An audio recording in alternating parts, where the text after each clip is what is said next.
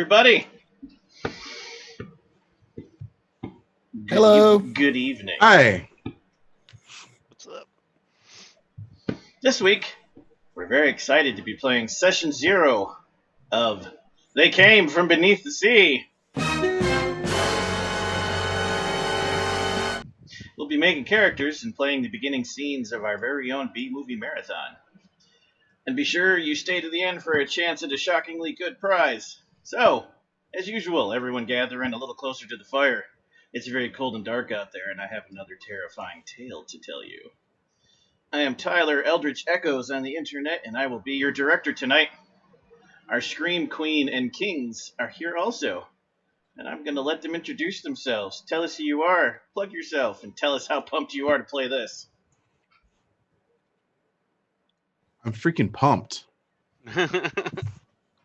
No, I'm really excited. This is Space Lord PJs. Tyler's been talking about this all week, so yeah. Woohoo! Yeah, I'm totally excited to play this. When I first, when I first heard about it, I'm like, yes, all the cheesy black and white horror movie goodness. And also, you can find me on Twitter at Neat Sullivan.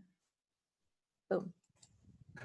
Hi, I am Steve. I am at Voodoo Arcade. I am so incredibly excited for this. I love old schlocky horror movies. Absolute fan. So when we heard about this game, we got super excited, and now we have the opportunity to play it, and super stoked. So yes, that's me. And hi, I'm Eric. You can find me at Maroon Recluse online. I love horror games in general, so when I heard we were doing this, I was like, I'm all in. I've been hearing nothing but good things from these guys who've been looking at the mechanics beforehand, so I'm going into this blind with zero preconceptions, so I'm very excited to see how it goes. All right. And before the horror begins anew, please remember to like and subscribe on YouTube, follow us on Twitch, and leave some comments. It helps us a lot, and we really appreciate it. It lets us keep this going, even in the night, in the dark.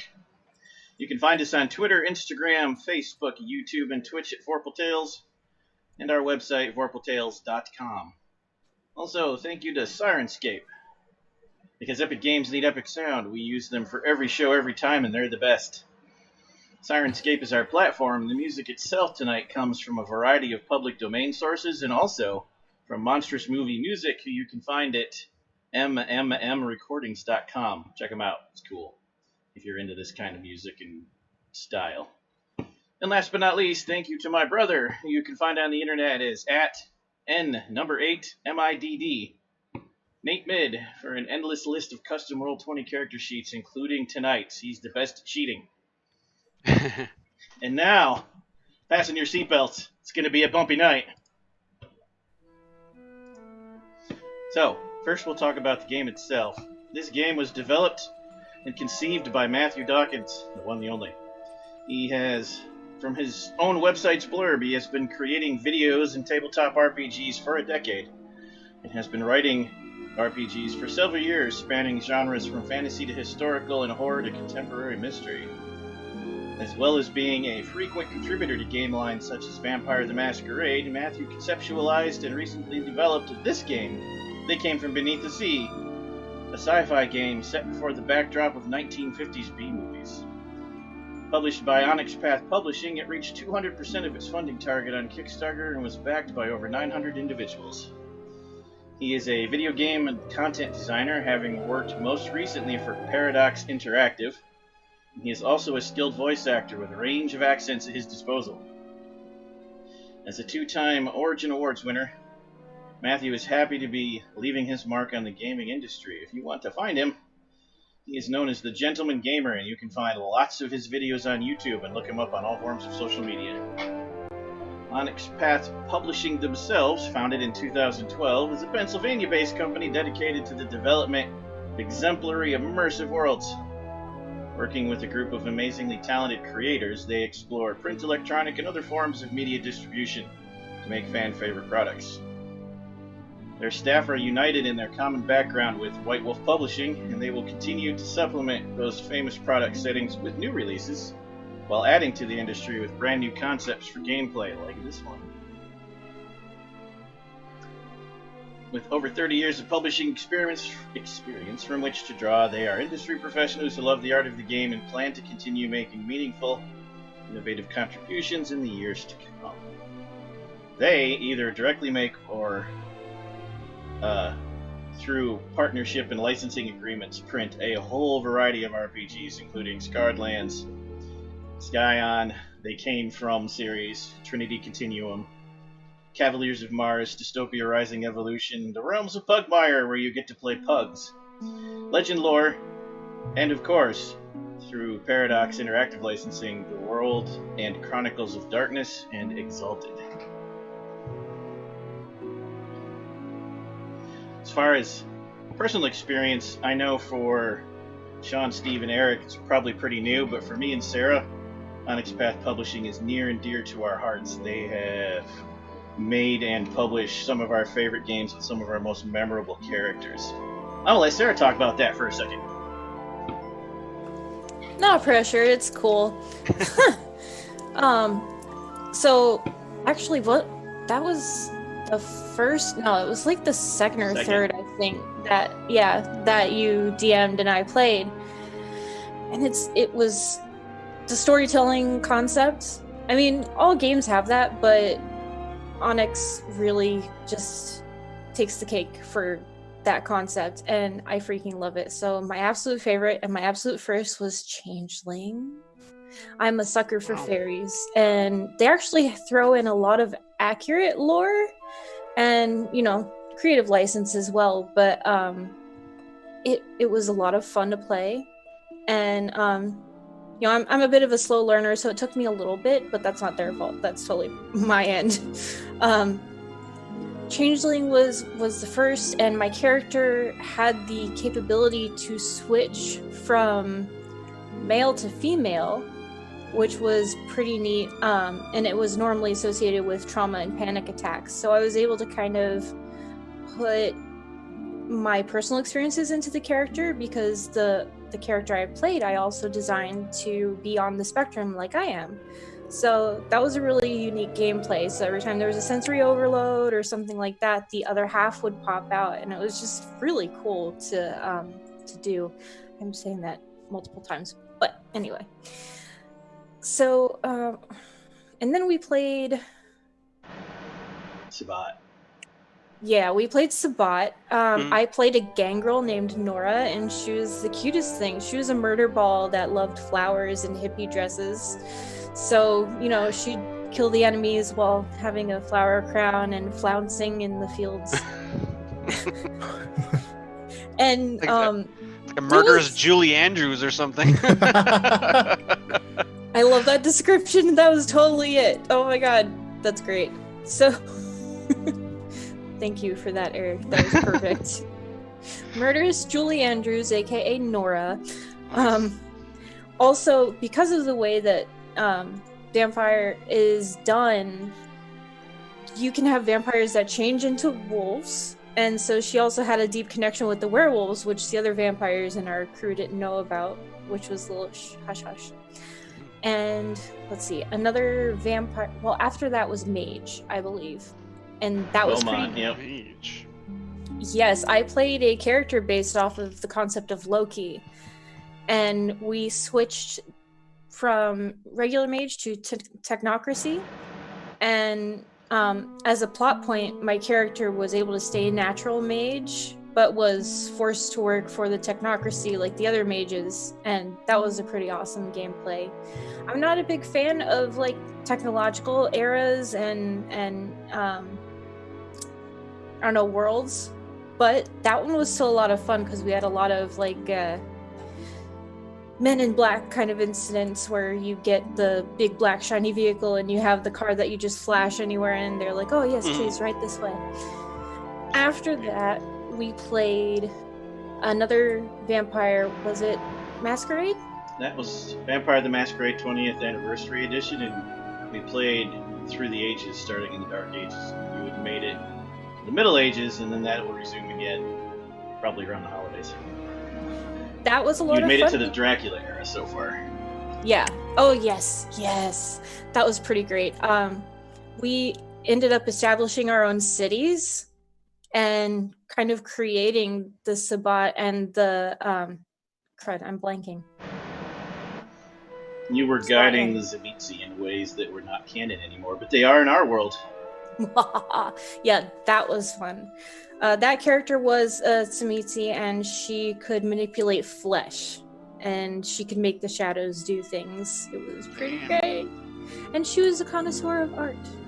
So, she'd manipulate your flesh, and it's an art project. Oh, Darling. jeez. Modern art, indeed. So yeah, she went down a bit of a dark path, but oh gosh, it was so fun to play. Mhm. And here we are. And for the rest of you watching, you should know too that for the 3 other guys in this room, this is the most they've ever heard Sarah talk about her characters, even though we've talked about other games, because Onyx Path games are the best. We're usually too busy talking about puppies.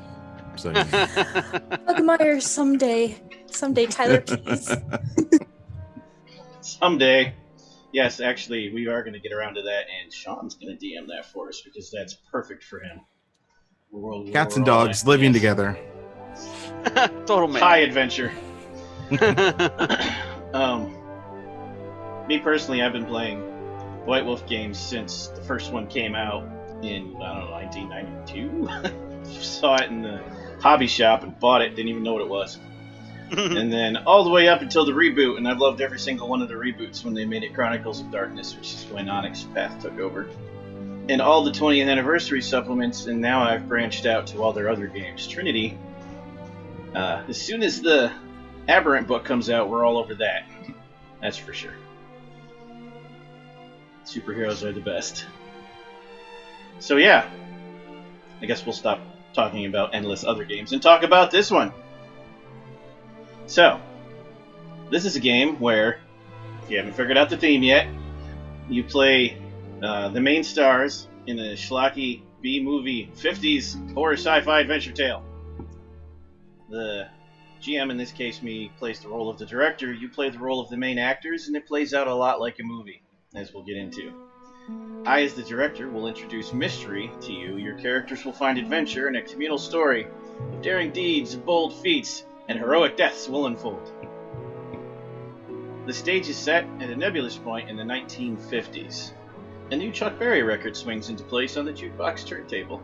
Greasers walk in and take their seats at the diner counter. Everyone enjoys a frosty milkshake and a juicy hamburger, while Big Jim, the diner owner, shakes his head at the lackadaisical attitudes of the youth these days. Those youths. And oh boy, while Roy can fix up a hot rod and charm the skirt off that plucky girl Susie, Jim's just satisfied wiping down the counter and tapping his foot to the refrain from the machine in the corner. He enjoys the beat, but can't help but think of how easy these kids have got it. He was in a war just a decade ago. A war he'll never forget. He lost so much. And then the sheriff walks in. Diane takes her hat off and sits next to Roy, cramping the young mechanic's style as he tries to make moves on Susie. That girl's gonna be a top reporter one day, just mark my words. Big Jim smirks and winks at Diane, serving up her Big usual Jim. pot of coffee. The Saturday morning ritual goes as normal until that kook Professor Tamborn busts in, waving papers in one hand and a dead fish in the other. What the heck, Tamborn, shouts Diane, jumping from her stool. They're here, he replies, waving the eviscerated fish. This is just a warning. They're gonna invade from beneath the sea. Most of the diner's patrons laugh, but Roy and Susie suddenly look afraid. Big Jim knows Tamborn from many years back, when they served in the same unit. Diane, she knows a liar, and the prof ain't a liar. By the time noon rolls around, all 5 are exploring the caves on the shore side, discovering evidence of Tamborn's invaders, and looking at each other in a mix of disbelief and common cause. They have to stop whatever's about to happen. In short, that's the game you're about to play. That excerpt is from the book. Nice. Wow. These I do have a characters- quick question. Yes. Does the eviscerated fish get +2 to bludgeoning? It's entirely Naturally. possible, actually. I'm sorry. I apologize. I had to ask. These characters are heroes, but they're also you and me. They're humans living in a time of geopolitical uncertainty, still reeling from the greatest war humanity has ever known, being told that if they crouch under their desks, they'll survive a nuke. Big Jim is a That's survivor, a veteran of war. Roy is an everyman, just wanting to protect his patch of land. Susie is a mouth capable of getting to any exclusive event and prying a story from any target. Diane is a G-man, the sheriff of a small town with responsibilities to powers she does not fully understand. And Tamborn is a scientist, is prone to madness as to brilliance in this atomic age. The characters you play are archetypes like those, but they can be whoever you want them to be. Now, there is an important question, as this is a B-movie game. Is this a comedy game or a horror game? Yes. Little column A, little column B. Why not both? Perfect. This game would not work if it was pure comedy. It's Yeah. impossible to prescribe comedy to a wide audience and expect everyone to laugh at the same thing. Rather, it's a sci-fi game with comedy elements. It provides us with the tools to make it amusing, but how we use them and how often we use them is up to us.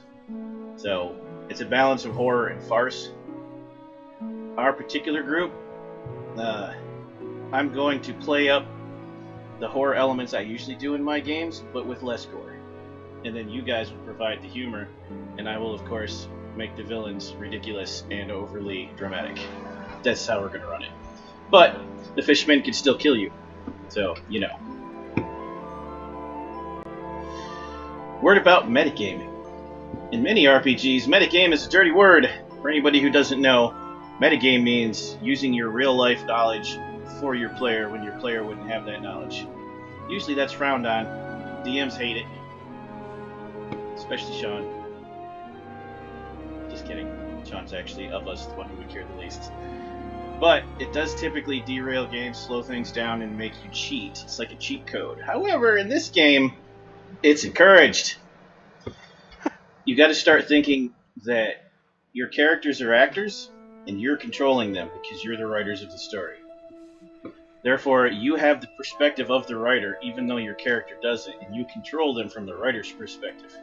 But you act as if you're reading the script, not knowing what the writers are thinking. So, if that makes sense, metagaming is encouraged through the mechanics of the system. So, Okay. you can invoke cinematic effects. You can use a special pool of dice we'll explain later called the rewrite dice to change events. You can do wild things with cinematic events like Lost Scene, wherein you guys are doing real bad and you're able to invoke a cinematic effect. And you say, I'm going to invoke we lost the scene, and just like in a schlocky B movie, they got tossed in the corner, some reels fell off. A little screen pops up saying, sorry from the studio, scene lost. And I just start you sometime later, as if nothing had ever happened, and you can never address it again in That character. sounds Wow. That's amazing. All Wow. games need that. awesome. I'm so excited for this. Oh my god. This is gonna I'm be gonna great. use that Just- for like the X card if it ever needs to come up ever again. It's like, Right? You can also do we lost the I footage. just want this Sorry. scene over. This scene's Technical over. difficulties. We're moving on now. You can also do other cool things like, I would like to insert a stuntman into this scene, because I have no dice in my physical pool and I need to do an athletics check. Stuntman takes over. Stuntman has 5 dice in his athletics pool. Oh my god. See? What? This is amazing. Oh wow. Wow. Okay. As you can see, we will be playing a very rare kind of game. Not a lot like this. In that metagaming is rewarded. Awesome. Just remember, Oh, that's great. you're the writer. The character has no idea you're metagaming. They Mhm. think this world is real. Even if I describe a really sloppy set where you lean on the counter and it breaks because it's cardboard, the character doesn't know that's weird. Because he's in the movie. Oh, this They- is gonna be amazing. Your character will never be aware of the subtle or less subtle hand you put on their shoulder when you give them a push. Hell Okay. Questions so far before we actually move on to character creation? That's great. I am stoked. Okay. You should all Can have... can we delete the character creation scene and just get to playing? No. Someone's got to write the script. Boo. So, you should all have sheets available that you can see. And who wants to be the guinea pig? I will. One of you, okay, Steve. Everyone will be able to see your sheet. Okay. Assuming I can get it lined up right. For anyone watching, my brother actually made this sheet for our game, and if you want to play this game and you support Onyx Path and buy their stuff, I can definitely make sure you get your hands on the code needed to make this sheet work and how to install it. Nathan's awesome. Free of charge. I mean, he's all right. You're just mad he hasn't given you his bio yet. Oh crap, that's right. I did ask him for that. I'm gonna go bug him right now. Make sure this actually fits right, and it did not, so.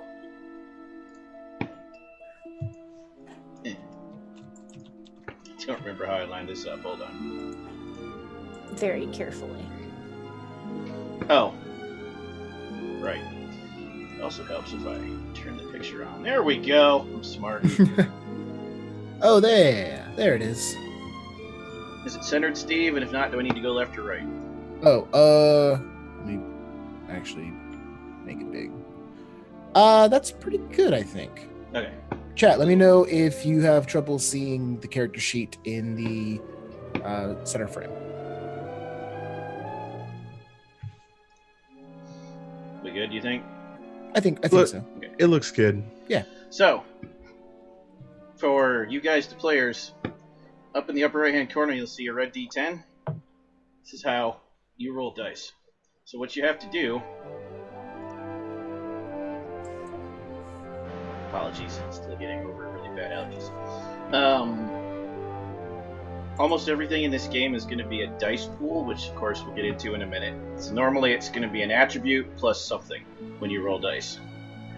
So, let's pretend Steve needs to roll to punch.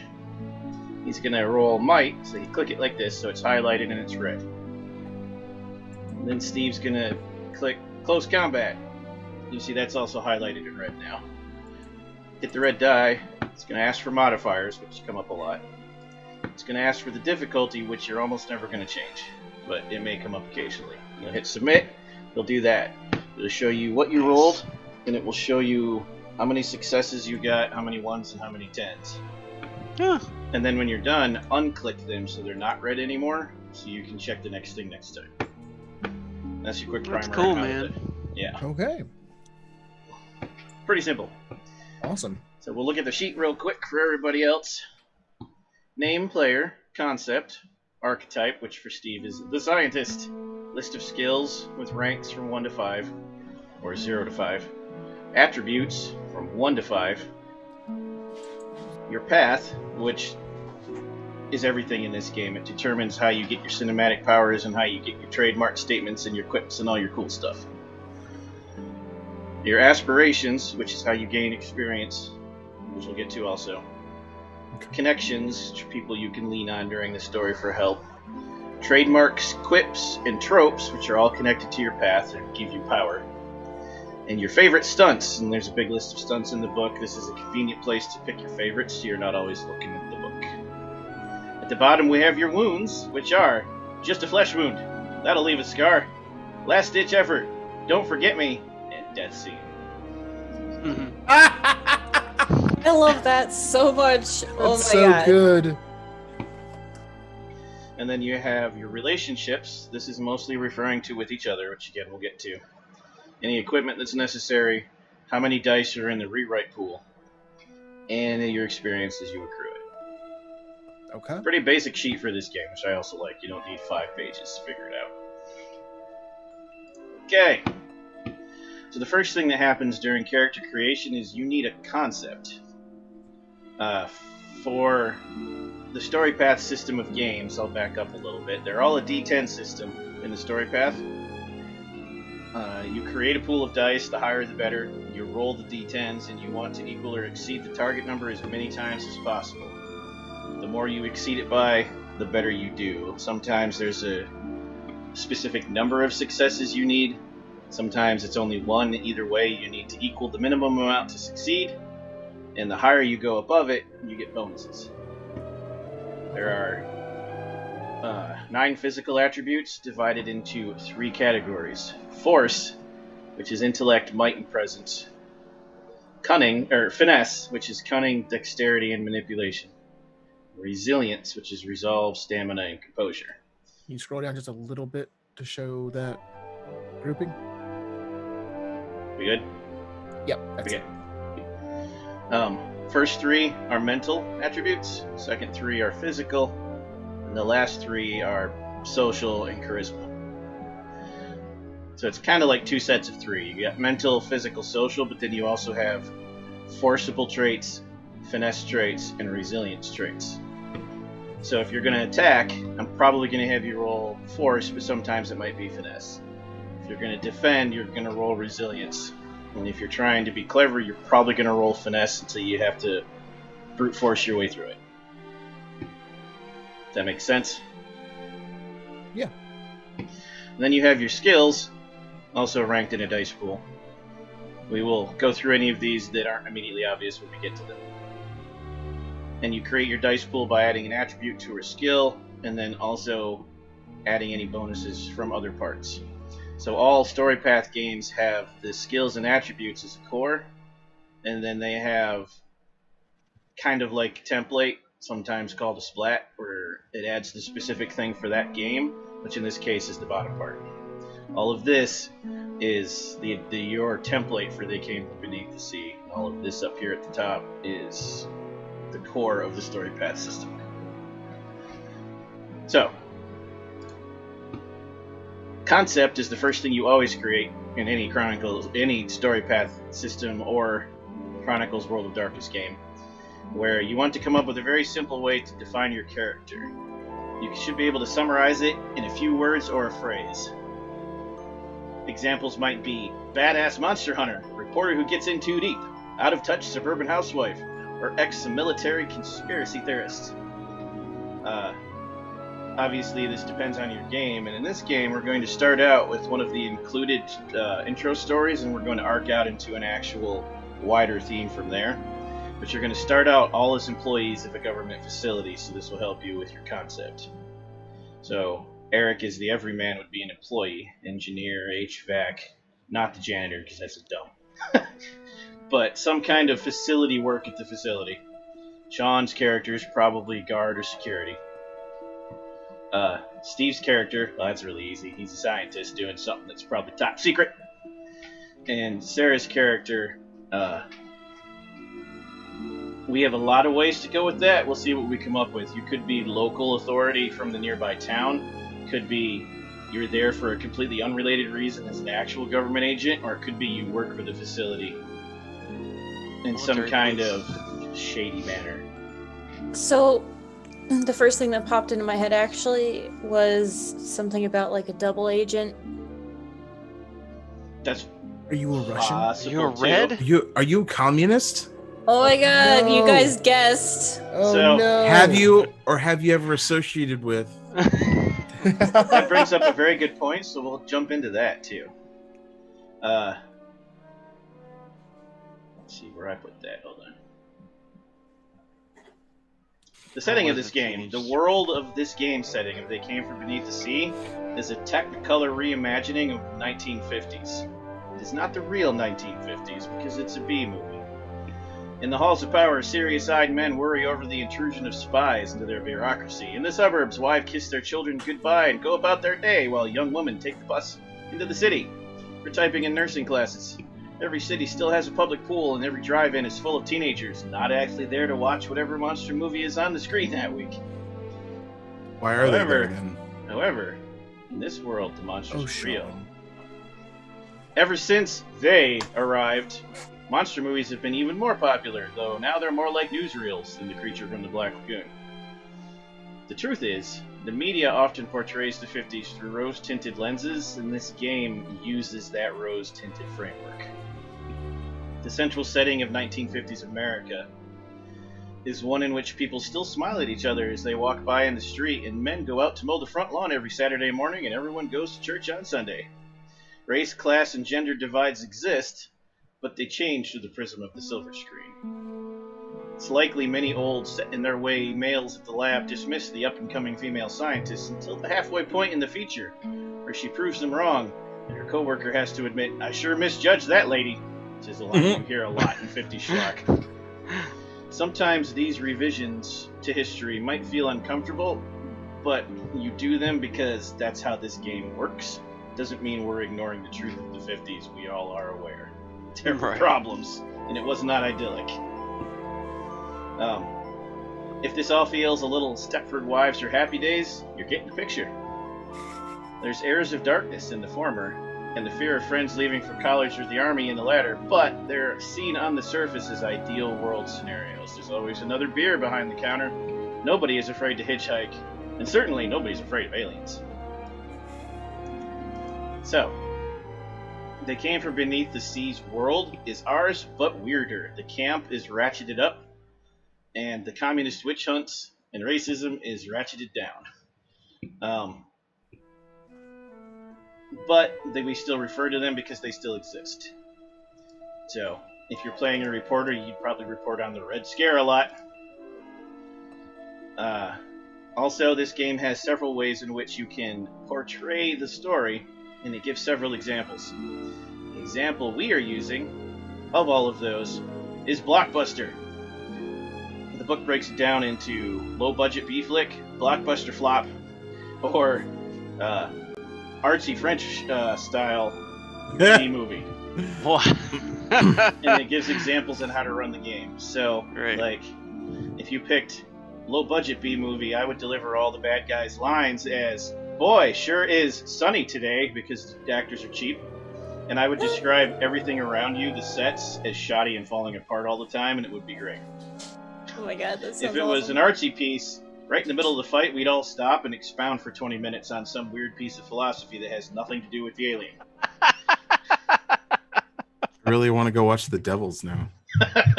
However, we're going with Don't you say a bad we're word about going the with Devils. big budget movies, which in the case of this game, a big budget movie means the director would insert characters based on famous movie actors, past or present, and will lovingly describe the effects and visuals, and there will be a liberal amount of explosions. Shoot the telegraph pole, it explodes. Shoot the car, it explodes. Shoot Steve, he explodes.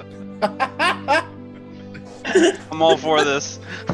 In this style Oh of my game, gosh. action takes precedent over subtle dialogue, so we'll still have lots of RP, but feel free to deliver your dialogue brutally. As hammy as possible. Hammy, that's it, yes.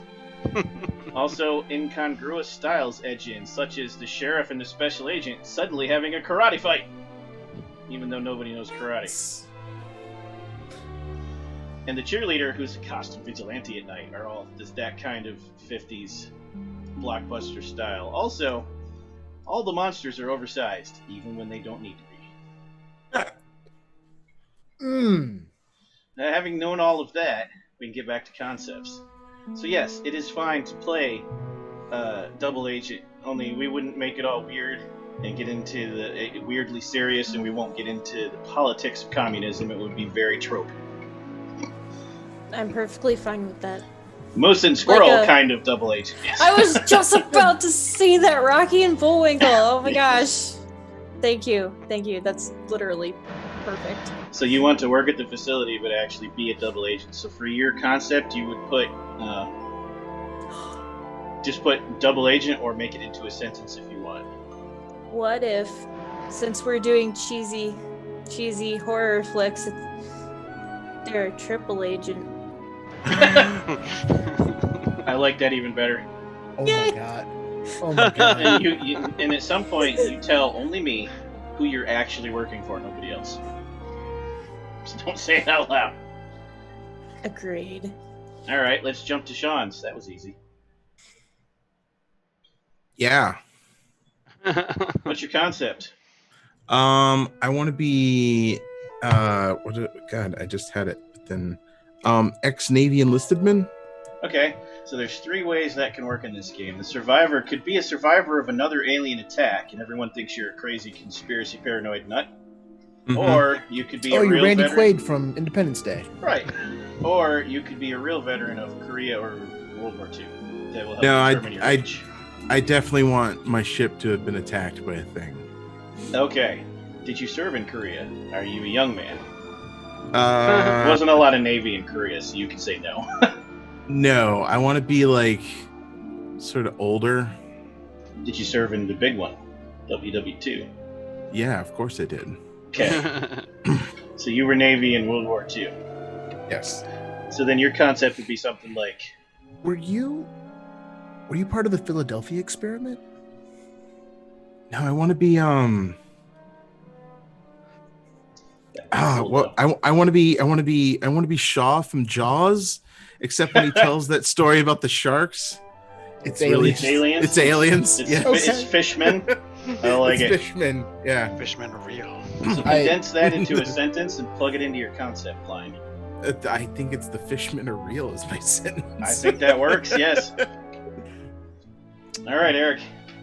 What you got? I had two ideas. Okay. One is a plucky gasoline station attendant. Like he's the guy with like the little hat and the uniform, and he comes out and he pumps your gas and like he changes your tire and stuff like that. And you tip him, and he's like, "Well, thank you, ma'am," you know, and he's plucky, happy-go-lucky. And the other one is just like a weirdo janitor at a facility. Both of those work because you'd work at the facility either way, but you can be the plucky facility attendant. There is always somebody there who takes care of stuff like that within the facility. Somebody's got to bring the sandwiches and deliver the mail Sure. and bring the newspapers. It's the same basic idea. Okay. Which one do you like more? I like your first one. You've been talking about it for days. Oh, okay, yeah, then I'll go with that. Yeah, the gas station attendant guy. Like, yeah, he just he's That would make sense if it's too, a the military facility. facility, he's part of the motor pool, whatever, Yeah. you know. Exactly. So, Motorpool, what was that guy's name in Andy Griffith? That guy. Gopher pile. Yeah, Motorpool, go for pile. Like it. Steve, that leaves you. So again, I'm playing a scientist. I would imagine You want to be Don Knotts, right? No, Don Knotts was Barney. Barney Fife. But Yeah, he wants to be, the gas station guy. Gomer Pyle. Oh, God. Okay. All right, Steve, go. Goes fishing.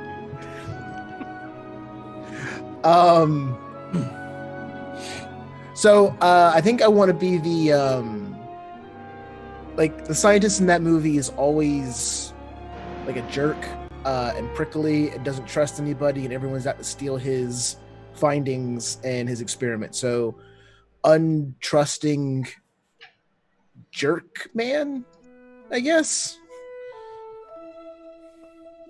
Can't hear you, sorry. Here's the important question in a Schlocky game. Yeah. Are you German? Mm-hmm. Oh. That was a frequent theme. It was. If that's too weird for you, don't do it. It's not that it's weird, it's just like no, I'm gonna go no. I'm gonna go Okay. no. Yeah. So you He probably You should are be, actually but I don't American. feel like he probably should be, but I don't feel like doing a German accent. Okay. That's the primary reason. I'm for it. So, distrusting American scientists working for a government facility that totally doesn't do anything weird. Exactly. Okay. So now that you all have that down for the concept, we would move on to the archetype, which I had you all pick ahead of time, but we didn't go over them in detail. We're going to do that now. Since I know you all have books, thank you, Onyx Path. You're awesome. You can follow along, or I can just go over it with you. So the templates break down in appearance, lifestyle, connections, skills, trademarks, tropes, perspective, and nemesis. So, you can create your own versions of these, but we're going to go with the ones in the book for this show. When we return to this game in the future, maybe we'll make our own archetypes. So we're going to start with the Everyman. Appearance. Everymen dress how they believe they should be perceived. Dress for the job one does, and the job will come easy, right? Or at least fake it till you make it. Lifestyle. You described it exactly. You are Gomer Pyle. You like apple pie and your simple newspaper pleasures and your pipe. Yes, sir. Connections that you might have when we get to that stage might include other factory workers, local shop owner, mayor's wife, who your wife has over for tea, your sports enthusiast buddies, and union representatives. Keep that kind of thing in mind when we get to connections. Okay. Every archetype has associated skills. We'll get to that soon too. The book shows you ones that are recommended, but it's supposed to be a springboard for you to pick your own. So you can start thinking about that till we get there. The ones the books list include aim, culture, larceny, and technology, because you'd have a wide variety of interests. Cool. All right. Trademarks. Trademarks are things that are the core of your character that stem from their passions, because a lot of 50s characters were very one-dimensional. So you want to start thinking about them. Examples they include Mama Bear, Jack of all trades. I can fix this. I am the manager. General Strike. Got the groove. Oops, left a loaf in the oven. And get off my land. So just keep ideas like that in your head. Yeah. Tropes we'll get to later. Nemesis. The nemesis of the everyman is the primordials. These monsters tear down the perfect world. Your type of character builds up by insisting the humans are merely tenants. They were here first. We need to get off their land. What that means is if you run into primordials, you get a boost against them, but they get a boost against you. They're your nemesis. You gain an additional die on all mental-based rolls against them, and they gain an additional die on all mental-based rolls against you. Yours evens out. G-Man. Appearance. There's something to be said about a nice pantsuit or three-piece. There's also something to be said about a well-pressed military or police uniform, polished badge, and shoes that aren't scuffed. Logos. You like logos. So, think about that when you decide how your character looks most of the time, Sarah. Male or female. Lifestyle. G-men do occasionally laugh and are known to have a good time. It helps build camaraderie and lighten situations. You just have to be cognizant that at any moment you might need to be ready to act, including acting against them. Okay. This level of tension builds strange routines with G-men. They may keep things they believe they need within an arm's reach, such as a bug-out bag, guns, essential documents, and always a good pair of sunglasses.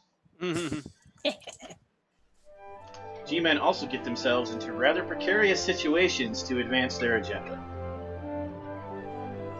You may become the quintessential housewife to slowly track and destroy an alien infiltrator. You may be a simple groundskeeper at night to root out secrets, or you may be a triple agent working for a government agency posing as just another guy at the office. Connections a G-man might have include people useful to you.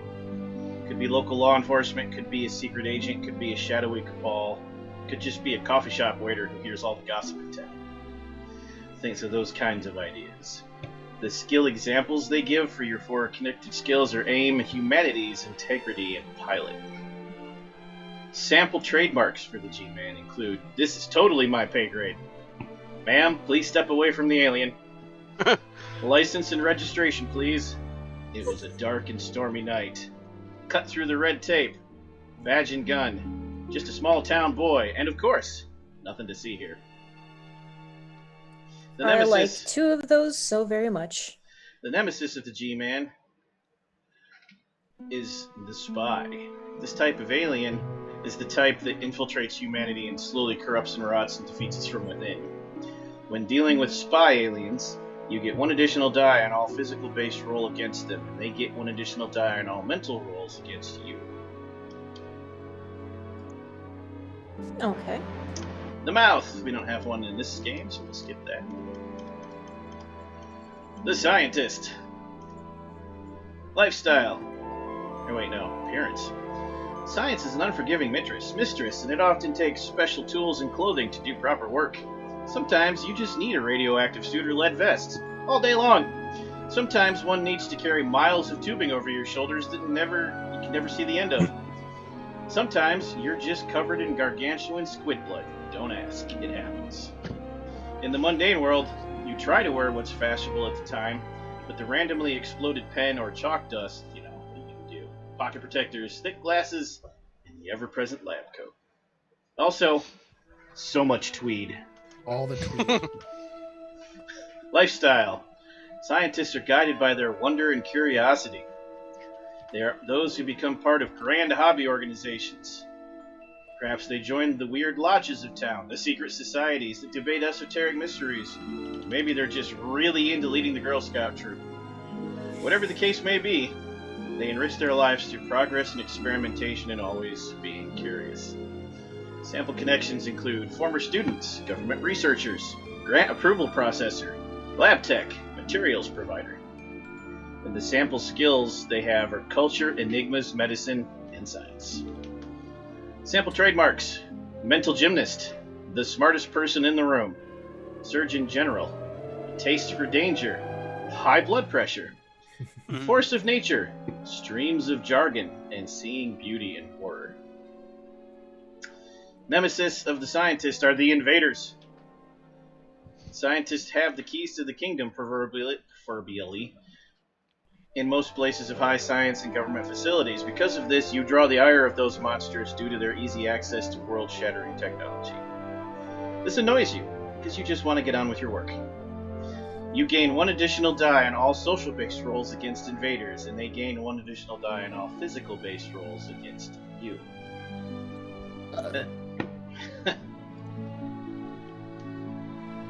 Last but not least, the survivor.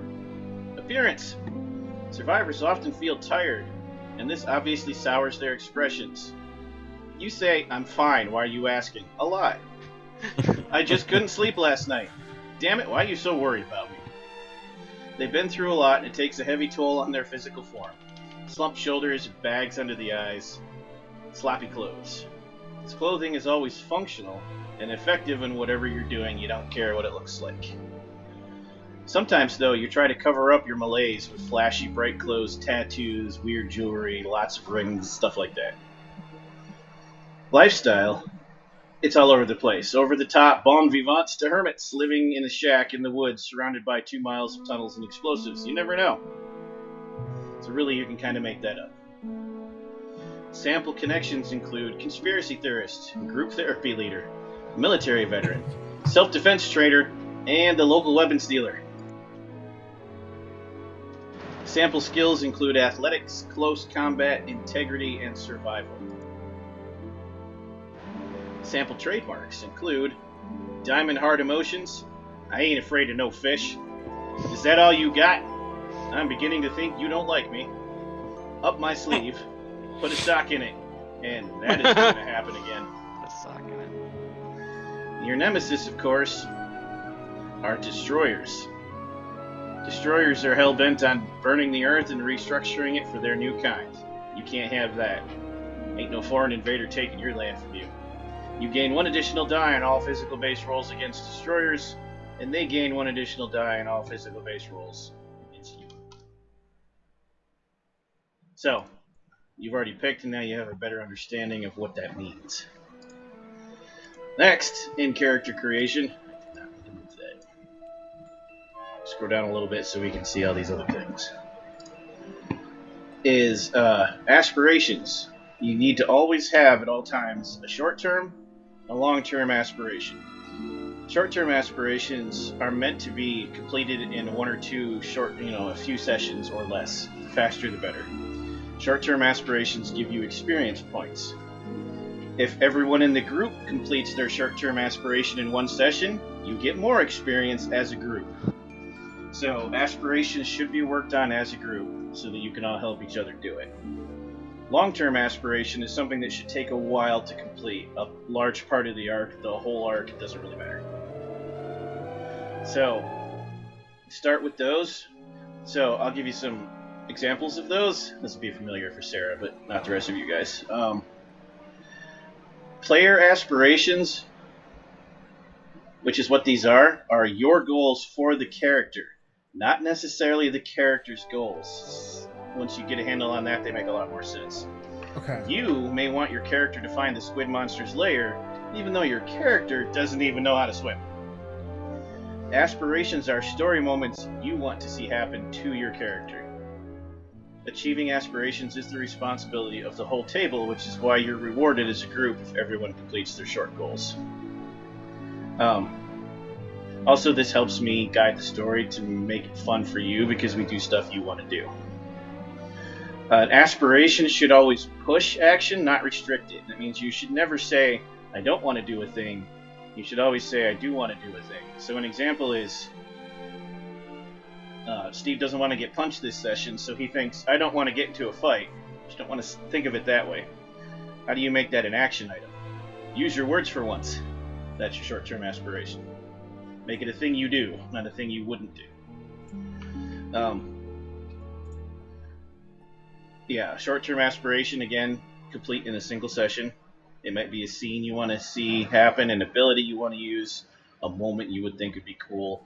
Examples are punch an aquatic alien, get a cool new gadget, obtain more Valium, taste test a sentient slime. Mm-hmm. Long-term aspirations should take an arc, and that should be something like how you would like to see your character grow or change.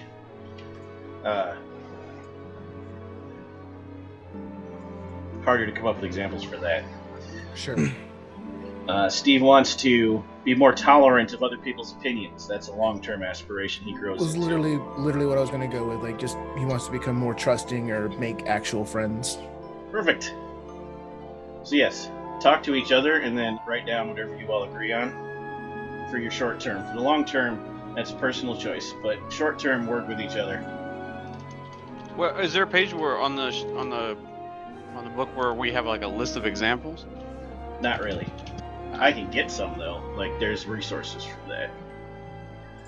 Problem is, because this game is unique, the resources I'd give you would be across a variety of different games. So basically, it's just Okay. something that you want to do in the game, like Something you want your character to do. Your character might want to have nothing to do with it. right. So it could literally be something as short-term aspiration, punch an alien in the face, or Exactly. uncover a it commie simple. spy ring or whatever, or something like that, or become a local folk hero, or would be like the long-term aspiration. Yes. Uncover the spy ring would be long term, but Gotcha. a short term connected to that could be prove there's commies in town. That's a little iffy too, though. And then the other thing to remember, Eric, is action items. Something you do, not something you don't do. Okay, something you do naturally, like as part of your thing. Okay. Right. The short term aspiration will change every time you complete it. So if you complete it every session, you'll need a new one every session. Long term will rarely change. So I think my very first short-term one, I imagine him being more of a biologist than anything else. So study a new biological life form, something no one's ever seen before, would Okay. probably be a good short one for him. And then, yeah, the long one would definitely be stop being an Dick. untrusting dick. I like it. Something easy for them to help you do too. But the rest of you got. I think making a short term that is pretty basic. Get back at them fishmen. He just wants to kill a fishman. Okay. Short term, help someone in distress. Very general. Perfect. That one's perfect, yeah. The second one would be hit a monster with a mop. Nice. That's beautiful. Long term, So- become the manager of the station. For the short term, I actually like the mop one better. Do that first, then do Okay. the other one. Because that's funny. Okay, Get a manager of the station's perfect. Phrase yours too, Sean. Say, punch an aquatic menace. That way, if it's not specifically a fish man, it still counts. An aquatic menace. Because No, every monster... he said fishman. he did, yes. But I'm being nice. I stand by. No. I think so. The two that I already said, and then my other short term, I think is going to be tell off my idiot supervisor. Okay. You only need... no, it does have slot. You only need one short-term aspiration per session. Oh, I thought you needed two. Sorry. My bad. Then I will save One that. of each. Go Yes. fishing. Save the other ones because you'll need them next time. Also, because it's a shorter play session tonight. It's not full play. The short-term aspiration doesn't have to be completed this week, but by the end of next week, you want it to be your goal. All right, Sarah, what you got?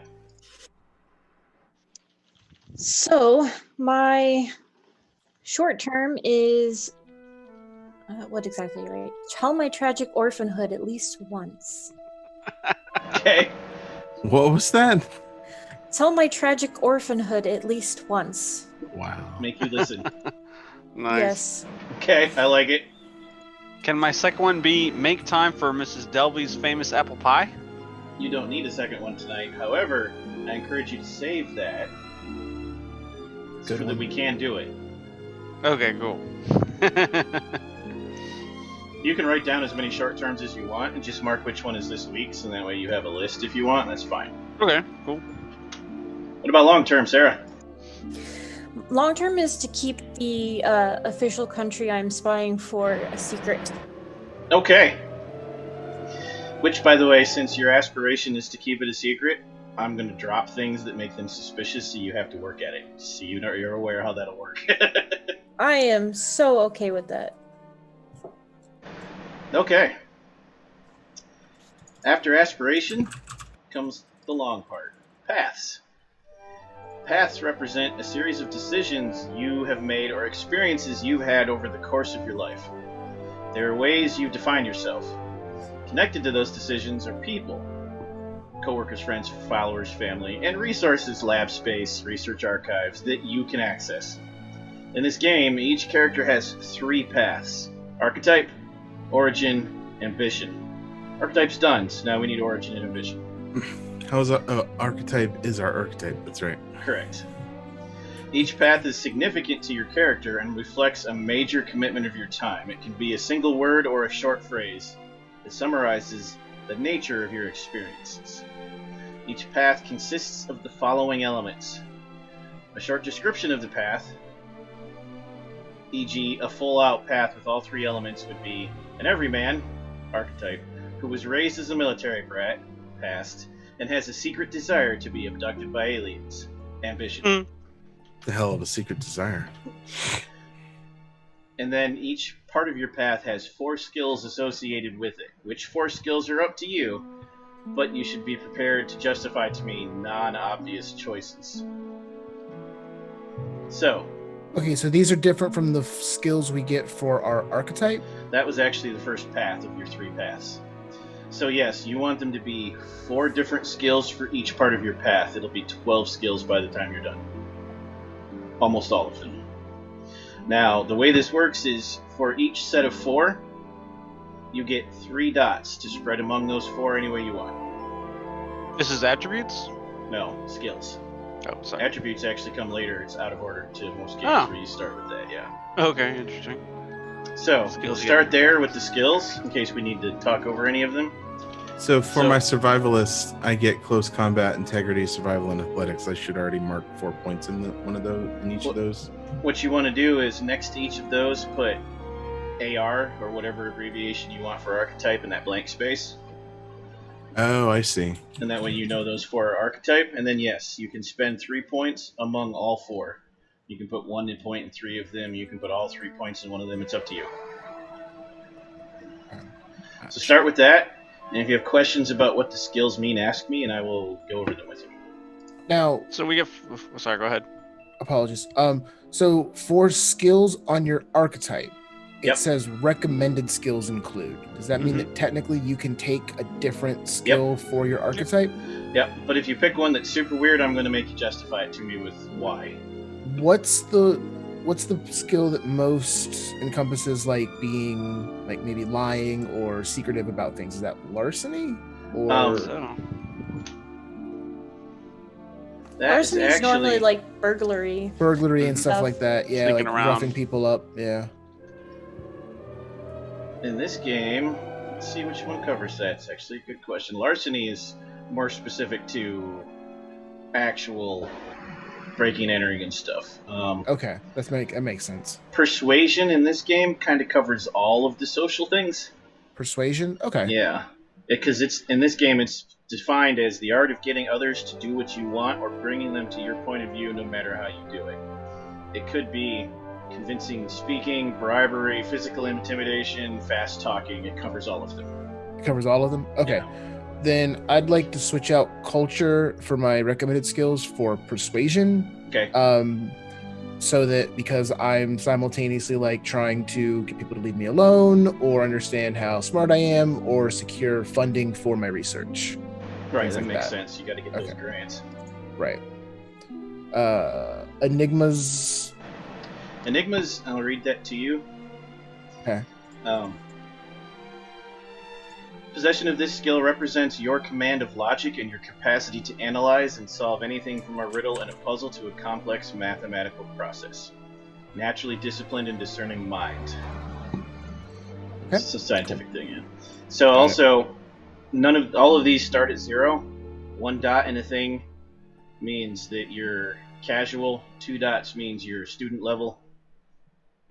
That's college student level. 3 dots means a theorist. 4 dots would mean that like you're an expert, and 5 dots mean you're the expert. You're a world leader in that thing. And I know you only have 3 dots, but you'll get more later to push these out. All right. Culture. There's a culture skill?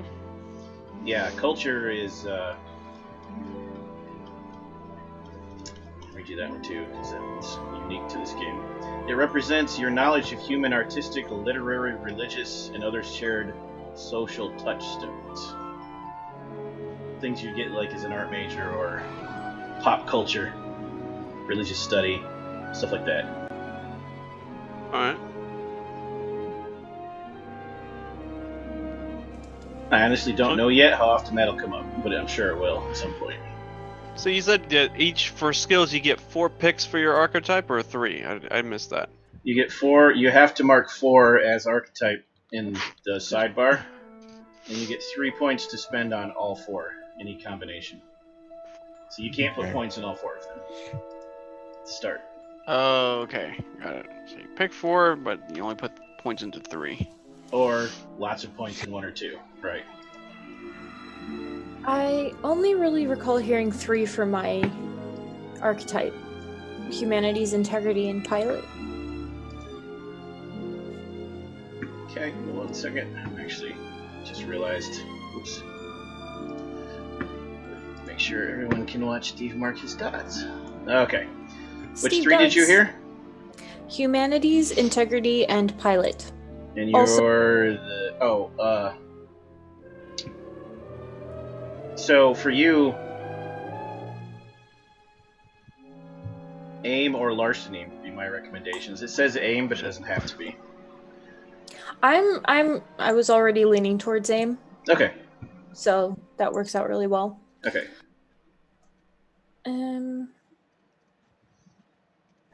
Yeah. You want to change any of yours, Sean? Or are you good with the 4 that were provided? Nah, actually, I don't like. Which one don't you like? Integrity? So Integrity's integrity, lame. did you look up what that meant in this game? Yeah, and I Okay. bounced off the first sentence. Some of it is, yeah, you have a moral code, but some of it is also strength of will, kind of. That's yeah, why, like you don't easily get shaken. but Oh, I see. It's kind of like you're cool, right. you know, like you maintain your cool under stress. I would let you trade it out though for like aim or something or athletics. That both would fit.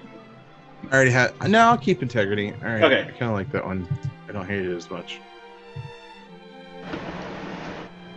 Anybody still doing dots? I just did mine.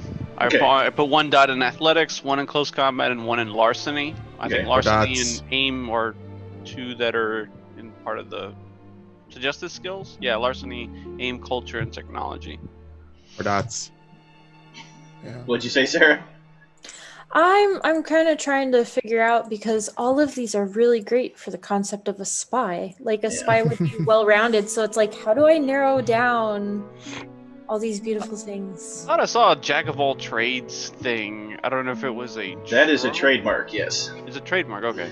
Does that help for something like who wants to be more well-rounded as a character, skill-wise? I'll explain how those work when we get to them because that's a little Okay. weird. Okay. It doesn't give you dots in lots of things. It gives you bonus dots at specific times, which I'll explain later.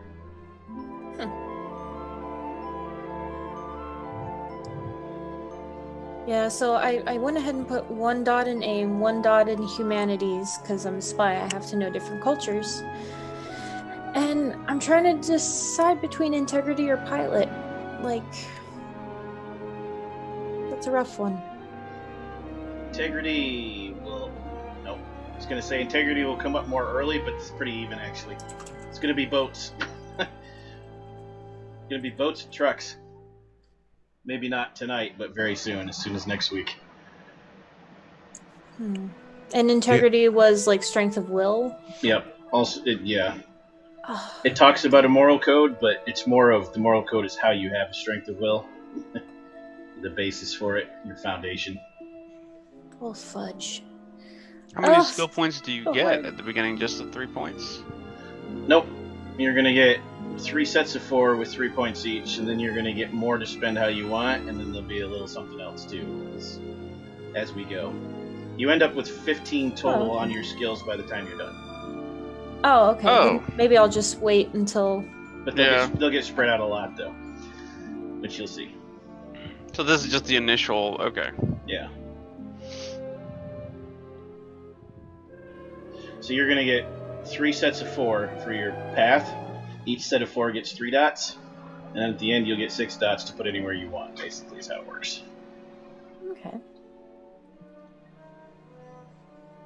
And then you can rearrange it too after you see all your points and say, no, I don't want to do that. And there's also a mechanic we'll get to when we talk about advancement that lets you tweak your character after the first couple sessions if it's not how you thought it would be. Oh, sweet. Yeah. Okay. So the next part of your path is your origin. You should all pick 1 word or a brief statement of your origin, and then pick 4 skills that you think fit that origin and make sure I approve. Now, origin is kind of like the concept, like where you came from. Yep, but it doesn't have to be necessarily how you were raised. It could be alien experiment or survivor of fishman attack. It could be your origin. You're a survivor who was attacked by fishmen. That's your archetype and your origin. Who was attacked by fishmen. And then pick 4 things that somehow connect to attacked by fishmen, but are not 4 different ones. You can't overlap. How should I word like spy training from a young age? Just like that? Steal from Or a be like- movie. What's that movie, Steve? Crap. Red Sparrow. Yes. Oh, Charm School. You went to Charm School. You went to charm Ah. school, yes. Red That's Sparrow was what I was fantastic. thinking of, though. Yeah. Yeah. Black Widow. You could also do quotations Russian ballet, since that's Fantastic. always how it manifests in the movie. Perfect. Perfect. What is command exactly? It's kind of like leadership. I'll read it to you. Command is the skill that allows you to bark dive and have everyone else howdy. It's the essence of taking charge in order to get things done. Issuing orders that are neither second guessed nor questions, both in times of stress and crisis and during peaceful times. So it's commanding extras and getting them to do what you want without running around screaming. Not so much for the party, it's for extras. Okay. And in a B movie, there's always extras. Even if you don't see them, they're there. So, as an ex-Navy man who was attacked by fishermen, I could do like command, pilot, maybe medicine or persuasion. Yeah, maybe technology, because boats are technological devices. Oh, yeah, okay.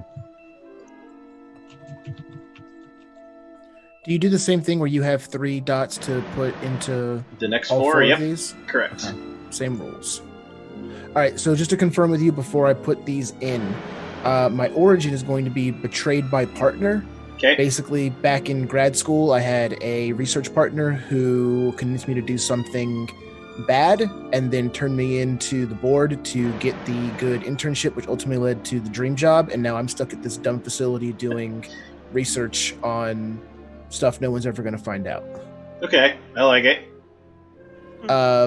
So I'm going to go with close combat because ultimately me and him got into a fist fight over this.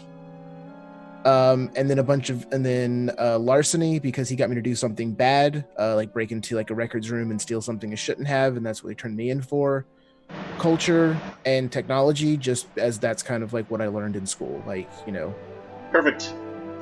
Damn you, Stanley Works. Yeah, Stan Works. You get 3 points from your origin to place, right? Correct. Okay. Damn you, Phil Doorways. Still doorways. Phil Doorways. God damn it, Phil Doorways. So for mine, Charm School, I picked athletics, close combat, larceny, and persuasion. That's Perfect. what I'm Yes. assuming. It's exactly Okay. what I would have pictured for how I'm just picturing that in my head. And what was culture again? Because culture and humanities, I think about the same thing. Culture in the Culture's terms pop of culture. this game is human, artistic, literary, religious, and social touchstones. Whereas, what was the other one? Humanities is yeah. knowledge in liberal arts, so fine arts, music, literature, philosophy, social sciences. So humanities is highbrow, and culture is modern pop culture. Don't want to call it lowbrow, but an art person might. Oh, then I should probably switch those. Okay. I'm gonna do humanities instead of culture. Okay. Good call. So maybe I'll switch my dot from humanities into integrity. So, like, an example of 3 dots of culture is, you know the difference between an impromptu performance of cats and a profane religious ritual summoning Cthulhu. The 3 dot one for humanities is, you doubled it and minored in everything. There is no difference between an impromptu performance of cats and summoning Cthulhu. That's what multiple dots teaches you. Yeah, No, humanities would fit you more, Steve. You'd be like, I have 3 PhDs, thank you very much. Yeah. Mhm. Yep. You're thinking of the summoning ritual for Cthulhu, which Sean worships, if I'm not mistaken. That's damn Skippy. And culture would fit you better, Sarah, because a spy would be expected to blend in, and you'd have to know about what's popular to do that. Okay, so switching the archetype from humanities to culture. That's fine, yeah. Okay. So, yeah. The I've reason got- the G-Man has humanities is because most G-Men are college educated to be a detective or an FBI agent, whatever. Which in the 50s there was a bigger divide between college and not college than there is these days. But at least you could afford it then. Yeah. It took me a second to really think about that. Tyler, what was the very first name you said there as a joke? Oh, I said Phil Phil Doorways. Doorways and Stan. Oh, Stan Works. Stan Works, yes. Stanley Works. I'm going with that one. My Okay. ambition is be better scientist than Stanley Works. All right. I don't know. Phil Doorways cracks me up, though. And then the last part of your path is I said it and I forgot it already. Ambition! Ambition, which defines you. It doesn't just mean I want to write a book, although that would count. Ambition also means it describes what your goals are, but through a lens of community. It's what motivates your character to act the way you do. If you're a lone wolf, then what makes you wake up every morning, drink your coffee, and set out to make an alien's day terrible? Do you have family and friends who depend on you? All of these things are tied into your ambition. So, examples are family man, lone wolf, community leader, money talks, out for revenge. Like the thing that drives your entire existence is your ambition. Who is Oh, out boy. for revenge?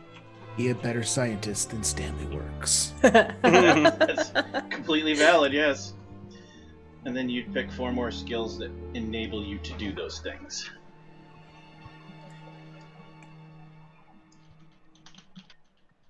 Bump the sheet again. Stop bumping the sheet, Tyler. There we go. Oh.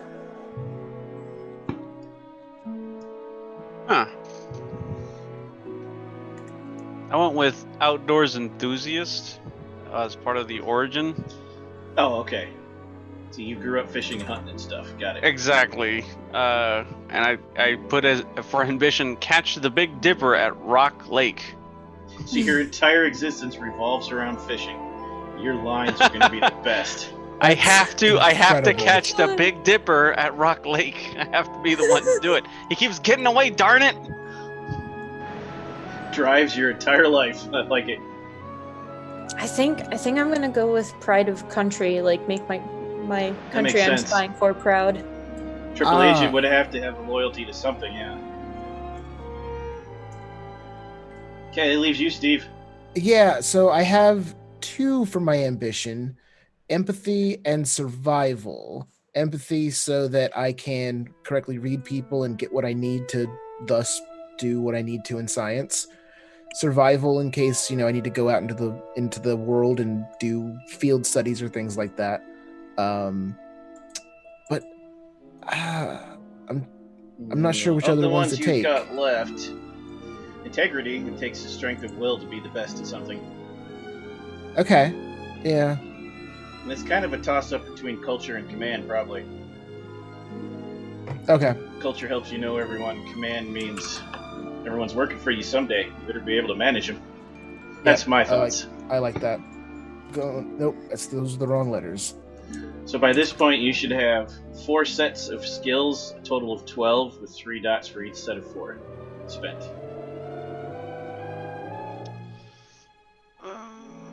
Wait. 4 sets. Okay.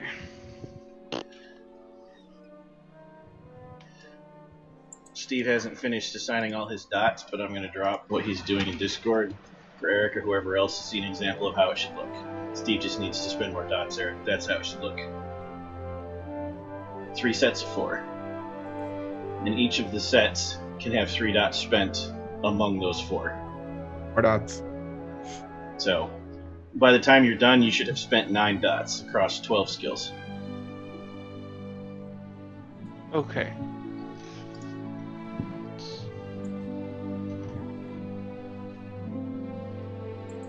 I'm pretty excited about this. This is great.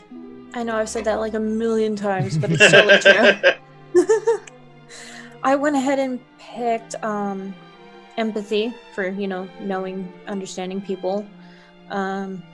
Medicine, in case I get shot. I gotta know how to fix myself. Survival and technology. Yep, those all fit. I'm good with those. Cool. I put the check mark beside them. I'm not sure.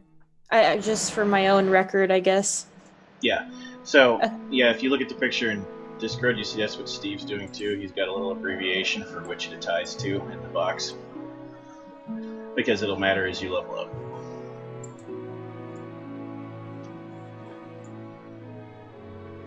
Yes. Okay. I am done with my initial skills. Okay. I may need a second look, man. I don't know if I got it right. Okay, I'm checking now. You're Stanley, right? Yeah. Wait, you're Stanley? Yep. Oh Stanley Wood. shit! I took Stanley Wood. That's So, just Stanley work without. what are your 4 archetype skills? They recommended aim, larceny, technology, and culture. What are the 4 back origin?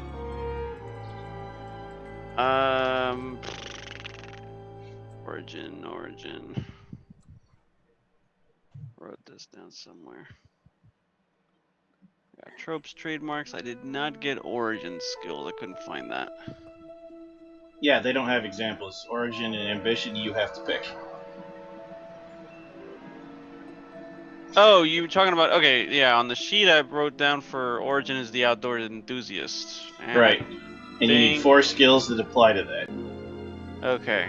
So that's going to be, and if you want my advice, aim, athletics, survival, Medicine, and yeah, survival. and medicine, yeah. Yeah. And then see how I'm marking those with an O? That's so you know which of those 4 are. Oh, okay. Oop, I missed an origin skill. What were your origins again? My origins are Or I'm sorry, your archetype. Archetype is aim, culture, larceny, and Aim. technology. Aim is already taken. So we take aim off of archetype and leave that for origin, and then everyman we're gonna put.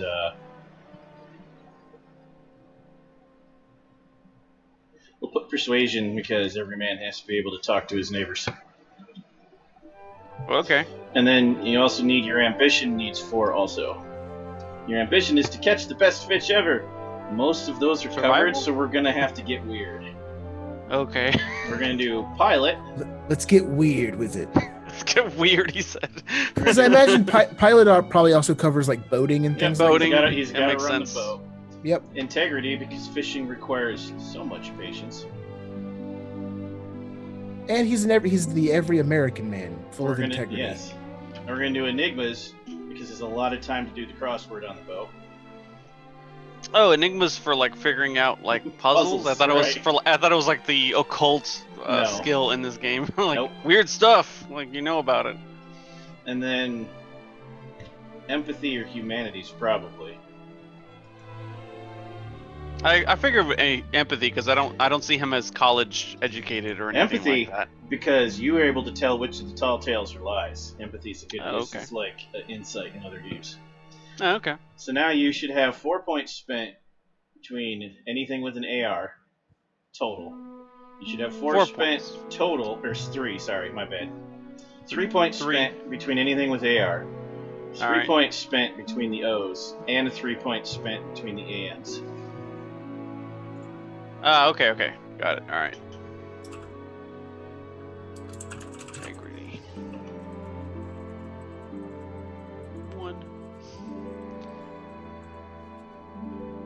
Enigmas. Oh, and close combat, nothing, because you don't have close combat.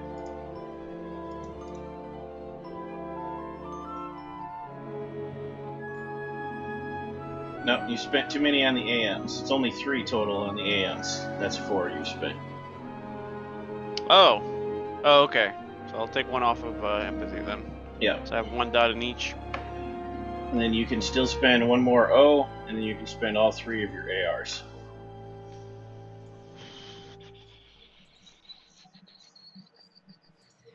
On survival. And Yep. 1 more for AR. Okay.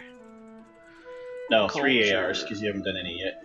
Oh, okay. Oh, you're right. You have larceny. I have I 1. lied. And, See, 2 more for AR, yeah. Tyler Lyon.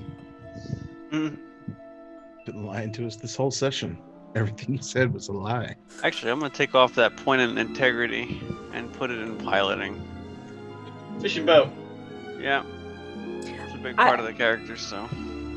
Yeah, if possible, if we specialize in different vehicles for piloting, I'm totally down for planes.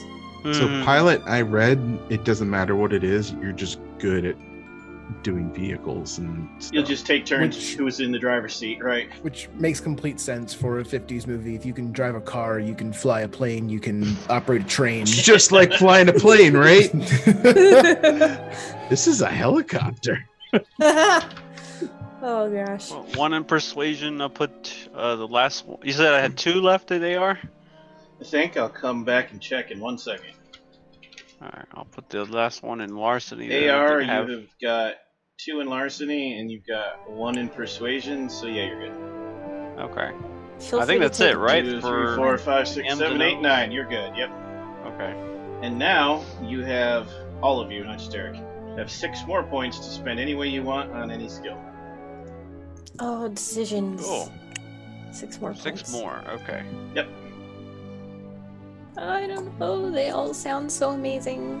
2, 3, 4.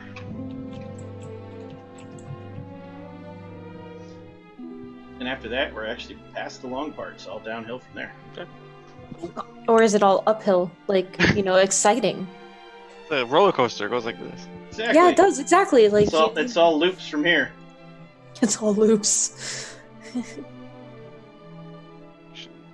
this is gonna be so good.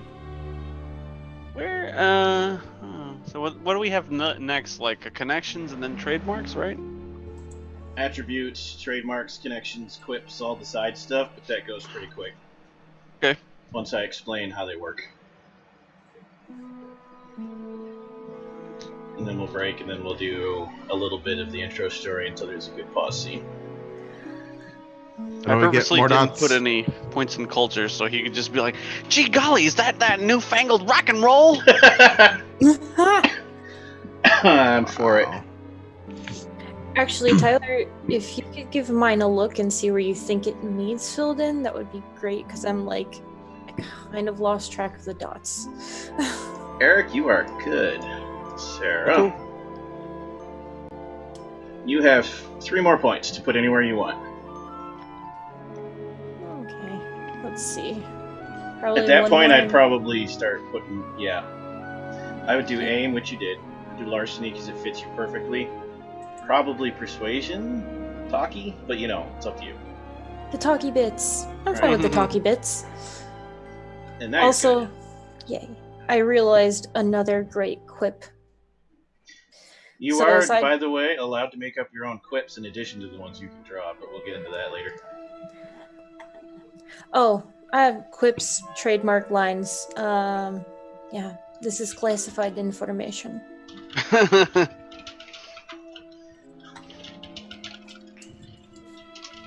Also, thank you. Welcome.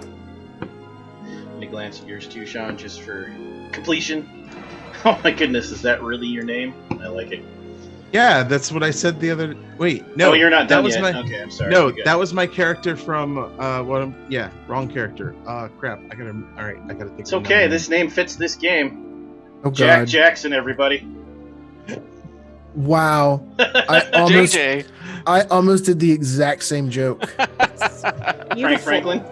I almost did Frank Franklin. Jacob Jacobson. I dare you. I dare Sean, you. you still need to spend your 6 free points.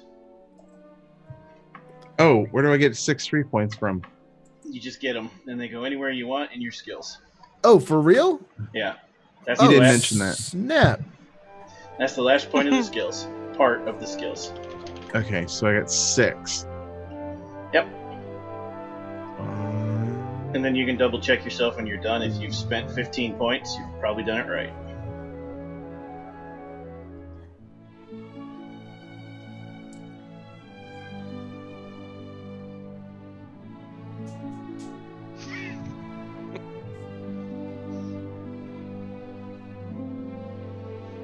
One more. Okay. Huh. Right? That last point's always the worst. It is. It's really bad. I'm like looking at 1, 2, every single 3, skill. 4, 5, 6. I guess you're good. I guess before I put this last point in, just can I get the one sentence? How do you level up, and how many more points do you like? How easy do points come? Yeah, we can jump to that. So the short version is you'll get X amount of experience every session. Lower numbers like Savage Worlds, not big numbers like D&D. And then if you level up any one of your paths, because your paths you notice on your character sheet have dot ranks, right? Yep. If you level up a path, you automatically get a pile of skill points to put among your path skills. I think it's Oh, okay. 3, but we'll get to that when we get to that part of the game. So you don't have to buy one skill at a time. You can buy them by a path rank and get a pile of them. That's why you have to mark them even if you don't put points in them. Got it. Okay. Typically you'll earn anywhere from 1 to, on a really end of the arc session where everyone did awesome, 5 points per session. And it typically costs 10 to 15 points to raise a path or an attribute, and 3 or 4 to raise a single thing. Like a skill or a trademark or get a new trope. So basically, to raise a path would happen probably between 3 to 5 sessions. You'd have enough XP. Got it. Okay. My character's name is Larry Lawrence. I like that better, actually. That flows better. LL. That's great. Did you get that last point, Steve? Yeah. Screw it.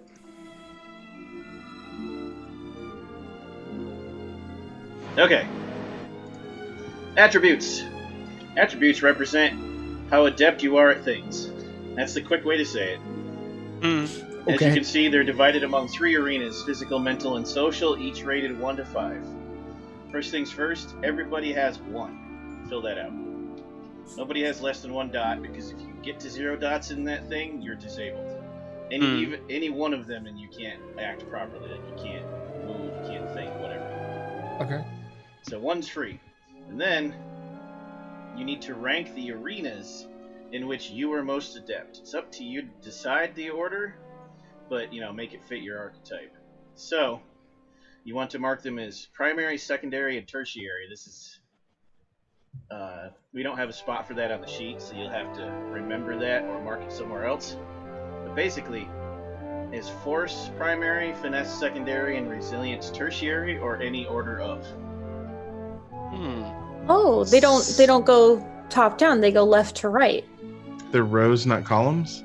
Oh, Yeah, my that- bad, Sarah. You were right. It's physical, mental, and social for what's Aw, primary. man. My bad. So yes, So- Bummer. So intellect, cunning, resolve Is- is one group. right. Might, Mhm. dex, stamina is Second group. another. Okay. Right. Okay. Pick I which was really hoping. you can actually. It'll come up. You'll see in a minute. It does matter, just not the way you thought it would. So, once you've determined which is primary, which is secondary, and which is last, you get 6 dots for primary, 4 dots for secondary, 2 dots for the last. 6, 4, 2. Okay. Ah, okay. Spend those now. So if I wanted to make might, dexterity, and stamina my primary, I have 6 to attribute to that, and then okay, got it. So you go 3, 3, and 3, or 4, 2, and 3, or whatever combo you want that equals 6. Not counting the free 1 dot. It's on top of that. Don't short sell yourself. Another difficult decision. Yep. 642. You said right. Yep. So what is resolve exactly? So that's mental resilience. Stamina is physical resilience, and composure is keeping your cool, social resilience. So, like, resolve would be used if they try to probe your brain and implant chips into you to control you. Stamina is if they shoot you with a death ray, and composure is if they tell everyone you're a triple agent and you're half fish person, but you don't react. You don't even blink because you're too cool. The hell I am. Oh man, all of those are so good for a secret agent. How did Nathan ever do this when he played secret agents? He spent days building that character. Days. Cheated. He also cheated because every time he makes me a character sheet, he gets bonuses in the games he's in with me. That is correct. That's why he can't ever be on the show. Cheater. I think I am good on my attributes. Yeah, I watched you do your math. You're good. So, thinking. Terrible, terrible manipulator. I like it.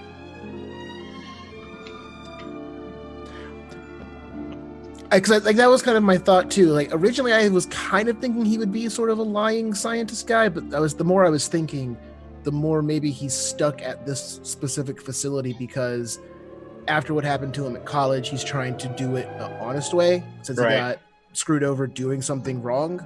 So I went ahead and went into the integrity and now composure. Like he's trying to do it right, but he can't lie. And he's not good at reading people, so he kind of can't get the funding he needs to do what he wants. Right. That's kind of where I think he might be at. That makes sense.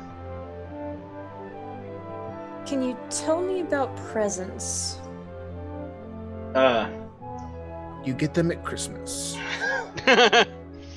You're Pre- fired. Presents mean you walk into the room in your little red dress with the big hoop skirt, and everyone stops talking and looks at you.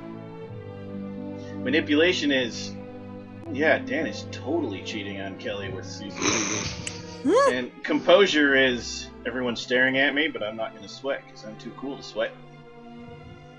Okay. I think those will be my. When you sweep into the secondary. room, if everyone stops to see why you're there, that's presence.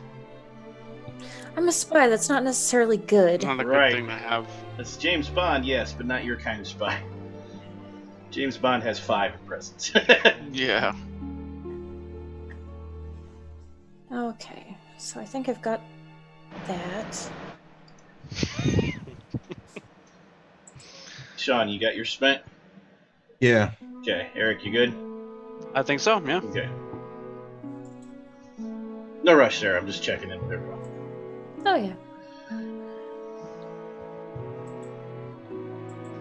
Sean, I think my character is going to be linked to your character. Why is that? Because you're the sailboat captain that's chasing the fish people, Mm-hmm. and I'm trying to catch the biggest fish at Rock Lake. And now I'm going to throw you all for a loop. I'm going to do it now, Sarah, because it might affect your decision. Oh yeah, no problem. You also get each of your attributes is also divided into approaches: force, finesse, and resilience. So, like, if you like to be direct, it's force. If you like a delicate touch, it's finesse. And if you like people to tire out trying to get past you, it's resilience. Pick your favorite, and you get 1 free die in all 3 of those. Can't You go get over a free 5. dot? In all 3 of your favorite approach, whichever the approach that is, yes. I think finesse is my thing. Say that one more time, Tyler. Like this is like a favored. Your approach. Thing. So might, resilience, or what's the other one? Force, finesse, or resilience? Thank you. Force, finesse, or resilience, which is Oh, okay. going across. So each 3 in a row Yeah. going across, going horizontal, not vertical. Oh, I see. So it's cunning, dexterity, manipulation, or Yep. resolve, stamina. I got it. Okay. Whichever one's your Interesting. Very favorite, interesting. you get 1 of each of those 3. Oh, Dr. Franklin definitely favors force.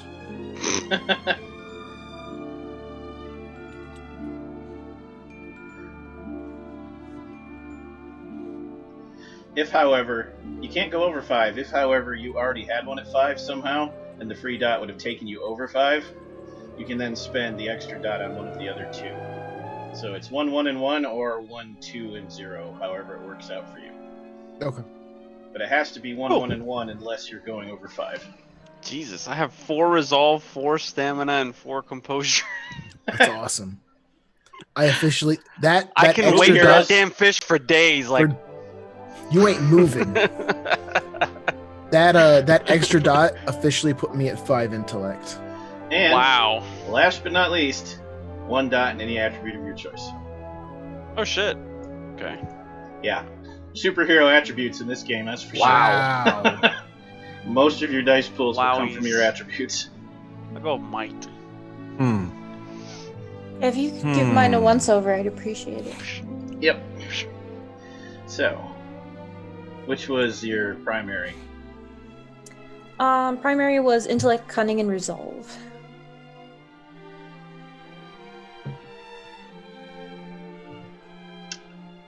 And which was your favorite approach?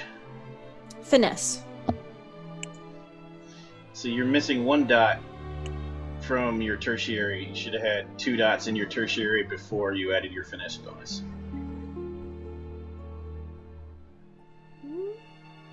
Yeah, 6, 4, and 2. It looks like you spent 6, 4, and 1, and then you gave yourself your free finesse point. Or you forgot to give yourself your free point in dex. One of the 2. Oh, okay. Well, I bet it. And then you still need your 1 free point in any attribute you want. Oh, I thought I did that. Man, I must have messed up on the dots. The dots, they get. The they dots mess with get my dotty. eyeballs. Yes. Okay. There. I think that covers it. I think. Yep. Sweet. Yep. Thank you. I had to triple check that because, yeah, the math is lots of dots in that section.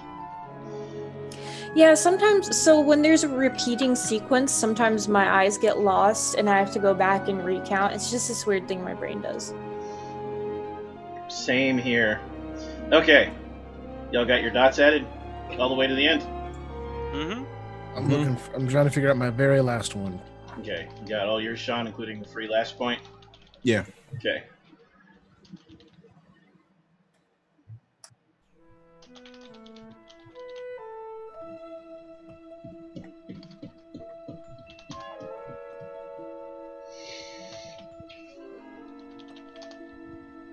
Helpful hint: I'd put it in Dex.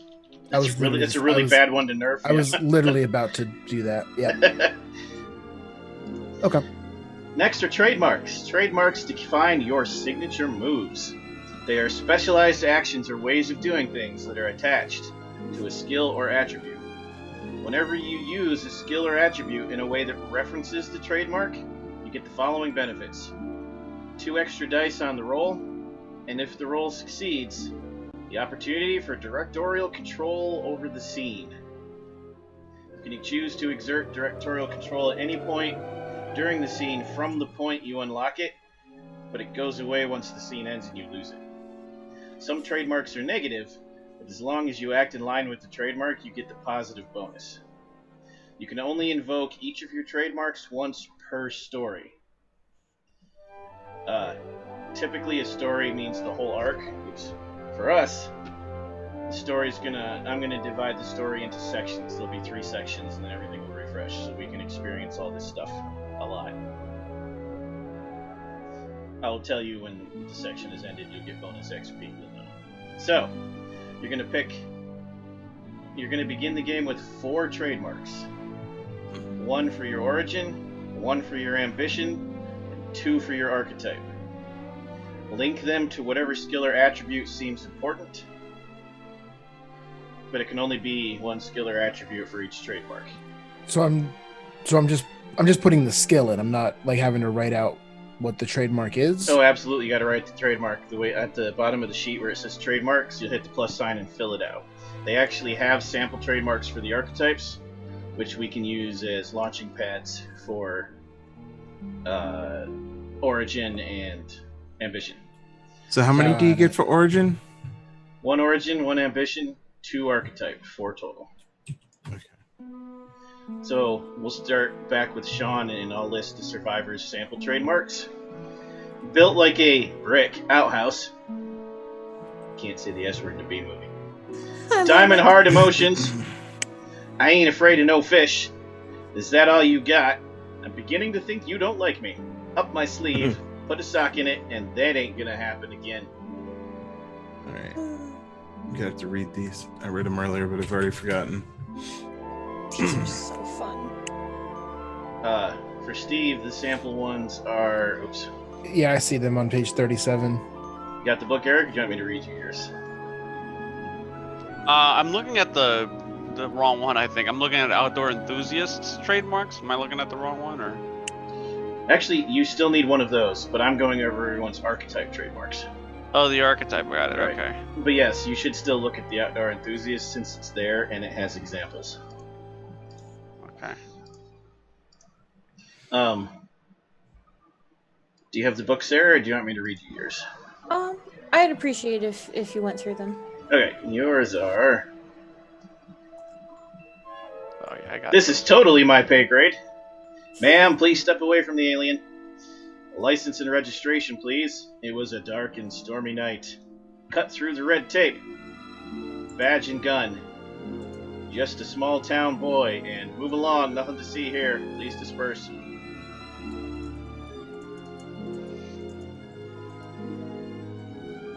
So I'm really liking it was a dark and stormy night and move along, nothing to see here, please disperse. Perfect. Jump back to the main book here. Oh yeah, you choose 2 of those. Okay, got it. 2 from archetype, 1 from origin, 1 from ambition, yes. Tropes. There we go. Not tropes, these are trademarks, not the same thing. Yeah, I see that. Yeah, got it. Okay. I see that. I can fix this.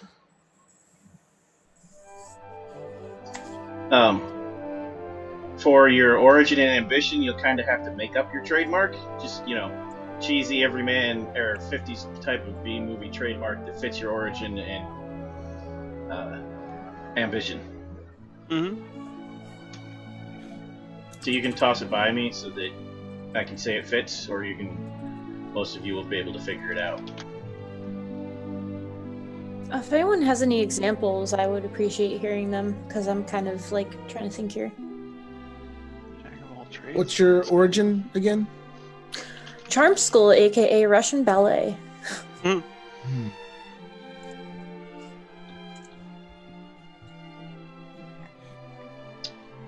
What's your character's name?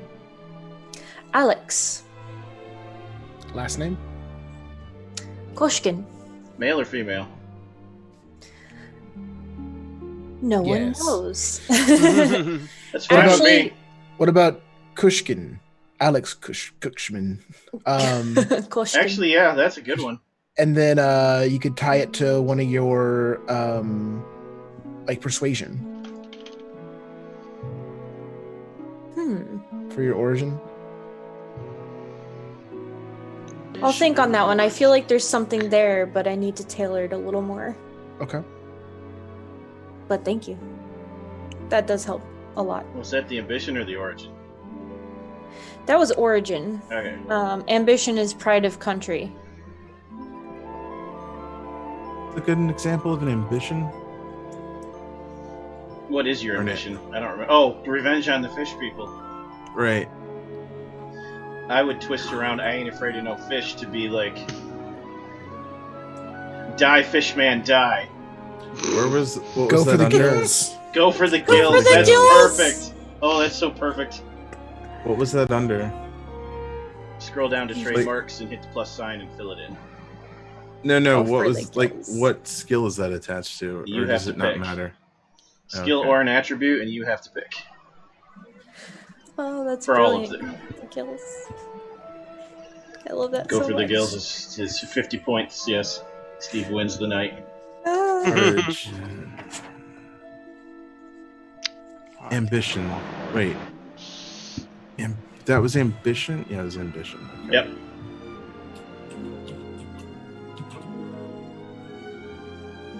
Just slap that to close combat. Shit. And remember that you can use each one of these once per story, which there'll be 3 stories in this arc. So you get to use each of these 3 times. And then the Oh wait, I mixed these up. Yeah, okay. I'm gonna I choose best figured it out. friends.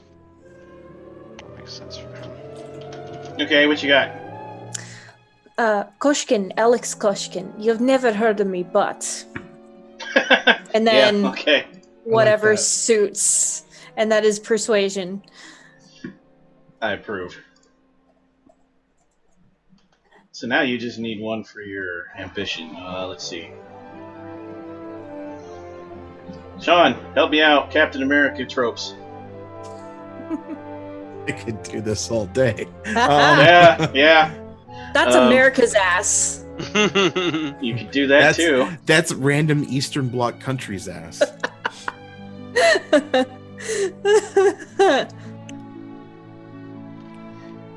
I imagine I would tie that one into whichever country you're faithful to, because it would be different if it was Russia. Like,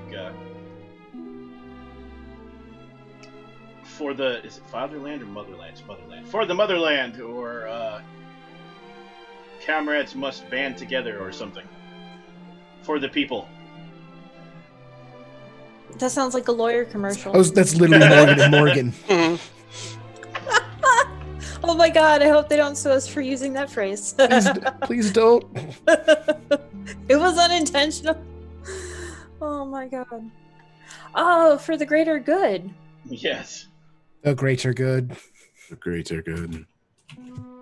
That could tie to just Why about do I any know skill, that? too. What is it from? That's from everything. No, but the way they were saying it, there was a specific movie. The greats are good. God, now that's gonna drive me nuts. Where is it from? Hot Fuzz. No, there's something else. Oh well. There you go, Sean. There's one for you.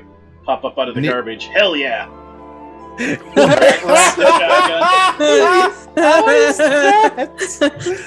I need one for my origin as being attacked by the fishmen. I'm not sure what it is for that. Being attacked by the fish. Don't probe me, bro.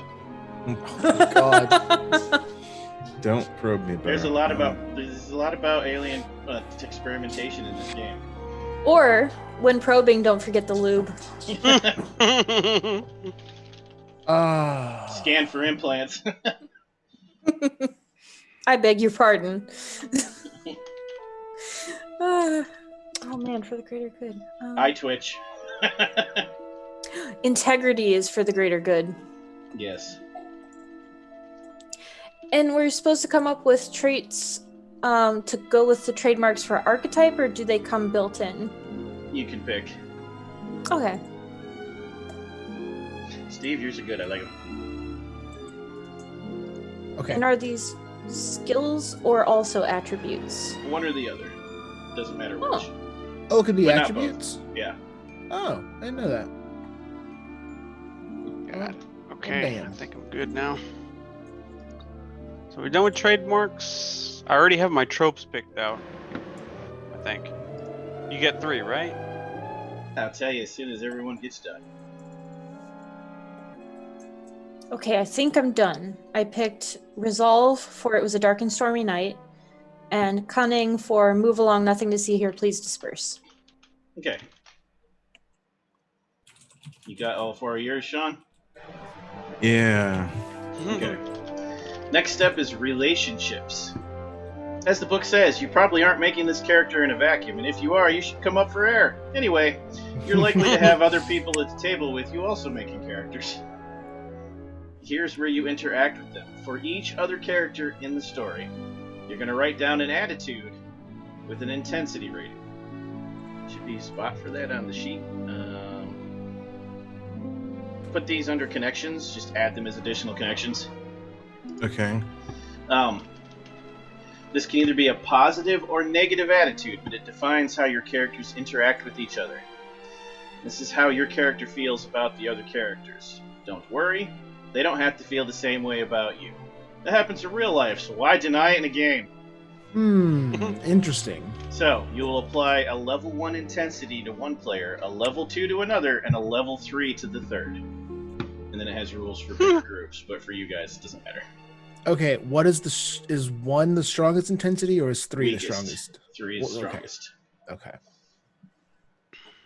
Here's how it matters. Whenever your character acts in line with your attitude towards another character and convinces them into greater action by chiding them, encouraging them, or whatever, you gain a number of dice equal to the intensity. You can add those dice to any roll you make during the rest of that scene, all at once or separately. Eric is my good fishing buddy. There you go. Okay. But that's the lowest level of intensity, like that you get That'd be along like a with 1, well, yeah. right? Okay. Steve, what's your character's name? Yeah, like a level 1 is acquaintances, level 2 is good friends, 3 is lovers, or best friends. Dr. Franklin. Buds. Franklin? Oh, well, he would be the one I get along with the easiest, so he'd be level 3, right? Yeah. If you want to be the closest of friends, yes. I feel like fishing buddy as a 3 is a very Ron Swanson thing. Yeah. Oh my god, Ron Really? Swanson. So I guess that brings up a quick question, though. I know we're playing the actors, so forth, and we can think about it as a little bit more of as a meta thing. But what do our characters know about Sarah's character specifically in regard to our day-to-day interaction with them? You've all been working at this facility for 3 to 5 years. I didn't really flesh it out more than that. Sure. And she's been there, or he, I don't remember. Are you he or she, or everyone guesses? Everyone guesses. I mean, Okay. okay, so physically my character is a female and she's married to an American. That's her cover. But when she changes disguises, she makes people wonder if she is actually a she or not. Mm-hmm. I like it. So, you worked with this person that whole time, them. Alex. You've worked with Alex for the entire period you've been here. Alex was here before all of you. You don't know for how long. You ask around and the manager's like, Alex has been here forever, I don't know. Very dismissive. No one knows what Alex does. That's correct. Alex's job is kind of nebulous. Okay. Alex is an agent of the facility. Oh yeah, Alex was on a security post one night. Oh, that's weird. Alex was on call for fixing the printer. Yep. What? Oh wait, they don't have Oh. printers in the 50s. Typewriter. No. Fixing the typewriter. Got good fishing buddy level 3 for Eric. Eric. Stan. Fuck. I got eggheads make the big guns for Steve at level 2. And then I've got something not right about him, Sarah, at level 1. That's almost spot on what I was about to do. That's beautiful. Eric, what was your character's name again? Stanley Wood. Everybody loves Stanley. Everybody loves good old Woody. It's actually kind of perfect if all three of us put 3 for Stanley, who's just like the smiling goofball like attendant. Oh, Stanley. Oh, Stanley. We should. That would be great. At the end of the story, you're all dead. But Stanley's on the lake finally catching that fish because you all died to save him. It's Worth it. beautiful. I'm getting the Big Dipper. For you guys. Oh. The last shot of the movie is your bobber in the water, and it gets pulled down underwater. Yeah. Credits. I hate when movies do that. I got dot places next to my paths. Should those not be there? They should all be at level 1. Oh, okay. And then you can spend XP to raise them, and every time you raise them, you get a pile of points for the path skills. Oh, Oh, I makes see. sense, Okay. Yeah, I think I'm gonna go with level 3 for Stanley. Okay. Level 1 for Larry because he smells like fish. Okay. And level 2 for the scientist because sometimes scientists are shifty fellows. but I like how they're it's useful negative. for spies.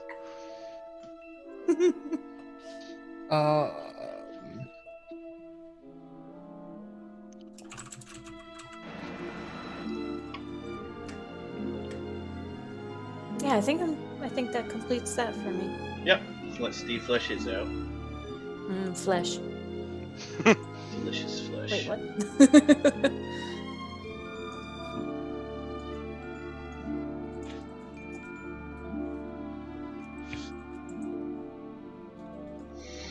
Ah, Ron. Everyone should be more like the actor who plays Ron Swanson in this world. Oh my god, yes. What's your He's character's name, Sean? Divine. Larry Larry. Lawrence. Okay. I went with He Gets Me Things. Stanley Wood, 3. I mean, that's kind of like how artists think, so I can feel you there. Right? By the way, hello, I'm Larry. This is my brother Daryl. This is my other brother Daryl. Pleased to meet you. Okay, Steve, continue. It's amazing. And, Amazing, Uh, I still remember that show. Hell yeah. Everyone loves Newhart. Actually, funny enough, when we were playing our Starfinder game here at home, Wow. yeah, we couldn't think of names for these 3 goblins that they managed to like Larry, convince their Daryl, side. and It was Daryl. Larry, Darren, and Daryl. Daryl. The Daryls.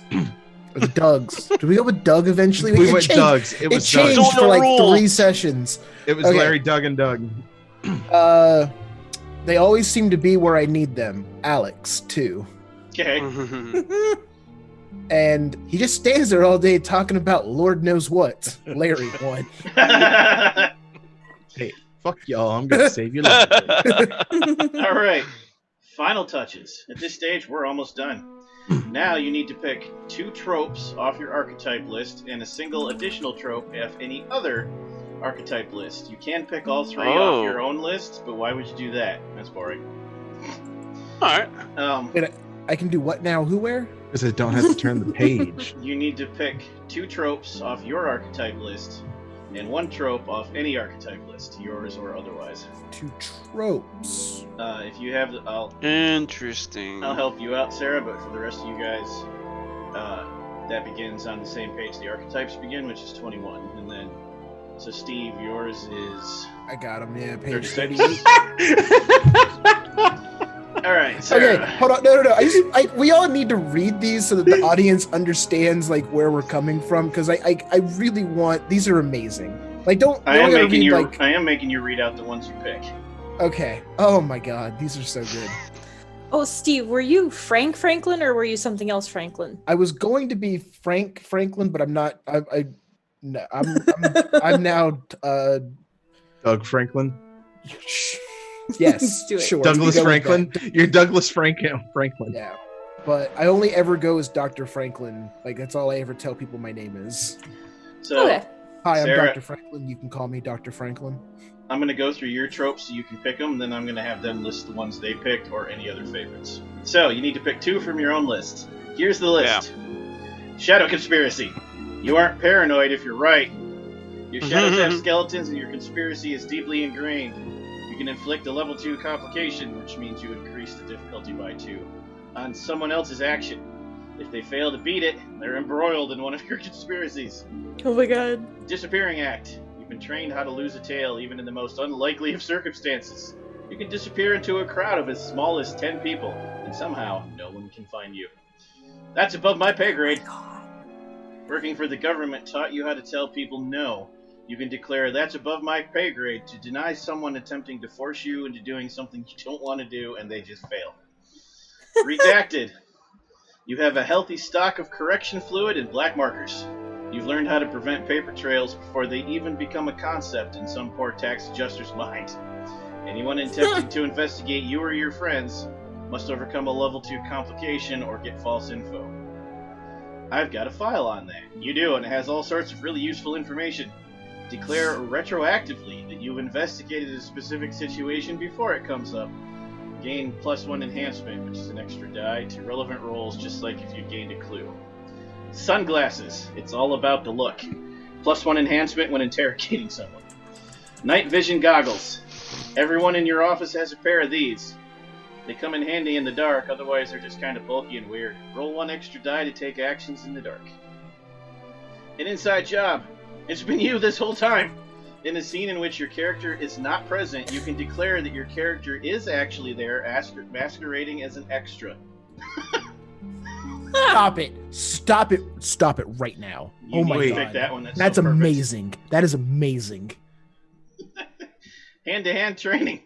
Your combat training includes hand-to-hand knife fighting, garrotes, and probably at least some basic target practice. Roll an extra die when fighting hand-to-hand. And last but not least, this will self-destruct.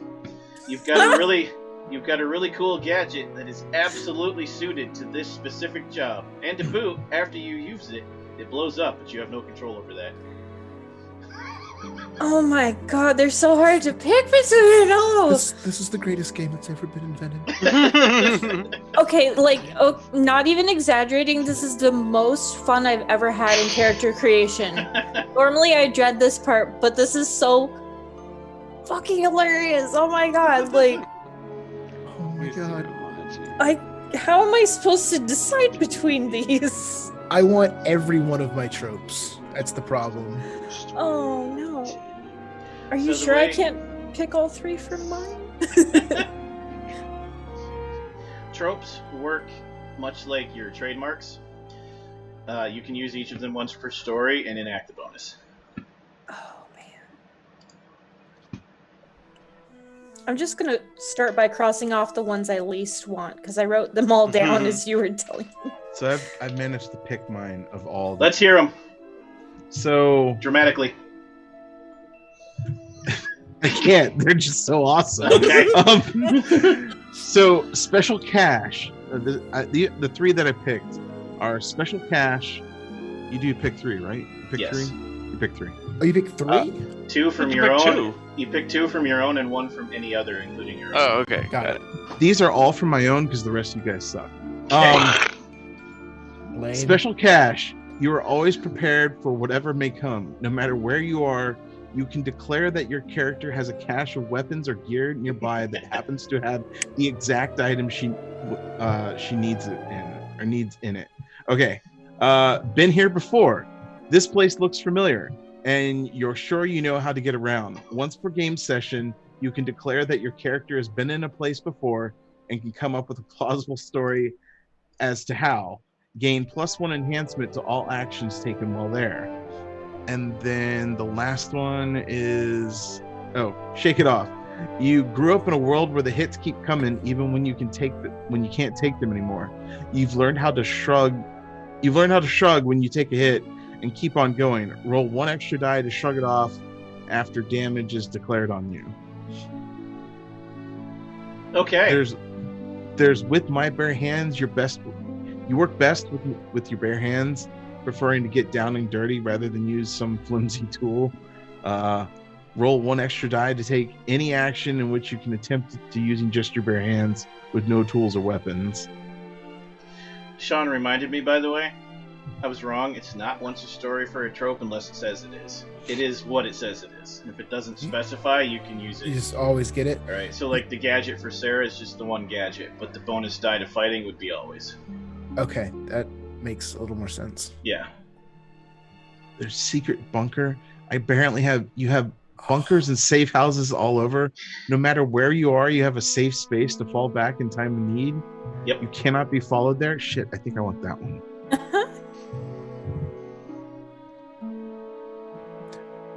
I might steal Shake It Off from your character list.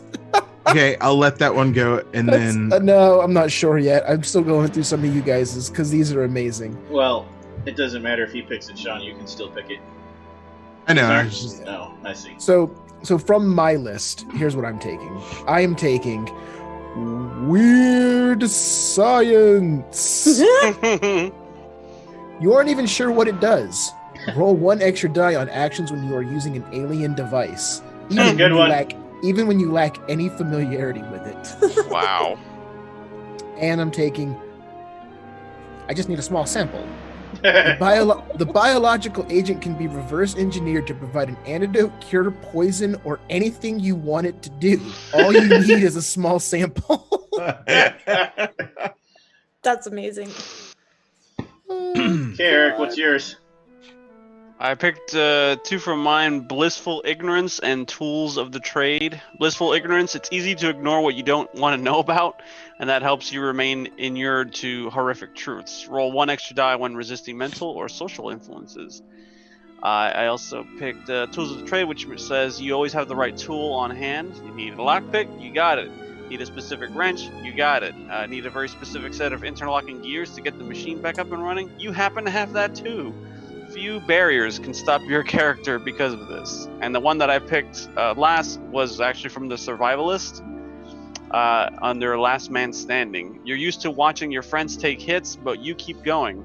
When determining injury bonuses, you can use the injury bonus of whomever is the most wounded on the team. And just for variety, since we don't have a mouth, I'm going to read a couple of their fun ones. Monologue.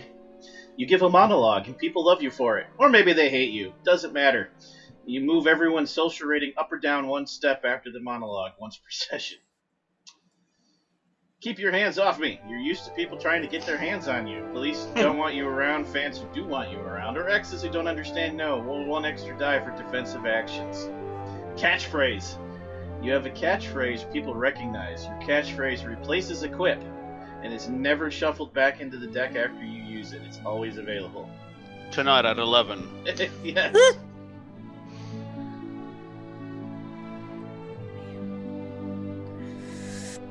Okay, so I've narrowed it down to 4. Okay. I need to pick between Disappearing Act, because what kind of a spy would I be if I couldn't disappear in, as little as 10 people? I almost picked something similar to that. Right. File on that, retroactive investigation. Because, I'm a spy. I know these things. Hand-to-hand, fighty bits. Self-destruct, explodey bits. If it was me, I think file on that was probably my second choice. I would drop hand-to-hand if it was me, but that is a useful one. I'd keep all the fun ones. Hand-to-hand, though, infinitely useful. Yeah. It's a free dice. I almost picked I don't get paid enough for this. Actually, that would have been perfect for you. Sean, what were the ones you picked again? Sorry. You immediately leave the scene. Special cast, shake it off, and been here before. Okay. Then I apologize. I did not mean to say shake it off. I'm going to take I'm Not Dead Yet. That one's a good one. What You're was not gonna that take one my again? bare hands.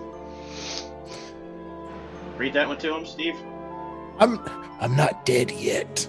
You aren't necessarily prone to dramatics, but you don't know how to admit when you're down and out. When your Don't Forget Me injury is filled, you gain an additional action with all the same bonuses before triggering a death scene. So I guess I get a free action whenever Get I a free move. last action Yeah. to just like. Yeah. I I'm gonna stab touch at on that these. lightly in a minute. You'll understand, yeah. Yep. Do you think we'd come across needing Disappearing Act more or the Fighty Bits? Fighty Bits. Yes. Yes. Yes is the answer, but Fighty Bits has a slight edge. It's a blockbuster style game. There's gonna be a lot of shooting, punching. Okay, so I'm gonna do away with Disappearing Act. Oh. And take the hand-to-hand, Okay. aka Fighty Bits. Okay. And last but not least, 3 quips. Quips are the difference between a success and an award-winning victory. The distance between an ignominious death and a remarkable survival story, and the chance of going down in history as a real hero in this gray and murky world. At creation, you'll get 3 quips. The Everyman draws 1 from Vows, Defiance, and Tough Talk, and we're going to roll dice for the drawing. Because I'm building the deck for Roll20, but I didn't have time to finish it for them to look all pretty. Next week. So you're going to draw 1 from Vows, Defiance, and Tough Talk, 1 from Whip Your Griping. Wow. Whip your griping. The puns are beautiful. Oh, god damn. Okay.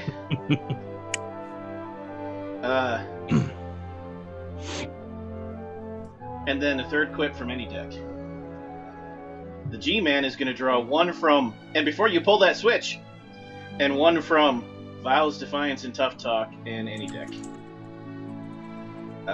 Scientist is going to draw 1 from Please Enjoy This Great Portent, and 1 from, and before you pull that switch, and 1 free. And the Survivor will draw 2 from Vows, Defiance, and Tough Talk, and a 3rd of his choice. So, start with Eric. Let me get my quick start. All right. The Art I of the didn't Quip. write down the second one, but That's okay, I'll refer back to it for you. okay. No, that's not the one I wanted.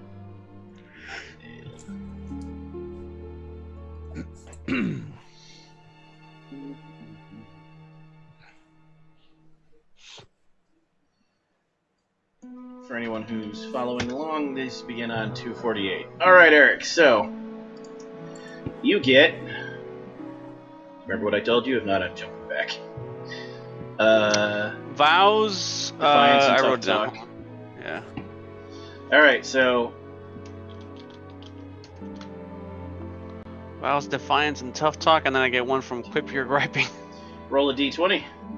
All right, cool. I can do that. 7. Make it so people can see the dice. There we go. 7.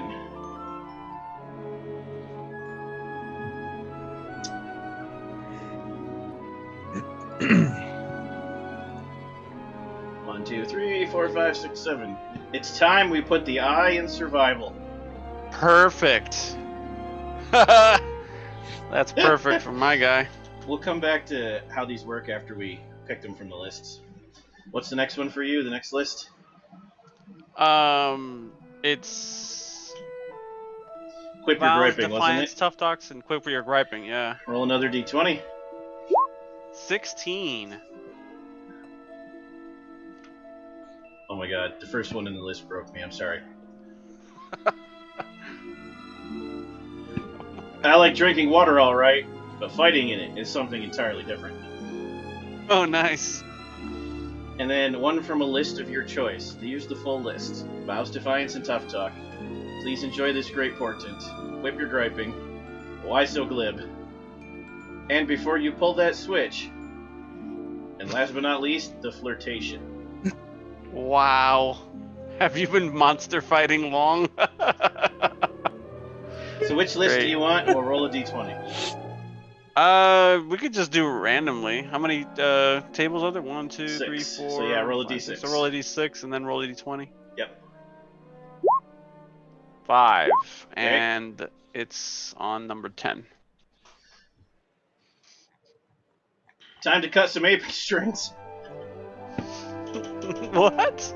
Time to cut some apron strings. Okay. Okay. All right, Sean.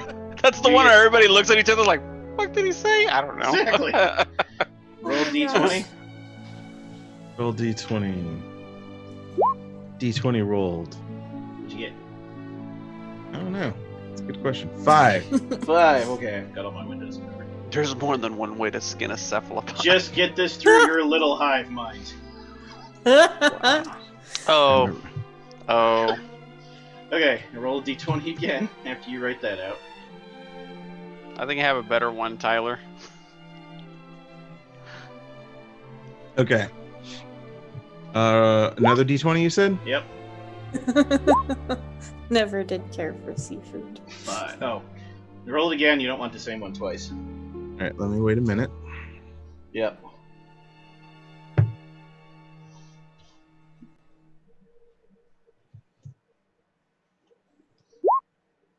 Alright. 17. 17. If I'd known you were coming, I would have baked sweetbread. What the fuck? Wow. You know what? That one doesn't make as much sense for you, so I'm assigning you one. No. I like that one. Okay. Now Oh you my can pick God. one from any list or roll randomly like Eric did. Oh, I my just face. feel like my character is just weird and just says like, yeah, of course I was in, Hong Kong and 2 years ago. Like, what's Tyler. the next one? Really quick, go ahead and close my character sheet. Oh, okay. He's gonna cheat. You can pick one, or you can pick one from any list, or you can roll a d6. All right, let me roll that d6. That was an 8, so 3. So 3 and 8. D6 was a what? D6 3. was a 3. And an And 8 for the the d20. Quit Uh-huh. your griping, and the one you got is. This whole day's been stepping in one monkey pie after another. Okay. Oh, these are just beautiful. I gotta put the roller back on, Steve. I see why you were asking. Hold on. I can't see the dice rolls. Yeah. There we go. Sorry, people. Okay. Steve, your turn. First roll a d20 for... What was your first one? Please enjoy this great portent. Okay. This is gonna be good. You got I got a 3. 3. Sometimes the solution is in front of us the whole time, laughing. It sounds so serious. Excelsior. Excelsior. And Okay. then you get one from... Roll another d20, which is in before you pull that switch. Before you pull I that love switch. That one so far. That title is great. 5. 5.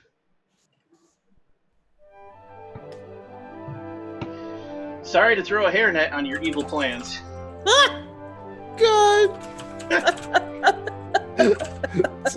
Sorry to throw a headnet on your evil plans. And one from a list of your choice, or d6 to randomly pick a list. A D6, baby. Of course it is. 5. 5 is... and before you pull that switch, roll a d20. Ooh, okay, here we go. That 1. How about some ham with those eggs?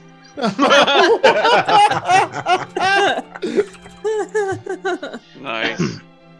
All right, Sarah. I no. am ready for this. I Okay. am ready. So, you are Before you pull that switch. G-Man, yes. So roll d20 for that.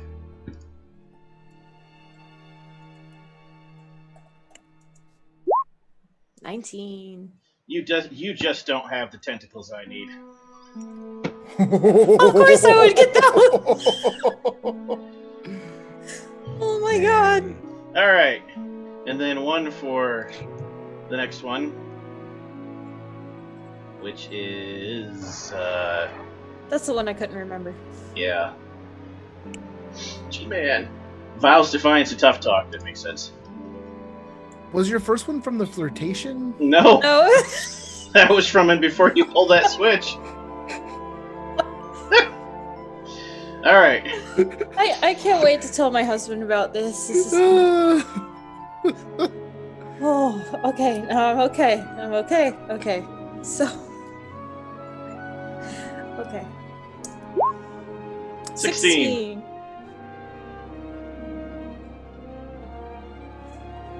Maybe I'm just not comfortable with the phrase aquatic alien overlords. That's one that like sits on your brain for a second or two and gets funnier the more you say it. Okay. It's funnier every time. Funnier every freaking time. And now you can pick a list or roll a d6 for a random. Oh my You God. bet I'm gonna roll for random. Oh. 4. Why don't 4 is Why So Glib? Nobody's gotten this one yet. Roll a d20. Oh my goodness, the first one broke me again. She didn't get this one, but the first one is I'd question my own sanity if it wasn't one of my favorite things.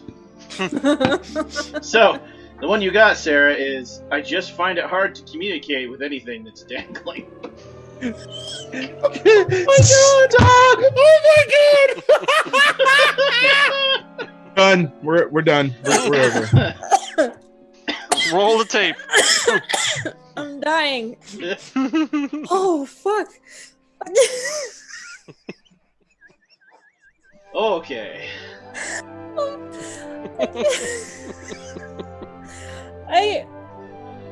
Oh god. I did not write that down because I was laughing too hard. I'm sorry, I just find it hard to communicate with anything that's dangling.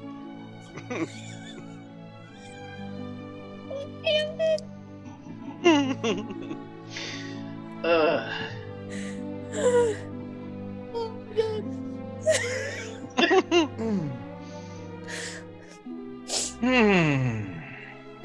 I'm crying right now. Oh gosh. Oh. And that's not from the flirtation deck. No. Alright. Okay. Here's how quips work. I don't need to explain how the lists work. So, you start a session with 3 quips. If you choose to have your character utter a quip in-game, you must let the other players and the director know after the quip is made, and look to them for consensus that it was an appropriate or at least hilarious use of the quip. We vote. A tie or victory grants you 1 additional die on the roll associated with the quip, on the next roll after you make the quip. After you use it, you can discard it and draw a new one, or keep it and use it again later. If you keep the same one and use it again successfully a second time, you get 3 dice. This becomes 5 the third time.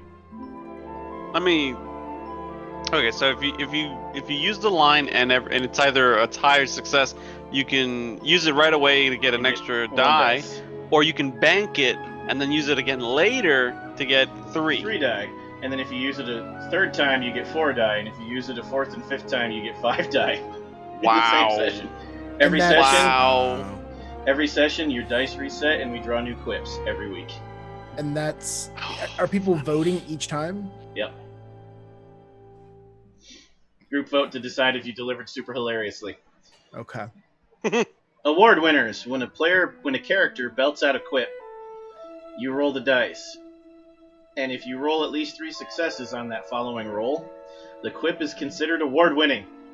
This is the scene from the movie that will be played as a preview clip at the award ceremonies, or get into the trailer. This lets you do 2 things. One of 2 things. retain the quip until the end of the story arc, which means you can bank that 5 die constantly, and get another quip immediately, so now you'd have 4 quips every session. Or instantly use the cinematic with no rewipe pool cost. You can never have more than 5 quips in your hand if you use this method. Okay. What's the cinematic wipe? Is that like how you We're gonna take get to control that. of the scene or something? Yeah. You can use the cinematic without having to pull dice from the rewrite pool, which I'll touch on in a second. So that's how they work. So quips you should be using every session. Yeah. Cool. As frequently Lean as into you this. can make it funny, but that's why you need the vote, so you don't constantly get the bonus dice and it's dumb. Or else, Sean would be saying his quip every other sentence to get 5 bonus Every die, line right? ever. Well, if I'd known you were coming, I would have baked you some sweet cakes. And that's it. So now moving on to other things real quick before a short break. Tweaks. Sometimes everyone makes mistakes and that's okay. This game allows for that. The tweaks are small cost-free changes that let you customize your character to fit the story and your style of play. It's hard to anticipate how you'll work with the others in the group or how you'll solve problems at creation. So, you can tweak your character sheet in the following ways. Next session or the one after once we do a full play session.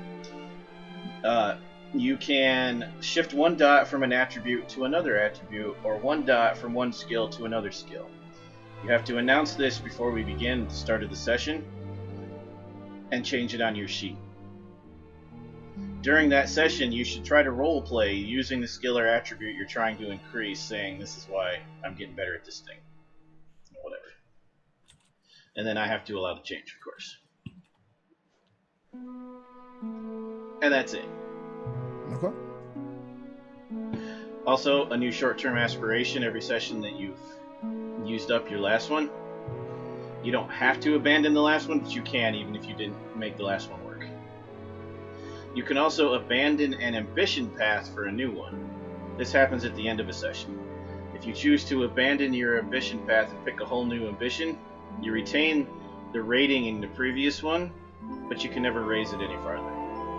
Oh, I see. So if you catch the fish and you've developed 2 dots into it, you keep all the raises, but you can't ever take it to 3 dots, and you pick a new one for Zarek.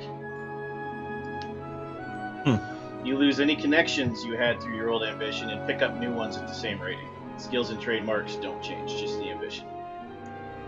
Okay. Here's how experience works. You show up, stay the whole time, or as long as you can. If you crash, you get a point. You achieve your own short-term aspiration, you get a point. Everyone achieves short-term in that session, you all get a point. You achieve your long-term aspiration, 2 points. But you cannot do that again until everyone's completed their first long-term aspiration and then their second. So yeah, you can't keep completing your long-terms and getting paid unless other people complete theirs, which encourages group effort.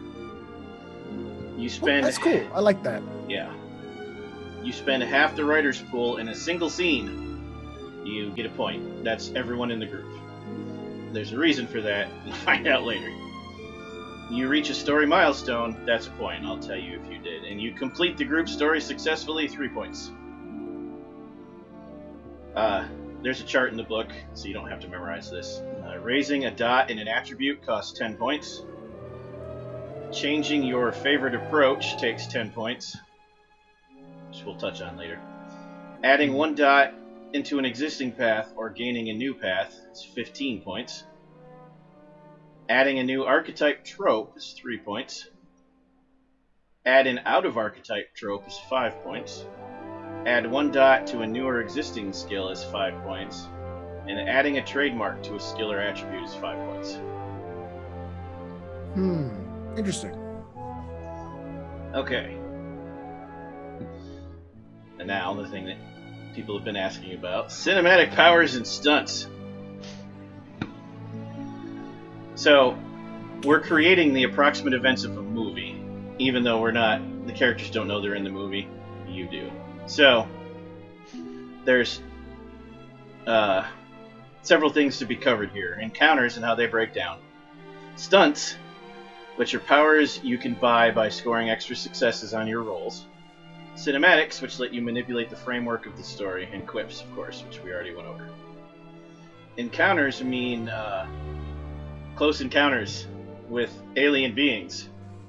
When that happens, close encounter means attacks. They shoot you, they stab you, they capture you, they experiment on you.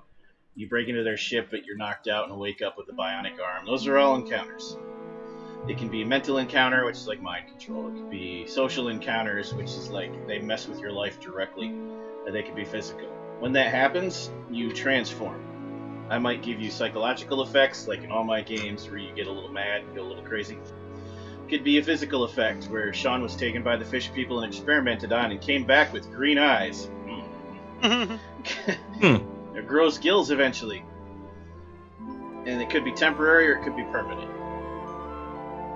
So, G-men start working outside the law, the scientist goes mad, you know, the tropes. So there's a status in the game called Encountered. And when that happens, you have that status, and all that really means is you get whatever the side effect is. When you first use alien technologies, alien powers, or speak their language because of an encounter, you gain a single rewrite for the writer's pool.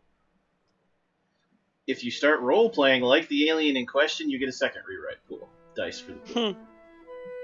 So, rewrite pool, which I jumped to that's in a different section, but that's okay. So, every time I screw you, or every time you screw yourselves, there's a list of how that can be done. The much more likely of scenarios. Yeah. Yes. Or every time something happens. So, like, if you fail dramatically, you can add dice to the rewrite pool. If I'm like, no, you can't do that cinematic, I have to pay you for that. If I deny you from changing the rules when you could have, I pay you. The rewrite pool can only have X number of dice, which I can't remember off the top of my head, so I'll look it up in a minute. Everyone in the group can pull from that pool. You all have to agree on it. So Steve would say, I want to use that to make the ray gun work. You can use, if everyone agrees, you can use any amount of dice in the rewrite pool up to half to add to one roll. Could be 10 dice. On that one roll you get as extra. Wow. That's how you use the rewrite pool. And then it resets, and then you start building it up again. It has a cap you can't go over. So you should start using it if it caps. And so you mentioned that one of the ways to get XP is to use up half the writer's pool, right? Right. Okay, and that's across the entire session. So if we all kind of use the pool, whittle it down, we're all going to get the XP for that? That is... I'm double checking. Can't remember if that was across the session or all at once. All at once? Okay.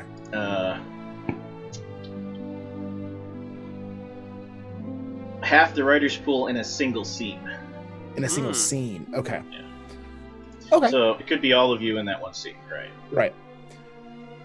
Okay. Next up is stunts.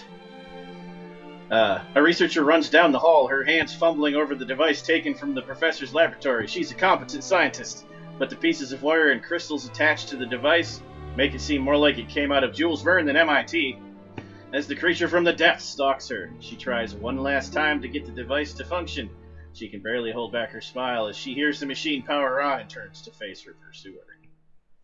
So, in this game there's going to be a threshold of difficulty. What that will mean is you have to roll that many successes on your dice roll to succeed.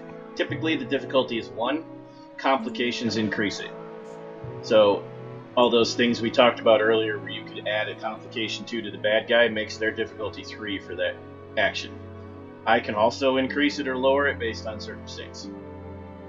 You have to roll your difficulty or greater in successes to succeed. If you roll greater, you can spend the extra on stunts. So if you need 1 success to shoot and you roll 5, you can do 4 stunts with that shot. Nice. Okay. Stunts start showing up on page 113. I think that's the right page, yeah. 112, sorry. Generals, so what you should do is look through this. We'll do what you can tonight, but by next week you can use your character sheet to add stunts that you might think you use frequently. Okay, yeah, for the favorite stunt section. Right. Cool. So some examples are Cunning Strike. You can attack on the move, and once the attack is resolved, retreat up to 10 feet away without penalty as part of the same action, move before and after. Ears Like a Bat. Once per encounter, you can ignore all penalties to making listen rolls. Fiery Temper. A reputation for anger or violence can be detrimental, but also useful sometimes.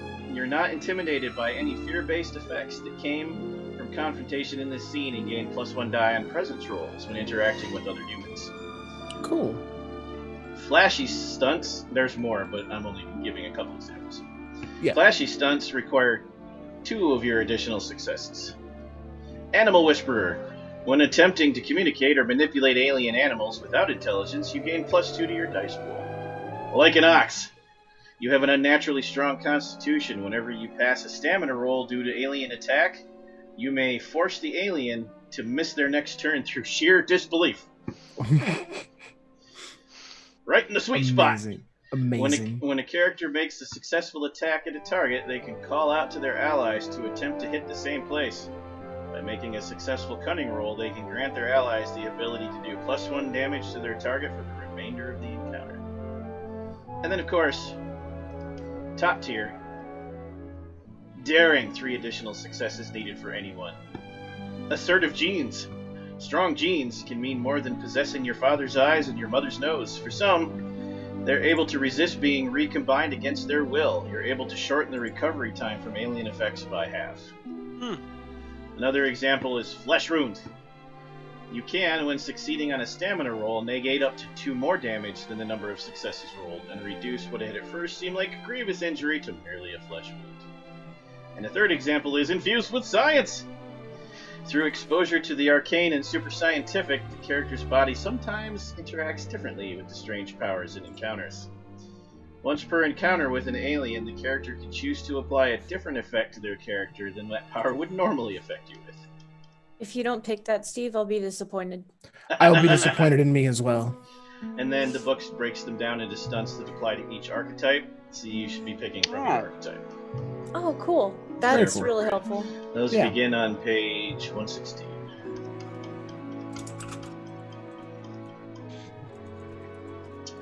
Scrolling past those real quick. Cinematics! The part Eric is excited for. So, as I mentioned earlier, the way we collaborate between you and me is the Writer's Pool. This is how you can change the direction of the narrative. This is a shared resource filled by failed and botched rolls. So a botch is when you roll no successes and a 1. That's as bad as it gets. Nathan's sheet will announce that. You'll see it in red say botch. Also, on the same note, since we haven't touched on that yet, if you roll a 10, it counts as 2 successes, which the sheet will also announce on the dice roll. So,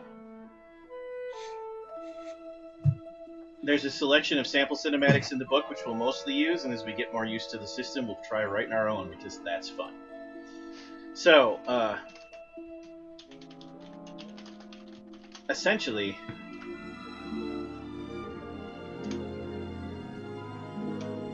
most of these have a cost in rewrites, 90%. I think there's a couple in here where you've got to pay rewrites and maybe you have to successfully have used a trademark or etc. But basically, you pay the rewrite cost or whatever the associated cost is, and you get to do the cinematic. Ally of Convenience. This only applies to encountered characters. It costs you 1 rewrite. In a great storyline, there's always got to be a chink in the alien armor. Sometimes the best chink is where they let a little bit of humanity through their facade. So anytime you interact with an alien that's part of what you've been encountered with, this most devious of tropes will kick in. Maybe he's taken pity on you because you suffered exceptionally badly under the experimentation of the aliens, so he leaves that door open for you that wasn't open before. Or maybe he accidentally drops his ray gun so you can shoot his partner. That's how that cinematic would work. Okay. So what it sounds like is that inevitably, at least one of us is going to get abducted. 100%. 110%. Second cinematic, bad dubbing. Cost 1 rewrite. The languages of the aliens are the first line of defense against discovery by the humans. If their words can't be deciphered, it's impossible to know their plans, right? Not with this cinematic. Important, there's different ways you can use these. So an example of how this one breaks down is important exposition. So, the aliens are talking and you don't know what they're saying, but they're gesturing and pointing, and Sean uses the cinematic and says he points at that door. So that must be where they keep the escape pods. And he's pointing over there at that control panel. That's obviously the weapon systems, which means the second door is where we need to go because that goes to the command center. And you're going to be right, because I have to make the exposition important enough for you to figure out a clue. Even though you don't know what they're saying.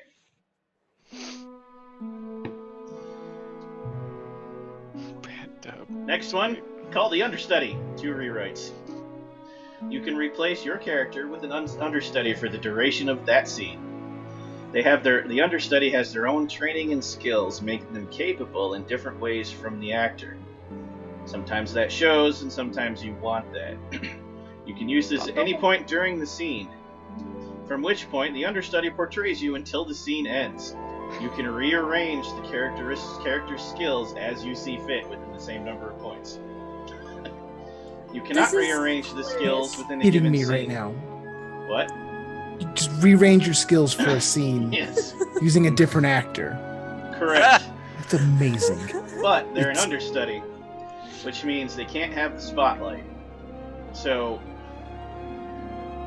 spotlight is this game's way of saying, it's your turn, you get a set number of actions. An understudy cannot get the spotlight, which means they can't take a full set of actions. They can just do the one thing you want them to do. They just do it better than you. Still, that's magnificent. Understudies can enter combat, but they're not paid enough to do anything really dangerous. Anytime they suffer damage, you show up unharmed, but probably sporting a fresh bandage. Cheap set! 1 rewrite. The player with this cinematic can call upon an object or set piece to break or fail. I don't think I need to explain that one. Yeah. Oh look, I bent the metal bars with ease and got out of my cell. Huh, cheap set. The one we talked about ahead of time, that we all thought was so great. Deleted scene, 3 rewrites. Yes. You can insert a deleted scene into the action. The scene just stops, and I move you forward a significant amount of time. I can change whatever details I want for or against you, but you escape that scene. You can never again directly reference that scene in character. The scene that never was. Fan So like favorite. an extra. Yes. So, Fan so like favorites, 2 Oh, sorry. rewrites. No, go ahead, Sarah. I want to hear Oh, it. so like an extra's like, yeah, that one time our main characters got kidnapped by that one tentacle beast that came from the bay. Characters look at the extra and go, what the fuck are you That talking never happened. That's get that man we out don't of here. talk about that scene. It never happened. This Oh, one, actually, come this to one spy. certainly has quite an imagination. Fan favorite, 2 rewrites. Sometimes a character appears to die, but they're just too popular to let go. This lets you do one of 2 things during a scene, but not both. Favorite hero. When you go through a death scene, you can declare the character to be a fan favorite. The death scene continues as normal, but the character can return during the wrap-up of a chapter or at the next story. If the character is to return, the last scene should include a reference to the character still being alive. Make the way you survived as ridiculous as possible, please. This feels like Supernatural all over. Yes. Method 2, favorite villain. You can nominate as a group a villain or supporting character as your fan favorite. If you do so, even if you defeat them, they escape and return to harry you and cannot be killed. If you do this, you all immediately get 2 XP. Wow. Nominate Steve. No. Oh, Villain or extra. No, I nominate Steve. But he's the Betray us primary all. actor. Kill the extra, 1 rewrite. Even in a B-movie business, it pays to be the star. Stars know their worth and extras know their place. All too often, that place is in front of the stars, eating the killer shots. So, oh man. if you choose this cinematic, you have a supporting character attached, a sidekick of sorts who's always there even if they're not. They can make a convenient appearance when you would have died and take the death shot. If this happens, not only do you survive, two other things can happen. One, maniacal laughter. The alien is forced to either maniacally laugh or expose about how worthless you are for his entire next action. Two, Wow. if you, as the person who survived the attack, drops to your knees and dramatically gives me a pain-filled "No!" you get an XP. It takes up your whole action the next round, but you get one experience immediately. Awesome. No. Also, the death of an extra adds a rewrite dice to the writer's pool as you're spurred on and motivated to save the galaxy in the name of that guy. Bob. Omniscient narrator.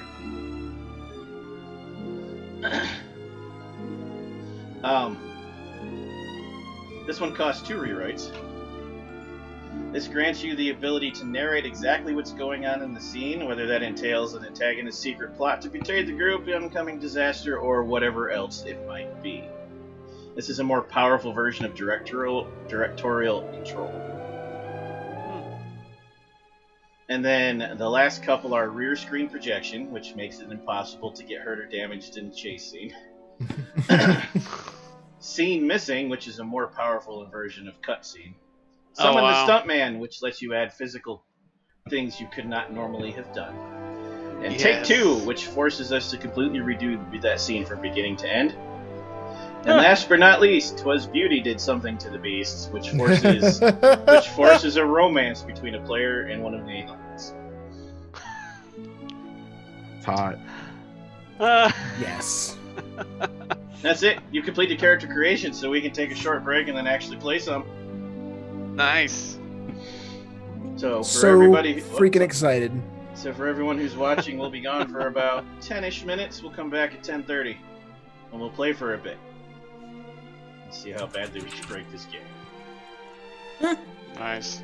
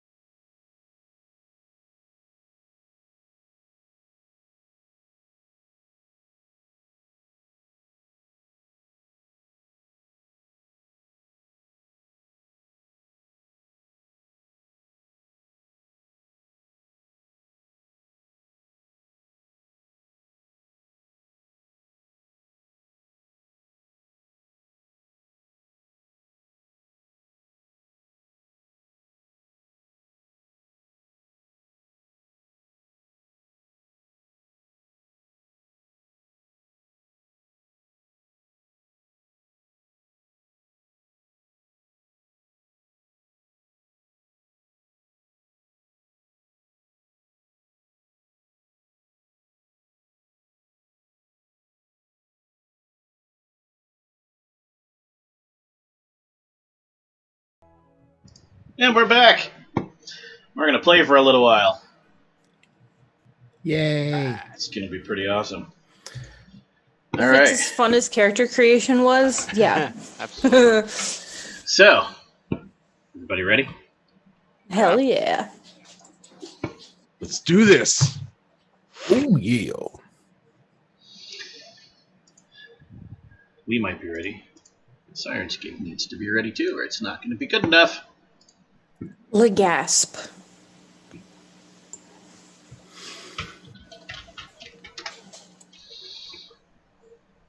I really hope Sean and Eric can punch aliens really hard because You I can't? cannot. I cannot.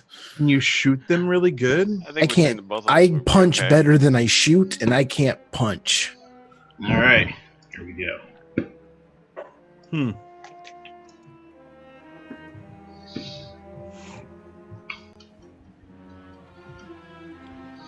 We open to the Cow region on the island of Hawaii. Vast, rural, and above all, remote.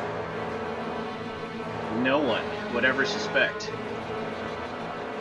Military facility HHK-22B sequestered away between towering trees. Even the townspeople of nearby Hanamalu, once sustained by fishing and the occasional tourist, believed the facility to be pharmaceutical rather than military in nature. They've come to accept the facility, which now employs more townspeople than any other industry.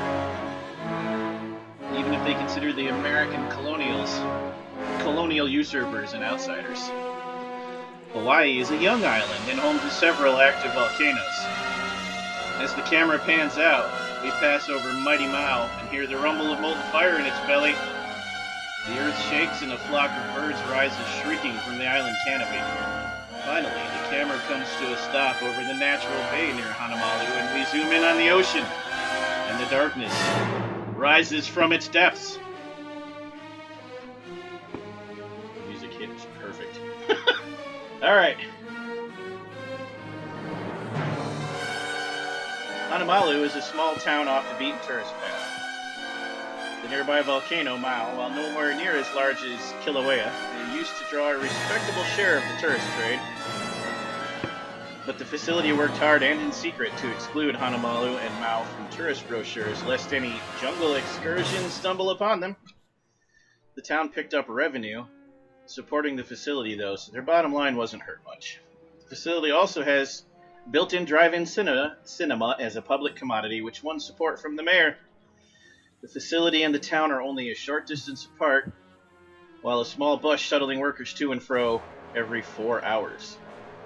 While the facility does have an on-site cafeteria, the food is bland and mushy, and most employees try to time breaks at Jack's Diner.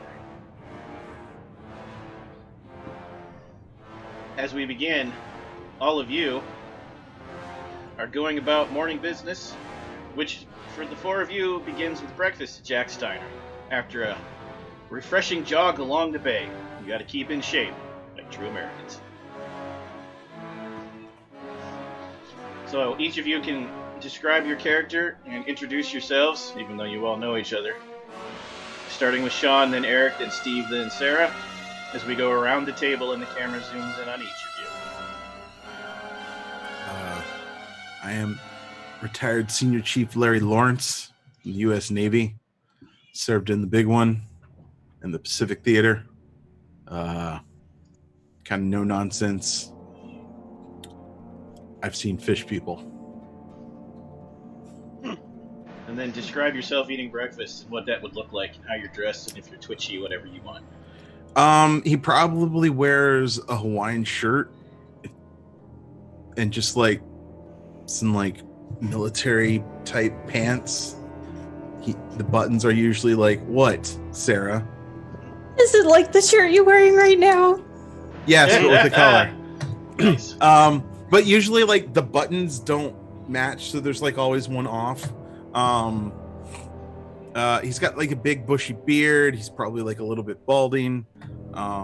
He always wears like he wears one of them ball caps that says like U.S. Navy on the top. Yeah, that's about it.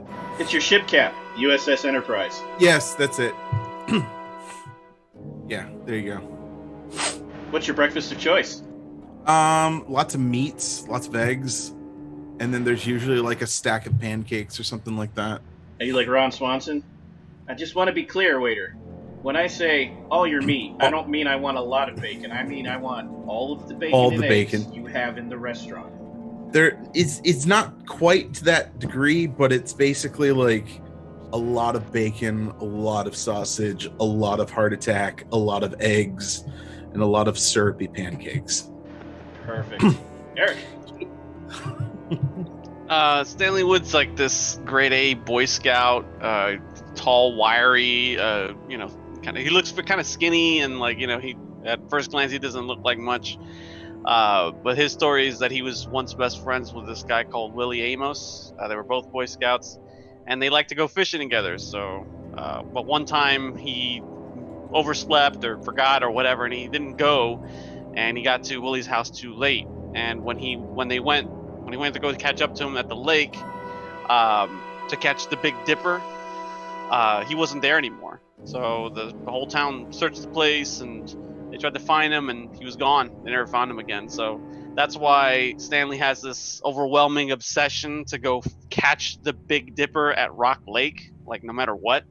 So he's been, ever since then, since he was a kid, he's been like training and waiting and like baiting and trying to find this elusive like Sasquatch, Loch Ness style local legend called, Big Dipper.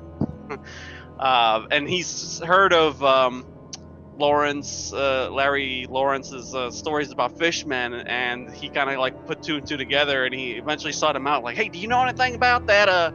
The Big Dipper down at Rock Lake? So I'd imagine as he's having his breakfast, he just kind of comes in and it's like, "Oh, hey, Larry, hey, I brought those donuts you asked for. I got a whole bag full of them here. You want to have some?" Yeah. I got bear claws. I got jelly donuts. I got eclairs. I think they're French. Oh my god! Eclairs. Put one of them bear claws. Eclairs. Eclairs. Sweet. Yeah, just put one on the pancake. Why sure are you thing, so yeah. good at that? Why are you so good at that? Just why? I believe he's channeling somebody he knows. All right, Steve, when you can breathe again, it's your turn. Eclairs. Oh god! And now you've completely thrown off me. Okay, throw me off. Well,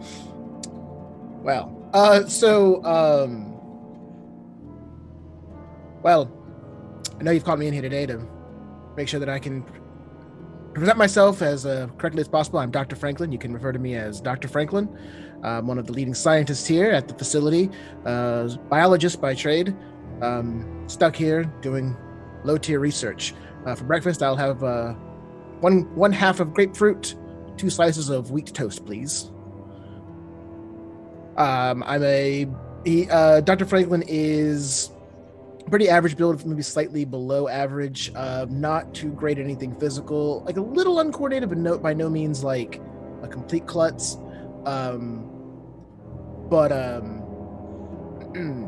You know that above all else, I'm a straight shooter. I'm gonna tell you what I think when I think it. I'm gonna tell you what I need when I need it, and I need you to get it, and I need you to get it now.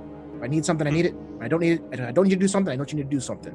And by all means, above all else, damn you, Philip, go away for getting me stuck here. Did you say a grapefruit and 2 slices of toast? 1 half grapefruit, 2 slices wheat toast. It's not breakfast, it's bird food. All right, Sarah. It provides all the essential energies you'll need to get through the day until lunch. I got some pastries here. It's got some fruit in it. You want some? No, I don't believe I'll be enjoying any of your pastries. Okay. Thank you, though. Eric, Stanley, I'm gonna Stanley, die. you're a good man. I appreciate you bringing it in for all of the others. Much appreciated, Stanley. You're a good person. Well, thank you, sir. Thank you kindly. God. Oh my god. I'm dying. Okay. So you see a plate suddenly set before you on the table. It's got sausage, eggs, and some what they call them? Home fries. The breakfast potatoes that are fries, but they're an excuse to have fries in the morning. Yes. But no one's sitting there. You see this blonde dressed in perfect 50s Stepford wife attire. And she's unaccompanied. You might, give her a little look up, down, up again. She walks right past you into the restroom. And you're wondering, okay, this is strange. Out walks this person, woman, man, in a suit. A very fancy black suit with sunglasses on and slicked back brown hair that comes to about the shoulders and piercing blue eyes underneath of the sunglasses. They come and sit at the table and go, "So, have we been enjoying our breakfast?" Not right with her.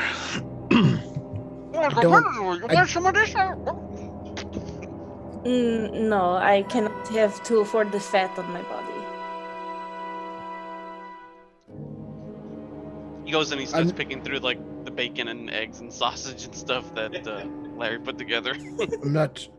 I'm not sure how one enjoys breakfast. It's merely something that has to be done to ensure that the mind can focus on the day's tasks. Breakfast is the best meal of the day. It is And also the most a important. meal of the day. You find enjoyment of breakfast with the taste, the flavor, the memories of your mama and papa, and the health it provides the body. I don't know what you're talking about, but this is America right here on my plate. Tastes Exactly. like communal work. It's called break fast. So you think you're supposed to, do it quickly, but most people just take their time, Oh, Gotta make it. I want to use my spoon to start spooning out a piece of the grapefruit, but I want the grapefruit juice to splash into Stanley's eye. Messed up. Because damn it, that's too. Okay. Let's do the first roll of the session then. First roll. oh my god, I'm so happy that the grapefruit has to roll. What am I rolling here? Let's do athletics plus cunning. Because you're trying to be clever about this. Okay. Wasn't okay. All right, here we go. This is gonna go very well. Wow. Can I attempt to catch it with my mouth? Yes. Awesome. Athletics plus dexterity. All right. So that's 2 plus dexterity of 3, so that's 5 dice. So Actually, I'm gonna click dex and then click athletics and then click that red die up in the right. Yeah. Nice. Oh, you got 2 successes. Difficulty was Just like 1. that. Difficulty was 1. You have 1 extra success. Would you like to use it, or do you just want to say how awesomely and perfectly you capture it? I go, I'll bank it or whatever. He just kind of goes, oh, I got it.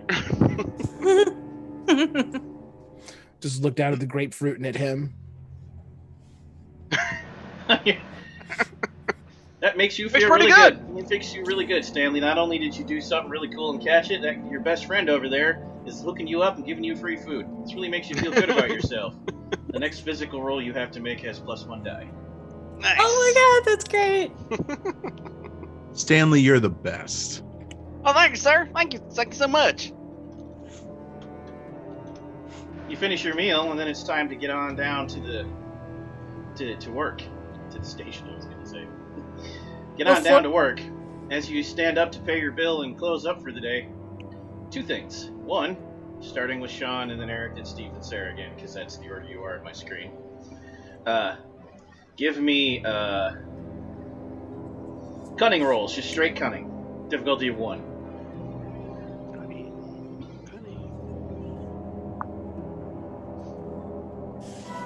Is everybody? 1 at a time, Sean first. Okay. This is difficulty 8, is that correct? Yes. Yes. When I say difficulty 1, I mean you Whoa. need 1 success. Oh, wow. You got 2. 8 is the default, yes. So, Eric, go ahead. Sean got 2 successes, sir. Nice. Also, change your names on your sheets for me and on your little things where it says who you are. Right now it's got our handles, so I can get used to your names. Yeah, I have mine checked to mine, but it's still coming up as Voodoo Arcade, that. yeah. Oh, If two you click also. the gear icon, you can change your name there. Good call. 2 Is that for yes, 2 for Eric. That is correct. wow. Steve, My least powerful stat. that's because you rolled a 10, which means you got 2 successes from that 110. Oh, got it. Okay. Got Oh lucky. no, I lied. I changed. I did the thing wrong. None. I wrote a 5 and a 4. Okay, and Sarah. Alrighty, so refresh memory, that is cunning and Just cunning for this one. okay. Franklin says that he got 2 successes. Yep, I because put he mine in rolled. wrong. Oh. All right, 1 success for you. When it does the red swirl, by the way, that means that one was Botch. a 1. Right. Yeah, you got a Would one have been a additional. botch, except she rolled the 8. Yes. Nice. Cool. For anyone who's played other Onyx Path games, this particular one, 1s do not subtract from 10s. Oh, cool. Could I get Oh, Sean you know and what's Eric to hit the gear icon and change your name to your character's name where it says name? I did. Oh, I thought I did that already. Sean's did not change. Did you hit save? That was after. That was before I did it. So, side note, I did not know this about Roll20, but if you hover your mouse pointer over top of the swirl, it pops up with a little subtext that says botch. Yep. That's pretty freaking cool. Yeah. Yeah, I guess Right. it didn't save yours, Sean. Learn No, something like new. next time I roll, it'll work. No. No. Your name is still Space Lord PJ. Right, On the I screen. mean- On the gear, yeah. Yeah, click hit the gear and the change it settings. there because that's where I can easily see your Oh. character's names and not fail at life. Until I get your names memorized. Thank you. Yeah. Full title, I like it. Right. All of you except Dr. Franklin notice that the sheriff heads out right ahead of you, cuts in line, pays, and looks like she's very distracted and in a gosh darn hurry. But that's not your problem.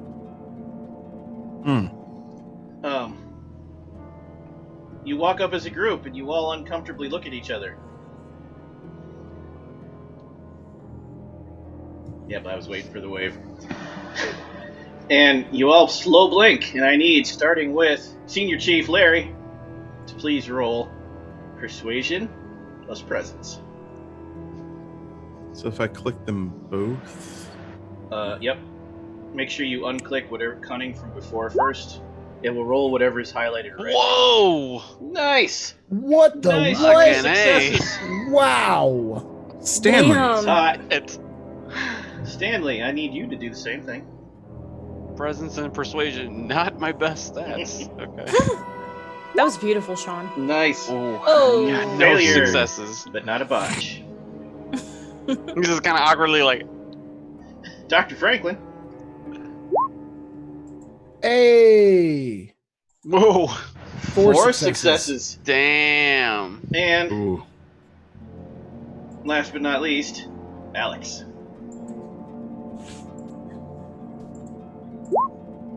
Failure. Ooh. Mhm. All right, Curses. Dr. Franklin, you can choose.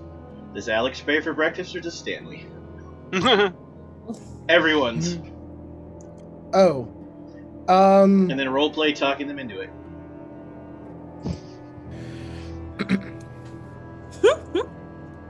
You know, Alex, Stanley was so kind as to bring everybody pastries this morning, and while I didn't partake in any of that nature, do you think you might be able to pick up the bill this today? Perhaps. I think I will have to respond to husband about the extra fund coming out of my wallet, but You're married? maybe. You're Well, I'm, all for the common good, right? Nice. Indeed, it's for the greater good. So I will pay. Alex buys breakfast. You head on the shuttle and you head on over to the government facility. You clock in for the day and you get to work. Time passes. Songs switch. And about time for lunch break, you all gather with your bag lunches. And you're sitting outside because it's a nice spring day. It's Hawaii. It's always What spring. is my job? Security. Okay. You're a I security. ask myself for, that question every day, Sean. You're a security for the motor pool, which is why you're best friends with Stanley, because you've been working together at the motor pool for 5 years. Okay. Stanley works at the motor pool as a handyman. And the doctor here is working on testing deep sea fish species to see if they can splice the DNA into skinks. You don't know why, you just get paid to do it. That What's a seems weird. skink? Is that like It's a a weird lizard. It's skunk? like a Oh. it's like a rat with a long nose. Oh, okay. No! Skinkfish. No. That's not what a skink is. I love skinks. I must A have said skink the wrong is a word. lizard. Then. I'm Yes. talking Yeah. about the rat with the long nose. What are those called? Stoat. It looks like Yeah. aardvark. Yeah, kind of. It's not stoat. It's, Oh, interesting. Okay. Pangolin? Tyler making up animals again. No. Making up animals. It is a specific monster from an unrelated horror movie from the 50s. That's why I used it. Oh, funny. I want to Yeah, find skink it. is a Revenge type of the of lizard Skink. that are really like scaly and pretty. They get on my porch all the time. I Rat love with it. weird Here, you nose. skink. Rat So- with a weird nose that smells bad. Let's see what you can. Oh, a stoat. That's not what I know. Eh. I vote Alex has a different uniform every day. So what is her uniform? What is their uniform today? Mine's is gray overalls with a ball cap. What are you doing today? That's a good question. I vote I'm a lab assistant today. Okay, today you are a lab assistant, so you can drive the doctor crazy. Yay! Found pictures of it, but it won't tell me. Shrews! Shrew is what I meant. A Oh, I love shrew. shrews. Yes. Oh, they're so cool. You're splicing fish DNA with shrews. That cannot possibly go wrong for a different B movie. Right, God. no, that seems like a completely reasonable thing to do. I know what they Exactly. do. Tyler's over here like skink, and then he's like Samsonite, and just Shrews true. do this thing where the mom have the babies bite onto Your her genetics tail, combined. and then the babies bite consecutively onto the tails, and they follow each other in a line. So that's what the fish do. Okay then. Huh. Weird As you go animal to have your facts. lunch, you sit down and you realize a lot of people are whispering to each other and talking. It's kind of a somber mood. It's like you so busy with your morning, you missed out on some juicy gossip. What's going on, Larry?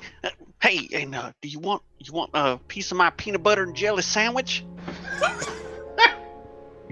I would like you to roll your best social attribute with persuasion. With persuasion? Let's So see. presence, manipulation, or composure, whatever's best for you, Larry. Or Oh, Stanley. Oh, Stanley. Composure. I have plus- good composure. Roll that plus persuasion. Okay. You're a friendly guy. So you get this person. One success. That's enough. Stanley is precious and should never die. You learned that the reason Sheriff Mills was in such a hurry earlier was because the body of Keone Mahalona washed up in the bay earlier. Who's The that? sheriff had to go figure out what was up with it. Keone I Mahalona. heard that something happened. Oh, yeah, he knows that? That's the person you're talking to tells you that, yes. Oh, okay.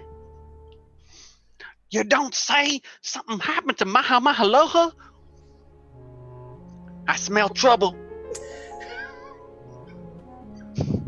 Wow. Yes, Oh, Keone no. Mahalona was a lab technician at the facility, Oh. which means Dr. Franklin would recognize the name but wasn't, close with the person. hmm You could probably tell Dr. Franklin if he doesn't already know. He's sitting right next to you. He can hear you, but And Please still what is do it? that though. And I'll also play it up. And what is it I'm not aware of? Mahi Loha's dead. That lab tech that you work with, they washed up on the shore over there. The sheriff's looking into it. What was the name again, Tyler? Keone Mahalona. I Yo- purposely mashed it Yamo- up like I was Yamoni like, Kamaloa? Kyohei Kyohei? Mahalona. Mahalona. She nailed it. Yeah, I will pronounce the name correctly back to to Stanley. that's what I um, said. Yes. Yes, of course. That's quite upsetting. It is. It's troubling. What happened? know- Do you know anything about it? No. They said he washed up in the bay? Yep. Yes. The sheriff's investigating it right this morning. Hmm. I'm gonna have to get used to that. You could ask around in your department, Dr. Franklin. There's other people there. Get to know your fellow employees that you already don't need to get to know. I will There's look also at people my in town you could ask around in later on when you get out of work. I will look at my salad with no dressing that I'm eating for lunch. He not so quietly to himself. I wonder if it was the Big Dipper. You know, Stanley. Never mind. I will Yes. throw the rest of my salad away and go back and start going back to my department. Okay. You know what, Stanley? I will have part of your peanut butter and jelly. You want some of my bologna and cheese? Oh, sure. We'll do a trade. Mine's got honey in it. Try some. Mine's got bologna in it. I love bologna. Alex pushes away their tray, gets up and follows Dr. Franklin. And strangely enough, you don't remember her having red hair, but she currently has red hair and very thick-rimmed glasses that seem to make her eyes look huge as if they're behind a magnifying glass. Dr. Franklin, wait, I come help you with experiment. Something not I'm right. sorry, do I know you? Oh, Alex. Oh, jeez. Alex, yes. Look, never tell when it's you or not, but you're That always black- there when that- we need you. And that black and I- white what- brown hair is a lot different than that black and white red hair. What are you talking about? I've always had the red hair. Kind And the of glasses. look up in the air a little bit. Yeah, no, you're right. Well, back to work, right? Yes, back to work. Turning the humans into, turning the fish into the shrews. By the way, do you know anything that happened to Kyohei Mahalona? Only what we just heard, and that he seemed to have washed up in the bay. I was hoping to see if we could find out more. It seems odd. I don't like it when people in my lab die. It always Perhaps he has crossed the line for the lab. And he was zoom in murdered. I Bumped off. wasn't ready. Here we go. Murdered. Dr. Franklin will kind of just look around like Where did music I- come from? have no reason to expect murder. No, you should not. You are how you say civilian. I'm gonna go this way. I follow you. I have to do experiment with you. I mean, with the things that you do. I mean, the fish. And then we switch the camera to the Master Chief. Senior Chief. I apologize. Senior Chief. You come back from break. You walk back into the security office in Hanale Palakiko. Another security guard who seems permanently glued to his chair is here. His preferred method for dealing with problems is sending junior guards like you to check it out. He's not your favorite person, but he might know stuff. He's kind of a bulky guy with a love for poi pudding, and yet somehow very quick. You know, Stanley, I hear that he moves so fast that it always just looks like he's always just sitting in that chair. Oh, really? Have you seen him? Have you watched him really closely? Anyway, He spins around in his chair, and he's eating what's left of the breakfast donuts to Stanley. so got an assignment for me? Threw a Oh, not mouthful me. of. Talking to ahead. me? No. What was his name again? His name is Hanale Palakiko. Hanale. Oh, can my nickname for him be Honey?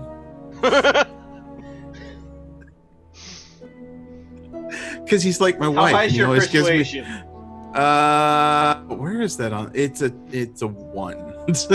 Wow. You can use it, but he hates it. He's kind of your boss. That's kind of the point. All right then. Any more jobs for me, honey? How's that to-do list? Just go patrol. Patrol. Oh, we're gonna go on the boat. I'm in charge of the motor pool. Yes, you are security for the motor pool, which is a large area like the size of an aircraft hangar. Okay. Oh, shucks. Stanley, you want to take a ride? Sure. Yeah. I'm sure Hanale goes back to eating donuts and not telling you about the dead guy. Hey, you know anything about a dead guy? Something? What was his name, Stanley?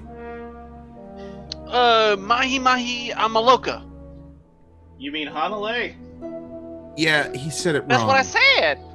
You wonder why we don't like you people on our island. Huh? You know, he tried, and that's more than others will do. I mean, kind of. Why? I don't know. It's just interesting. Nothing ever happens around here. Stanley's Except- just kind of like except mopping before he gets in the Jeep or whatever. Except patrolling the motor pool. So, you can give me persuasion plus your best social attribute. Social's the third column? Correct. No, yeah, third column. Correct. Hit that button. Oh, Damn. Nice. 3 successes. You only needed 1. Do you want to do anything with the other 2? wanna act can- like I care to try to build a relationship with this guy Okay. on the few occasions out of the year that I feel compelled to not get fired. Okay.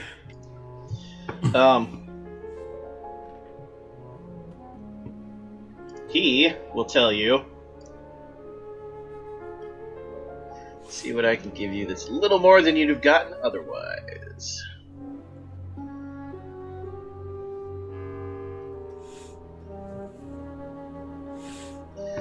He worked for his work for the facility, Mahalona's, was classified and sealed posthumously, meaning they immediately sealed his records today. You also get 2 more clues because you got 3 successes. The facility claims the facility has claimed the body for military burial and has not released it to the local family, even though he's a local hired to work here but is a civilian. And the body was kicked up by the recent underwater earthquake. It's how it surfaced in the bay. However, Interesting. the thing that's weird about it is, and you hadn't heard the name before now because there's a lot of people at this facility, but he's been missing for 3 years. What? Wow. Okay. The lab tech took a long vacation, huh? So, was he under the water stuck for some reason and the earthquake shook him up, or what happened? Did they dump him after the fact? I don't know. That's what you get. Interesting. Okay. Cool. Stanley, let's take a ride. Yes, sir. Right away. You don't have Finishes to call me mopping sir. Yes, sir. Okay. Back to Alex and Dr. Franklin. Yes. You You walk back into the experiment area, and surprisingly, because she normally doesn't come this way, is Kyoka Kalua, who is the senior scientist in charge of several things here, including your project. She's a no-nonsense kind of lady and pushes your team very, very hard and is a stickler for the clock. Luckily, you're a very timely person, Dr. Franklin. She's there, talking to some people in a hushed voice. Also, Max is in the office. Max Cunningham, junior scientist like yourself. He's an old-fashioned bloke with good, clean Christian values and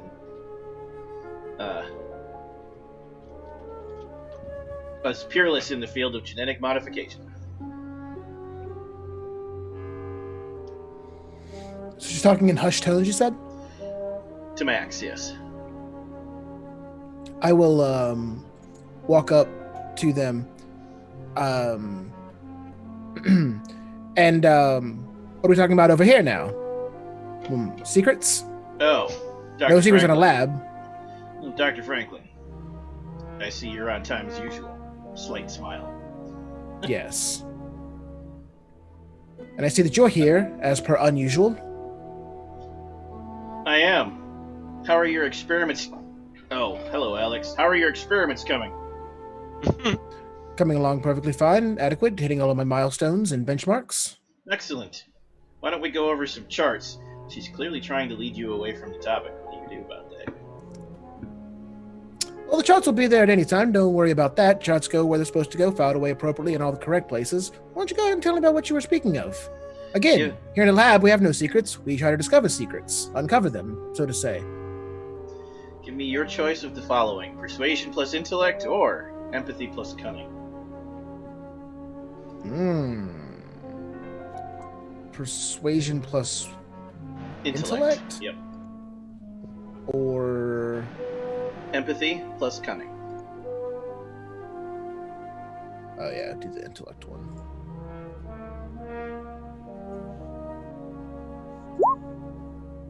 Boom, 3 successes. Nicely done. 3 more clues. Fine. But we can't let anyone know that we're gossiping. Now she's talking to you in hushed tones. Clearly enjoying course. the gossip, but not. Of course But not. is, No but one- not. Who would dare would enjoy gossip? Suddenly, and Alex appears. Mahalona died 3 years ago in a suicide by drowning, apparently, is what everyone has been told. Hmm. So he drowned himself, and his body didn't show up for 3 years until there was an earthquake recently. Although, I apologize, you have to connect that later when you meet up to talk. But still, the players Sure. know. Yeah. Mahalona Or we was... never address it and all the characters just know. Or that, yes. Mahalona worked at the facility as a scientist, and there's rumors he stole some secrets. And his family never believed he committed suicide. It wasn't in his nature. I see. And what particular secrets do they think went missing? Classified. Classified. So what you're telling me is that someone who worked in this lab on very important work drowned under mysterious circumstances, and they blamed missing classified information as something to discredit him, and then no follow-up was done when his family did not believe in the suicide. That's what you're telling me right now. Not this lab. One of the labs. One of the labs. I gotta say, that doesn't spark a lot of trust in this particular facility. What happens when any of us become unusable? When any of us become too much to handle? Are we gonna Me- get drowned as well? Meaningful 50s overacting stare.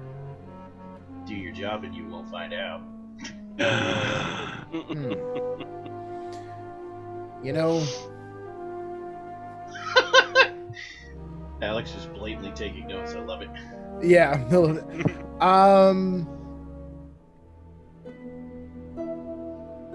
Oh, I don't have that one yet. Never mind. I'll look right back at her and it says, never plan on doing anything else. Always do my job and always do it well. Better than that damn Philip doorway, that's for sure. That's good. That's why you're reliable and you're my favorite scientist. Good day, Doctor. Good day, looks at glasses and red hair. Alex? And walks away. Good day. Have great evening.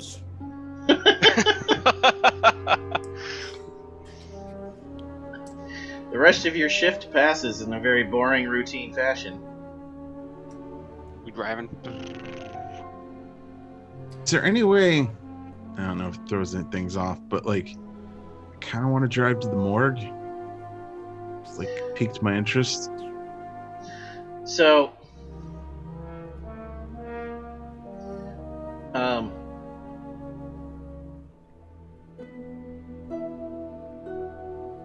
hold on.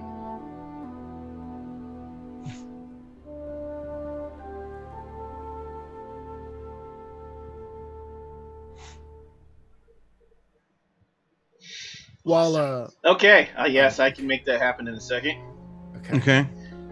So, after work, Stanley, you decide to stop in at Jack's and get a sandwich to take home so you don't have to cook, so you can focus on working on your fancy new lures. Yeah. You walk Stop into and the get a restaurant, sandwich.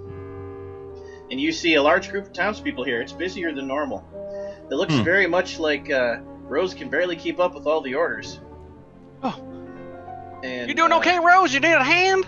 It's exhausting. I don't get it. You look around and you see every person that's in here, with a couple exceptions, are consuming plate after plate of fries and fried chicken and huge milkshakes and turducken sandwiches and fried pork, fried ham and fried fries.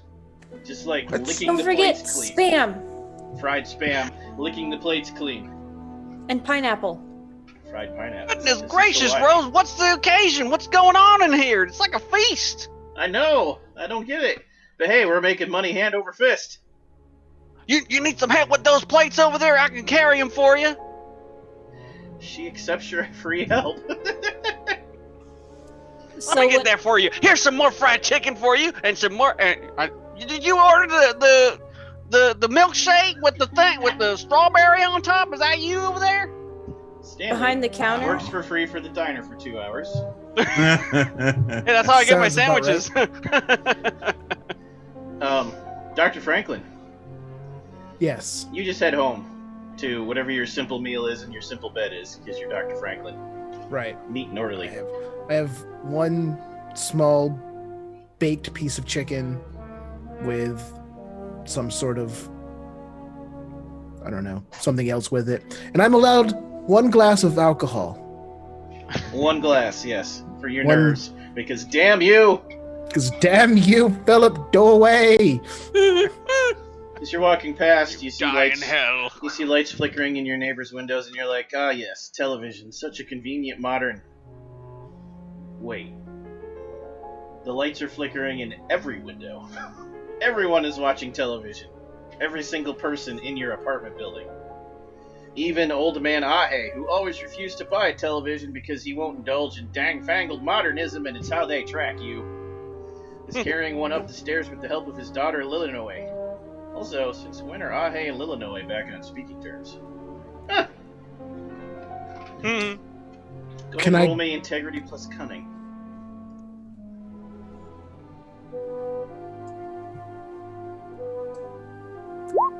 I have a question. One There is success. You capture glimpses of a news report that seems to be detailing the recent earthquake and increased activity of the volcano Mao sending up smoke. Okay, so increased seismic activity. Okay. But still, everyone? That's weird. Yeah. Can I go over to that apartment? The one where they're walking inside? Sure. Mm-hmm. And what were their names? I'm sorry. Ahe and his daughter Lilinoe. Ahe. Who you've known for years as neighbors. Excuse me, Ahe.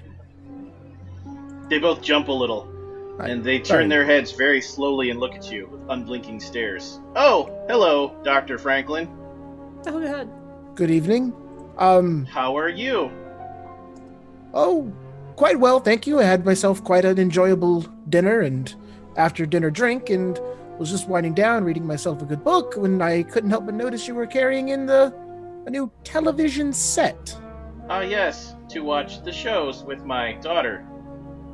I see you've made up. She smiles at you, but it looks like she's never done it before and can't figure out how to do it. Oh God. I That see. delivery was. And what television program are you planning on watching that you had to rush out and buy one of these new television sets? They're quite expensive. They look at each other, and they look at each other unblinking, like they're trying to figure something out without words. But nobody's telepathic, so that doesn't work. That can't be the case, right? No. And this absolutely not. uncomfortably long delay, like 30 seconds. The human television program. We would like to watch The Twilight Zone and Gunsmoke. I see. And for approximately 48 minutes of entertainment, you purchased one of those television sets. Slow blink. Yes.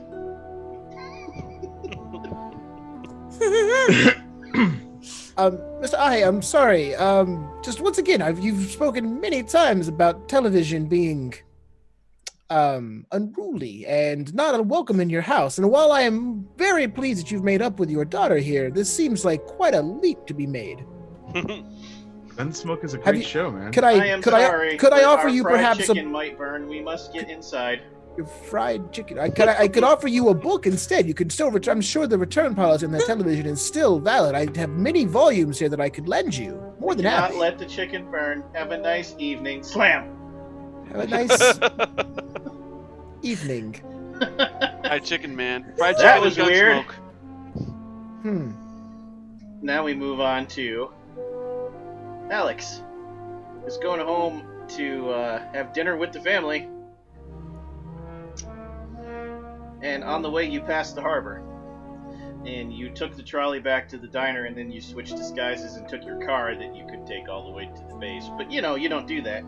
Back to your house. It's a different car than you arrived in this morning, but no one cares. Anyways, along the way, you pass the harbor, and you see a cluster of townsfolk, including Mayor Akana, standing in a huddle, whispering. As you drive past, you slow down a little because Alex is curious, and they all turn in unison and look at you, and just stare.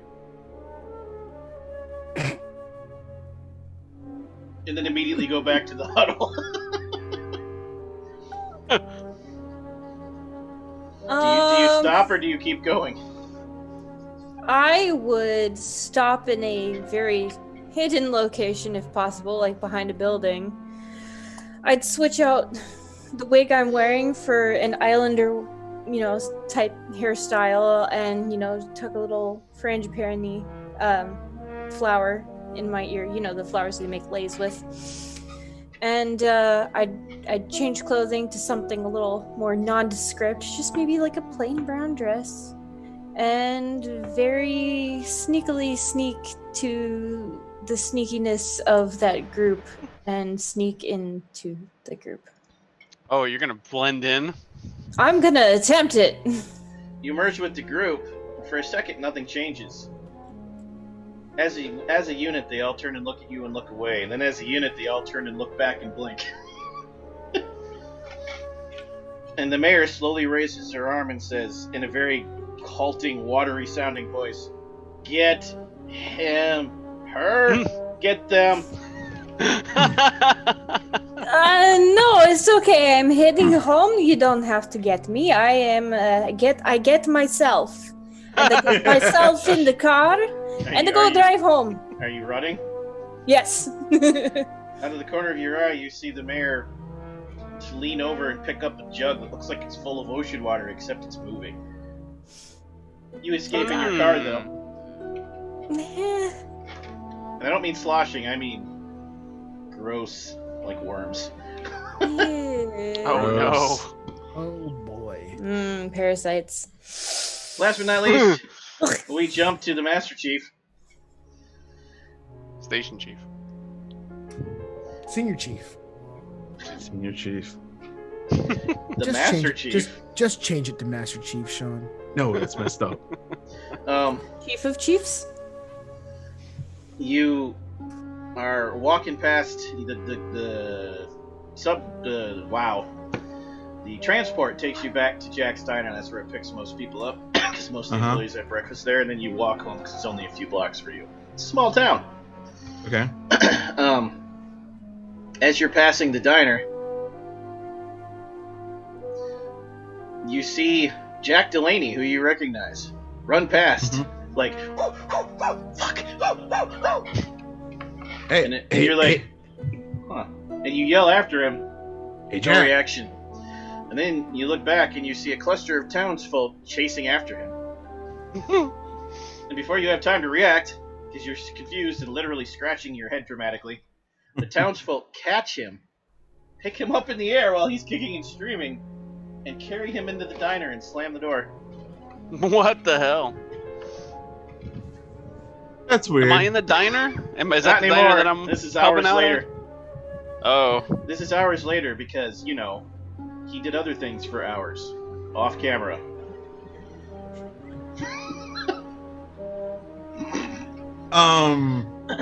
No one questions it. That's weird. I kind of want to avoid that weirdness. So you head home and pretend you didn't see that. Understood.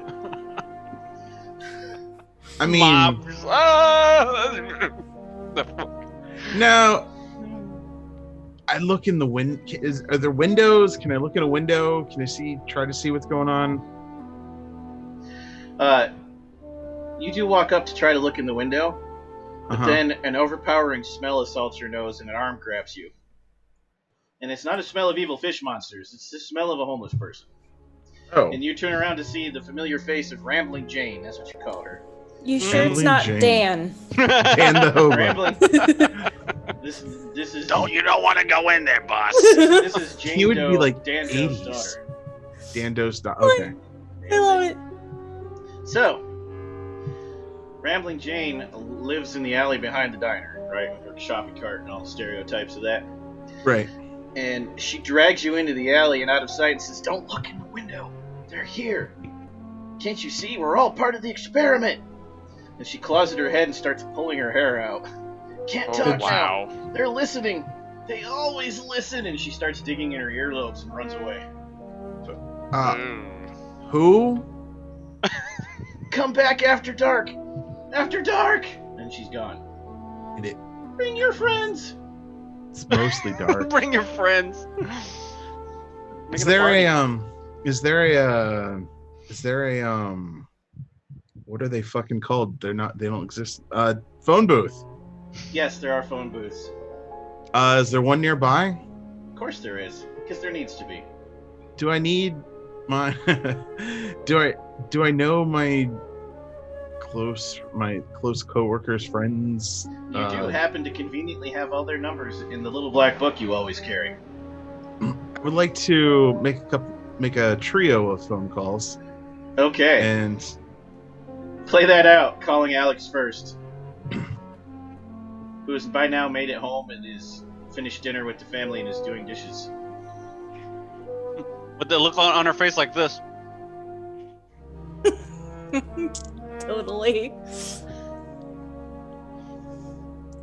Ring, ring. Does Alex have a state-assigned domestic partner? It's a good question. Is this an American stooge or is this another plant like in the Americans? I'm sorry, that information is classified. I like it. I will share the backstory with you later, Tyler. Okay. The husband answers the phone and says, "It's for you, Alex, honey." No, there's no one who called me this late at night except you when you want something. He's pretty insistent, says he's from work. Okay. Which work? Your job? Okay, I'll take the phone call. Hello. Hey, Alex. This is senior chief. Well, I mean, You could be a little nicer. Sorry, I have. There's the husband is running around with his blocks, and the children are smoking their cigar. I mean, You have children? no, that is classified information. Why is it classified? Don't worry about it. Why do you call me this late at night if not for a call of the booty? Is that an option? Maybe for a handsome janitor man. Oh, nice. Why is every conversation with you so difficult? So Why are you so you? that hurts actually. So I'm sorry, there's you something smell weird of going. fish. It You know, confused me. I've been I'm out of the hungry Navy. around you. I've been out of the Navy a really long time. I did.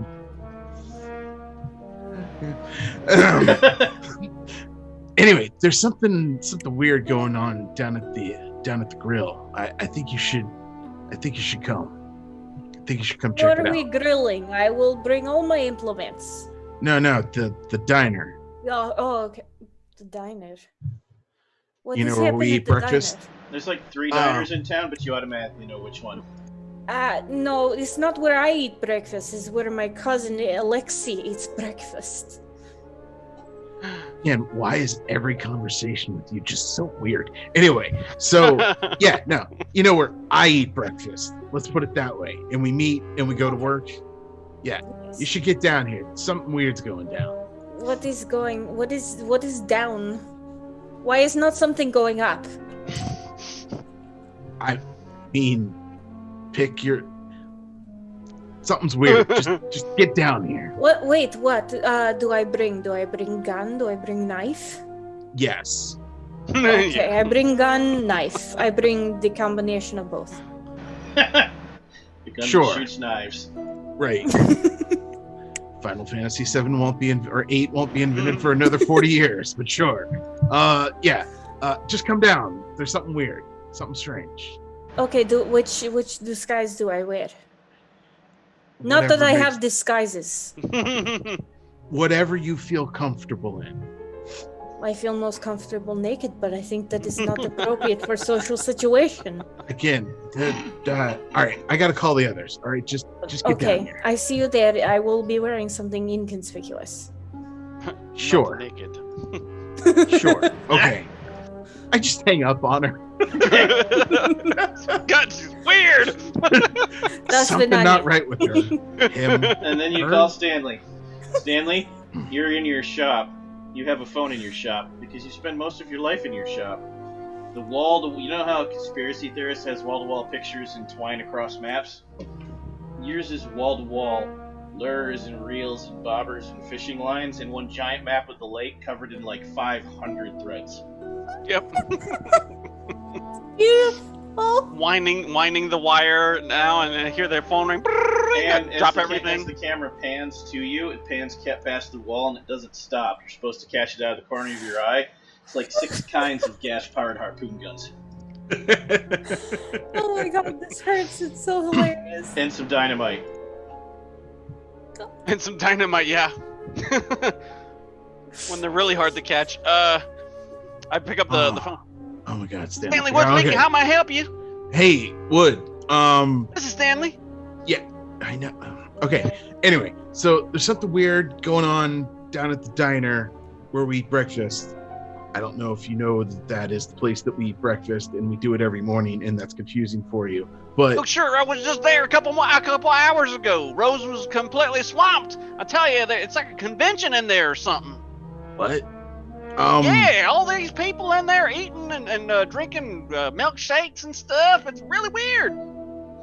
Yeah. So yeah, there's something weird going on. They just took they like grabbed Jack and took him inside. I don't know what's going on. Jack. Do I know who Jack is? Yeah. What's his full name? His full name James was Jack Delaney. You all know Jack Delaney from The Place, because he's that guy. He's next. Sure. Yeah, you know, Jimmy? Jack. What do you want with Jimmy? I don't know. They got Jackie D for something, but just just get your stuff and come down here. You know, Well, get my stuff. Are we going swimming or are we going fishing or what? get the big fishing gear, for the big fish. You know, the big fish. You want me to bring my big box for the big fish? Okay, Chief. Whatever you say. Click. And He's then gonna let bring- you- No, wait. He's gonna Bag bring of lures. death. He's gonna Dynamite bring- harpoon guns. Like, I don't know if he's gonna bring lures nets. or actually got what I was talking about. Dynamite, nets, harpoon guns. I would Wow. rate that as the same weirdness scale as the phone call with Alex. Just a different kind of weird. Last but not least, Why is there a flamethrower in here? What the fuck is this? Oh my god. All right, let me you call call this Dr. daycare. Franklin, who is sitting on the edge of his perfectly bounce a quarter off it made bed. And I'm just sitting at the edge of the bed, like straight up, just staring at the wall, like waiting for the exact minute in which I can go to bed. Went to bed now. He's wearing a Oh. freshly ironed shirt that he changed into when he got home to be comfortable. You know, that's weird. That's actually weird. That's actually really weird. That's like serial killer weird. Oh man, my face hurts so fucking bad. Hello.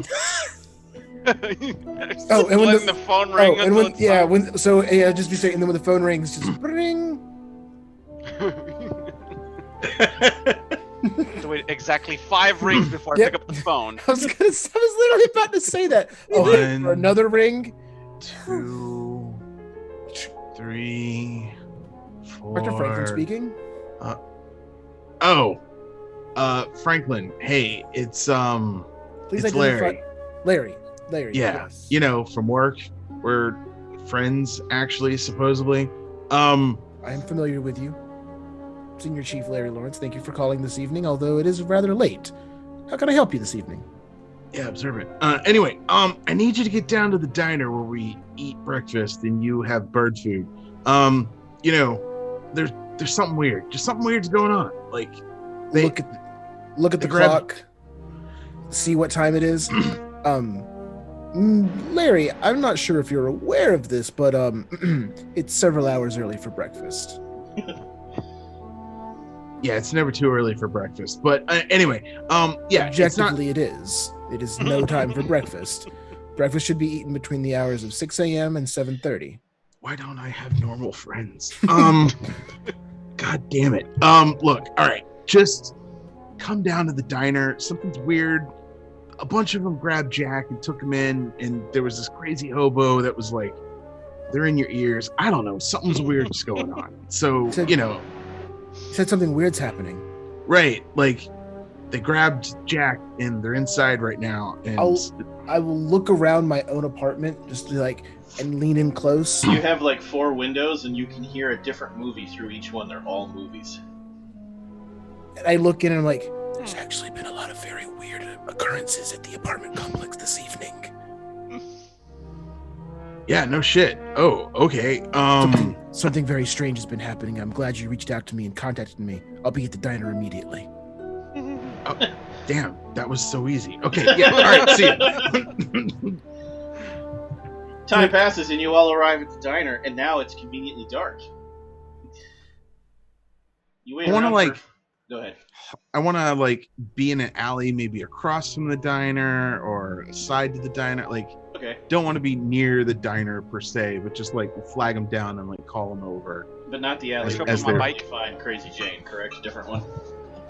Yeah, she's a little weird. Maybe we all go talk to her together or something. I feel like she's gonna shiv me or something for a nickel Possible. or a tin can. You all show up. One by one, Dr. Franklin walks down the alley. Psst, psst. Morse code flashes from a different alley. From Senior Chief. You know, you said you morsed you have tacos in your pants. No. You're the one morsing, Sean. Oh, I am Dr. Morse. Franklin, yes. Okay, yeah. Just So, like Dr. Franklin, flashlight. you see the Morse code flashes and follow Senior Chief into the alley. Stanley, same thing. You follow Senior Chief into the alley. Stanley's got a duffel bag that's as big as him, and when he sets it down, it makes an oddly metallic noise. Clang!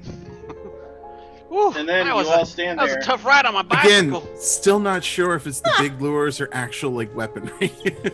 Both. You stand in the alley and you wait for 15 minutes, and you see this guy walk past, and then the lady walks past, and then another guy walks past, and you're like, shit, those are all Alex, aren't they? And you signal, and it was. Oh my god. So now you're all in the side alley together. What's going on, Chief? I got just one question, and I turned to Alex. Where do you keep it? Like, just where? How? You know what? Don't want to know. Anyway, so the diner across the street. Is it what's it look like at this point? Is it dark? Is it still lit up? Like, it's dark. You mean, I thought you meant outside. No, the diner is still lit up. There's still Oh, okay. people in there watching a Is this- romance movie. Is this an all night diner or? No. I will clue everybody in. I just want to point out to everybody that I had some odd occurrences at my apartment complex as well. My neighbor, who is adamantly against owning a television set, purchased one, hooked it up, and began watching intently this evening. Everyone in my entire complex was watching television. You just described America. Please, God, no, I couldn't imagine a United States of America devoted to the watching of television. Read a Oh book. shoot, are we missing Gunsmoke? Holy cow! Oh, okay. Sorry, This is- Doctor. You keep this going. This is without a doubt the worst moment of my life. So Well, hey, Really? if you want to get into the diner, I can go try to speak to Rose. I was just with her a couple of hours ago. We could try to sneak in through the back. You know what I mean? Mr. Wood, obviously something very odd's happening here. I'm not sure sneaking in there alone is the answer. We need to identify what's going on. so I said we could try to sneak in through the back. You know what I mean? Alex, this is your thing. So the Alex you're talking to has this white beard that looks like it might actually be real somehow, and a monocle, Mm-hmm. and is dressed in native Hawaiian wear. You know, like the button-up Hawaiian shirt, kind of like Sean's wearing right now, and you know, some cargo shorts and some flippy floppies. So Why do this you Alex, look like the Monopoly guy on vacation? what is this monopoly? So the idea here, I have attempted to sneak into a group. Actually, my granddaughter Alexandra has You have a granddaughter? Yeah, I have a granddaughter. Alexandra has beautiful red hair and very thick glasses make her look cross-eyed like she's looking through magnifying glass. And she attempted, as she told me, I did not experience this myself, to sneak into this group wearing a brown dress and black hair. No, wait, it was niece Alexandria. And Alex, yes. just get to the point. Well, the people they knew that I was that niece was not Niece, one of- daughter, whatever. Yeah, okay, get what? Alex just shrugs and rips off the beard and monocle, and underneath is this blonde, blue-eyed, busty Russian girl, and she goes, "Fine. I tried to infiltrate group. They were not understanding of the infiltration. They recognized that I was different person, and they knew right away. They looked right at me and tried to throw at me this jug of square me water. What water? What'd you say? Huh? Square me. Square You me? can change your appearance that quickly? Yes. Are you like an actor or something? Like, how did you do that so fast? Stanley, I order to believe the tell term you- is thespian. No. I am not lesbian. It is none of our business what she does at home, Doctor. No. I am not lesbian. So I do this for country, for pride of country. Private country, that's great. The Well, United States of America. Whatever country you have pride for, I do it for. Yeah, I'm Franklin. so confused. Yeah. With that accent, she does it for America. Yeah. Yeah. Okay. Italy, actually. The only Alright. reason the senior chief doesn't suspect you is because he saved some Russians and some Russians saved him during the war because everyone's united against the Nazis.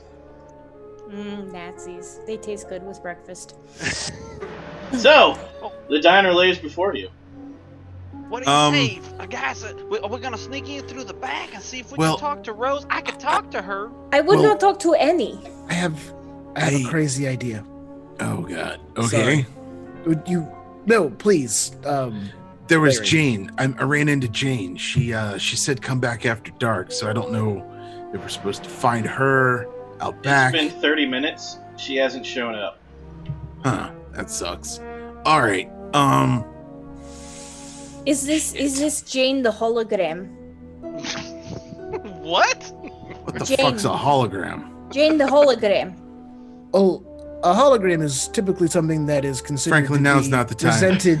It's a 2D image that can present itself in 3 dimensions. Is the typical identification of. No, a no, no, hologram. no. Well, that's a whole bunch of hogwash that just went out one ear and out the other. The people that smell funny and live on the streets, they are Senior holograms. chief, you wander across the street at this point, rolling No. your eyes real hard. I still have a crazy idea. Okay. Franklin, what is it? Obviously, Don't If use we're- the word hologram. if we're taking into consideration, I mean, there is a possibility that television Franklin? can be considered a hologram, and that is No. actually the Franklin? root of all of the problems. Doc. No, it actually is holograms. Okay. Look, no. Obviously, there's something to do with the television. Everyone's in that diner right now, after hours, watching a hologram. Oh, they did, and they always said that television would rot your brains, and now it's actually happening. My neighbor What is time? addicted to television. We Holy cut shit. the power to the diner and kill the television. That's a Holy shit. genius idea, Doc. That's actually kind of a good idea. Okay. Yeah, let's do that. One time when I lived, Does In anybody Mother need some China. pliers? What was that, Sarah? one time when I lived in Mother China, we had these hypnotisms with the radio, and they would tell us to do things with Mama and Papa, spying on the people of India, and Huh. it was all controlled by the radio with the what is it? The hypnotisms. The radio waves, right? Yes. Anybody got Maybe. a pair? Maybe it is the hypnotisms in the television. Anybody got a pair of bolt cutters? Yeah, I got some in my bag right here. I also got a tuning fork if you want to try that too. And he does, too. Yeah, Senior Chief hands the tuning fork to the doctor. I need to know why. We could use that to disrupt the signal. Why does he have a tuning fork? Doesn't matter. Boy Scouts You all always turn- prepared. Dr. You- Franklin, I'm putting tuning fork down in my inventory. You all turn as a unit, with Senior Chief in the lead with giant bolt cutters. And you all can see inside the diner, and Rose is sitting there at the table, which is clearly on her 3rd plate of French fries, looking very calm and assured as she watches her romance movie on the TV. That ain't right. No, there's something going on, and it's all because of that damn television set. Doc, Pardon you're my prob- language, Alex. Oh, certainly. And when you look back at her, she's got brown hair again and somehow green eyes. But So exactly the same as before, understood. oh yeah, totally. Right. You remember So- something, though, Senior Chief? Yeah. She lives behind the alley. In the alley behind the restaurant. Jane does, right? Yeah, Jane Yeah. hologram. Yeah, I want to go back and I want to go there because I figured the power like switch or like the thing is there, the breaker. What's the thing on the outside? Breaker. The thing that turns the lights off. Yeah, the switch box, the big one, like that. So, Yeah. The meter. The meter's there. whoever's got the highest can roll this since you're all here. Enigmas plus cunning. Once you're in the back alley through stuff. Ooh, that is not me. I would have a Got 3 4 total. for that Yeah, I'd combo. follow you for that one. I'd have 4 total as well. 4 for cunning and 0 for enigma. I'm 2 and 2. We'll have Alex roll first, and if it goes badly, then the doctor can roll. Sounds good. Alrighty.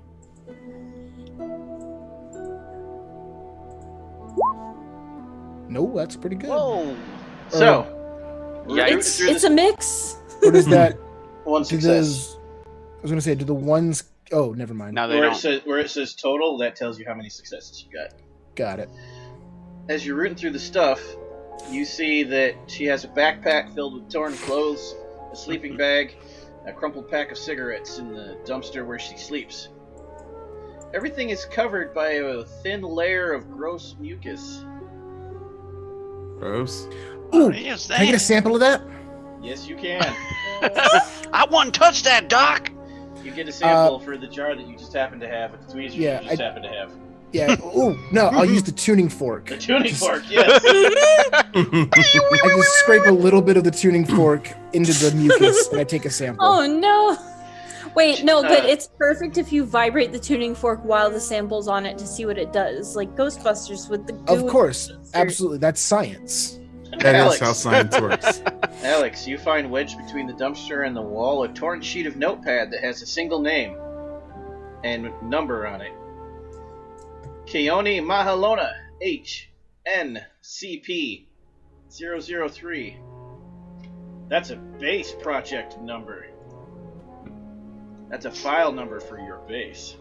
No! Oh my god! Alex pockets this, but doesn't show anybody.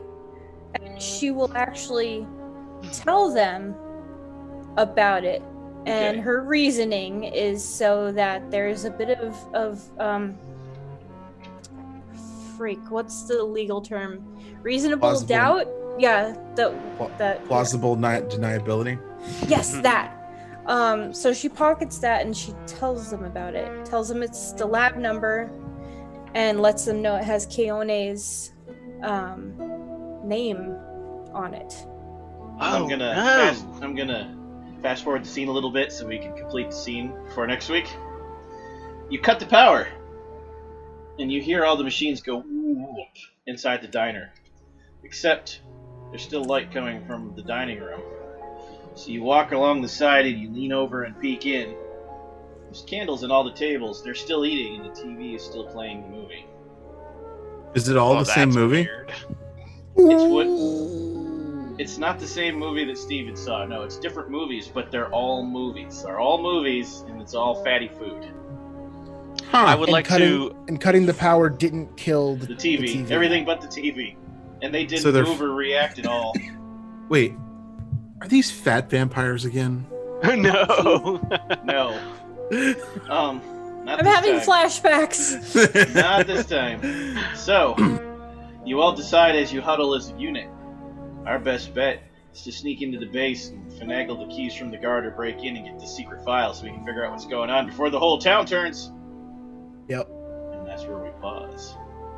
Gasp. One interjection.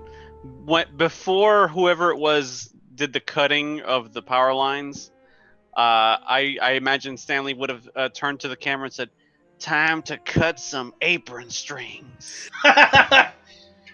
I'll let you carry that over to next week as your first extra bonus die. Nice. Nice. All right. Well, dear viewers, you've reached the end of this session, but have no fear, we'll be playing They Came From Beneath the Sea every Monday until this movie reaches its epic conclusion. But we're not quite done for now. First, we gotta vote on our favorites and deal with last week's votes. Senior Chief, who's your favorite and why? Shit. Sorry, that was really loud. I realized.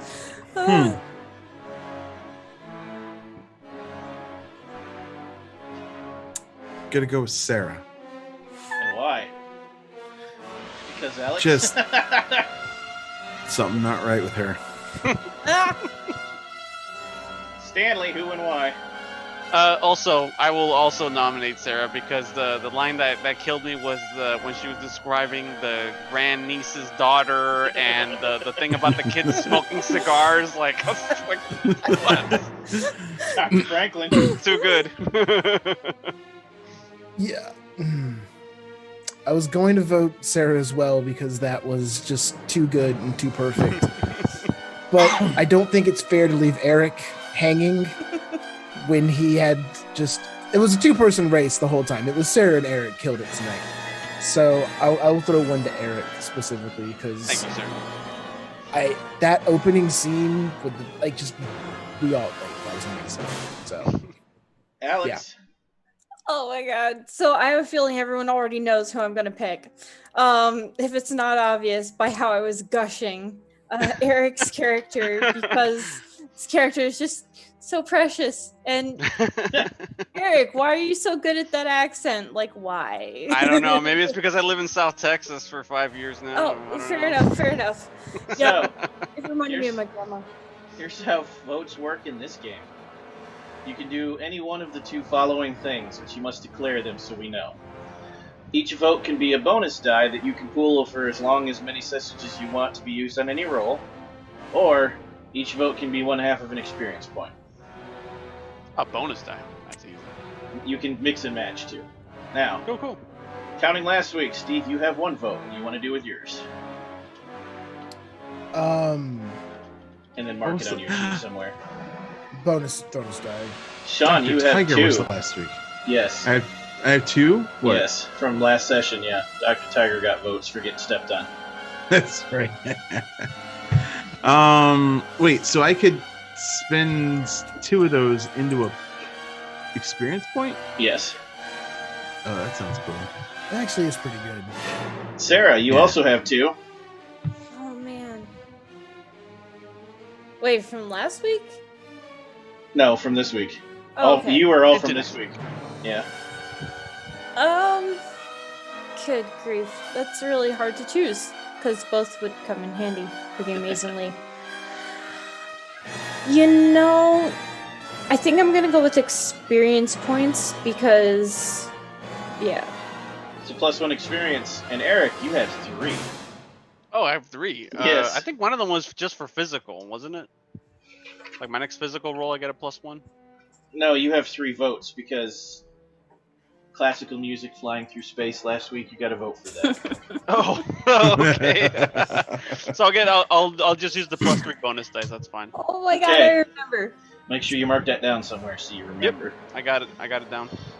You all get 2 experience points, 1 for playing and 1 for 3 hours of character creation. Cool.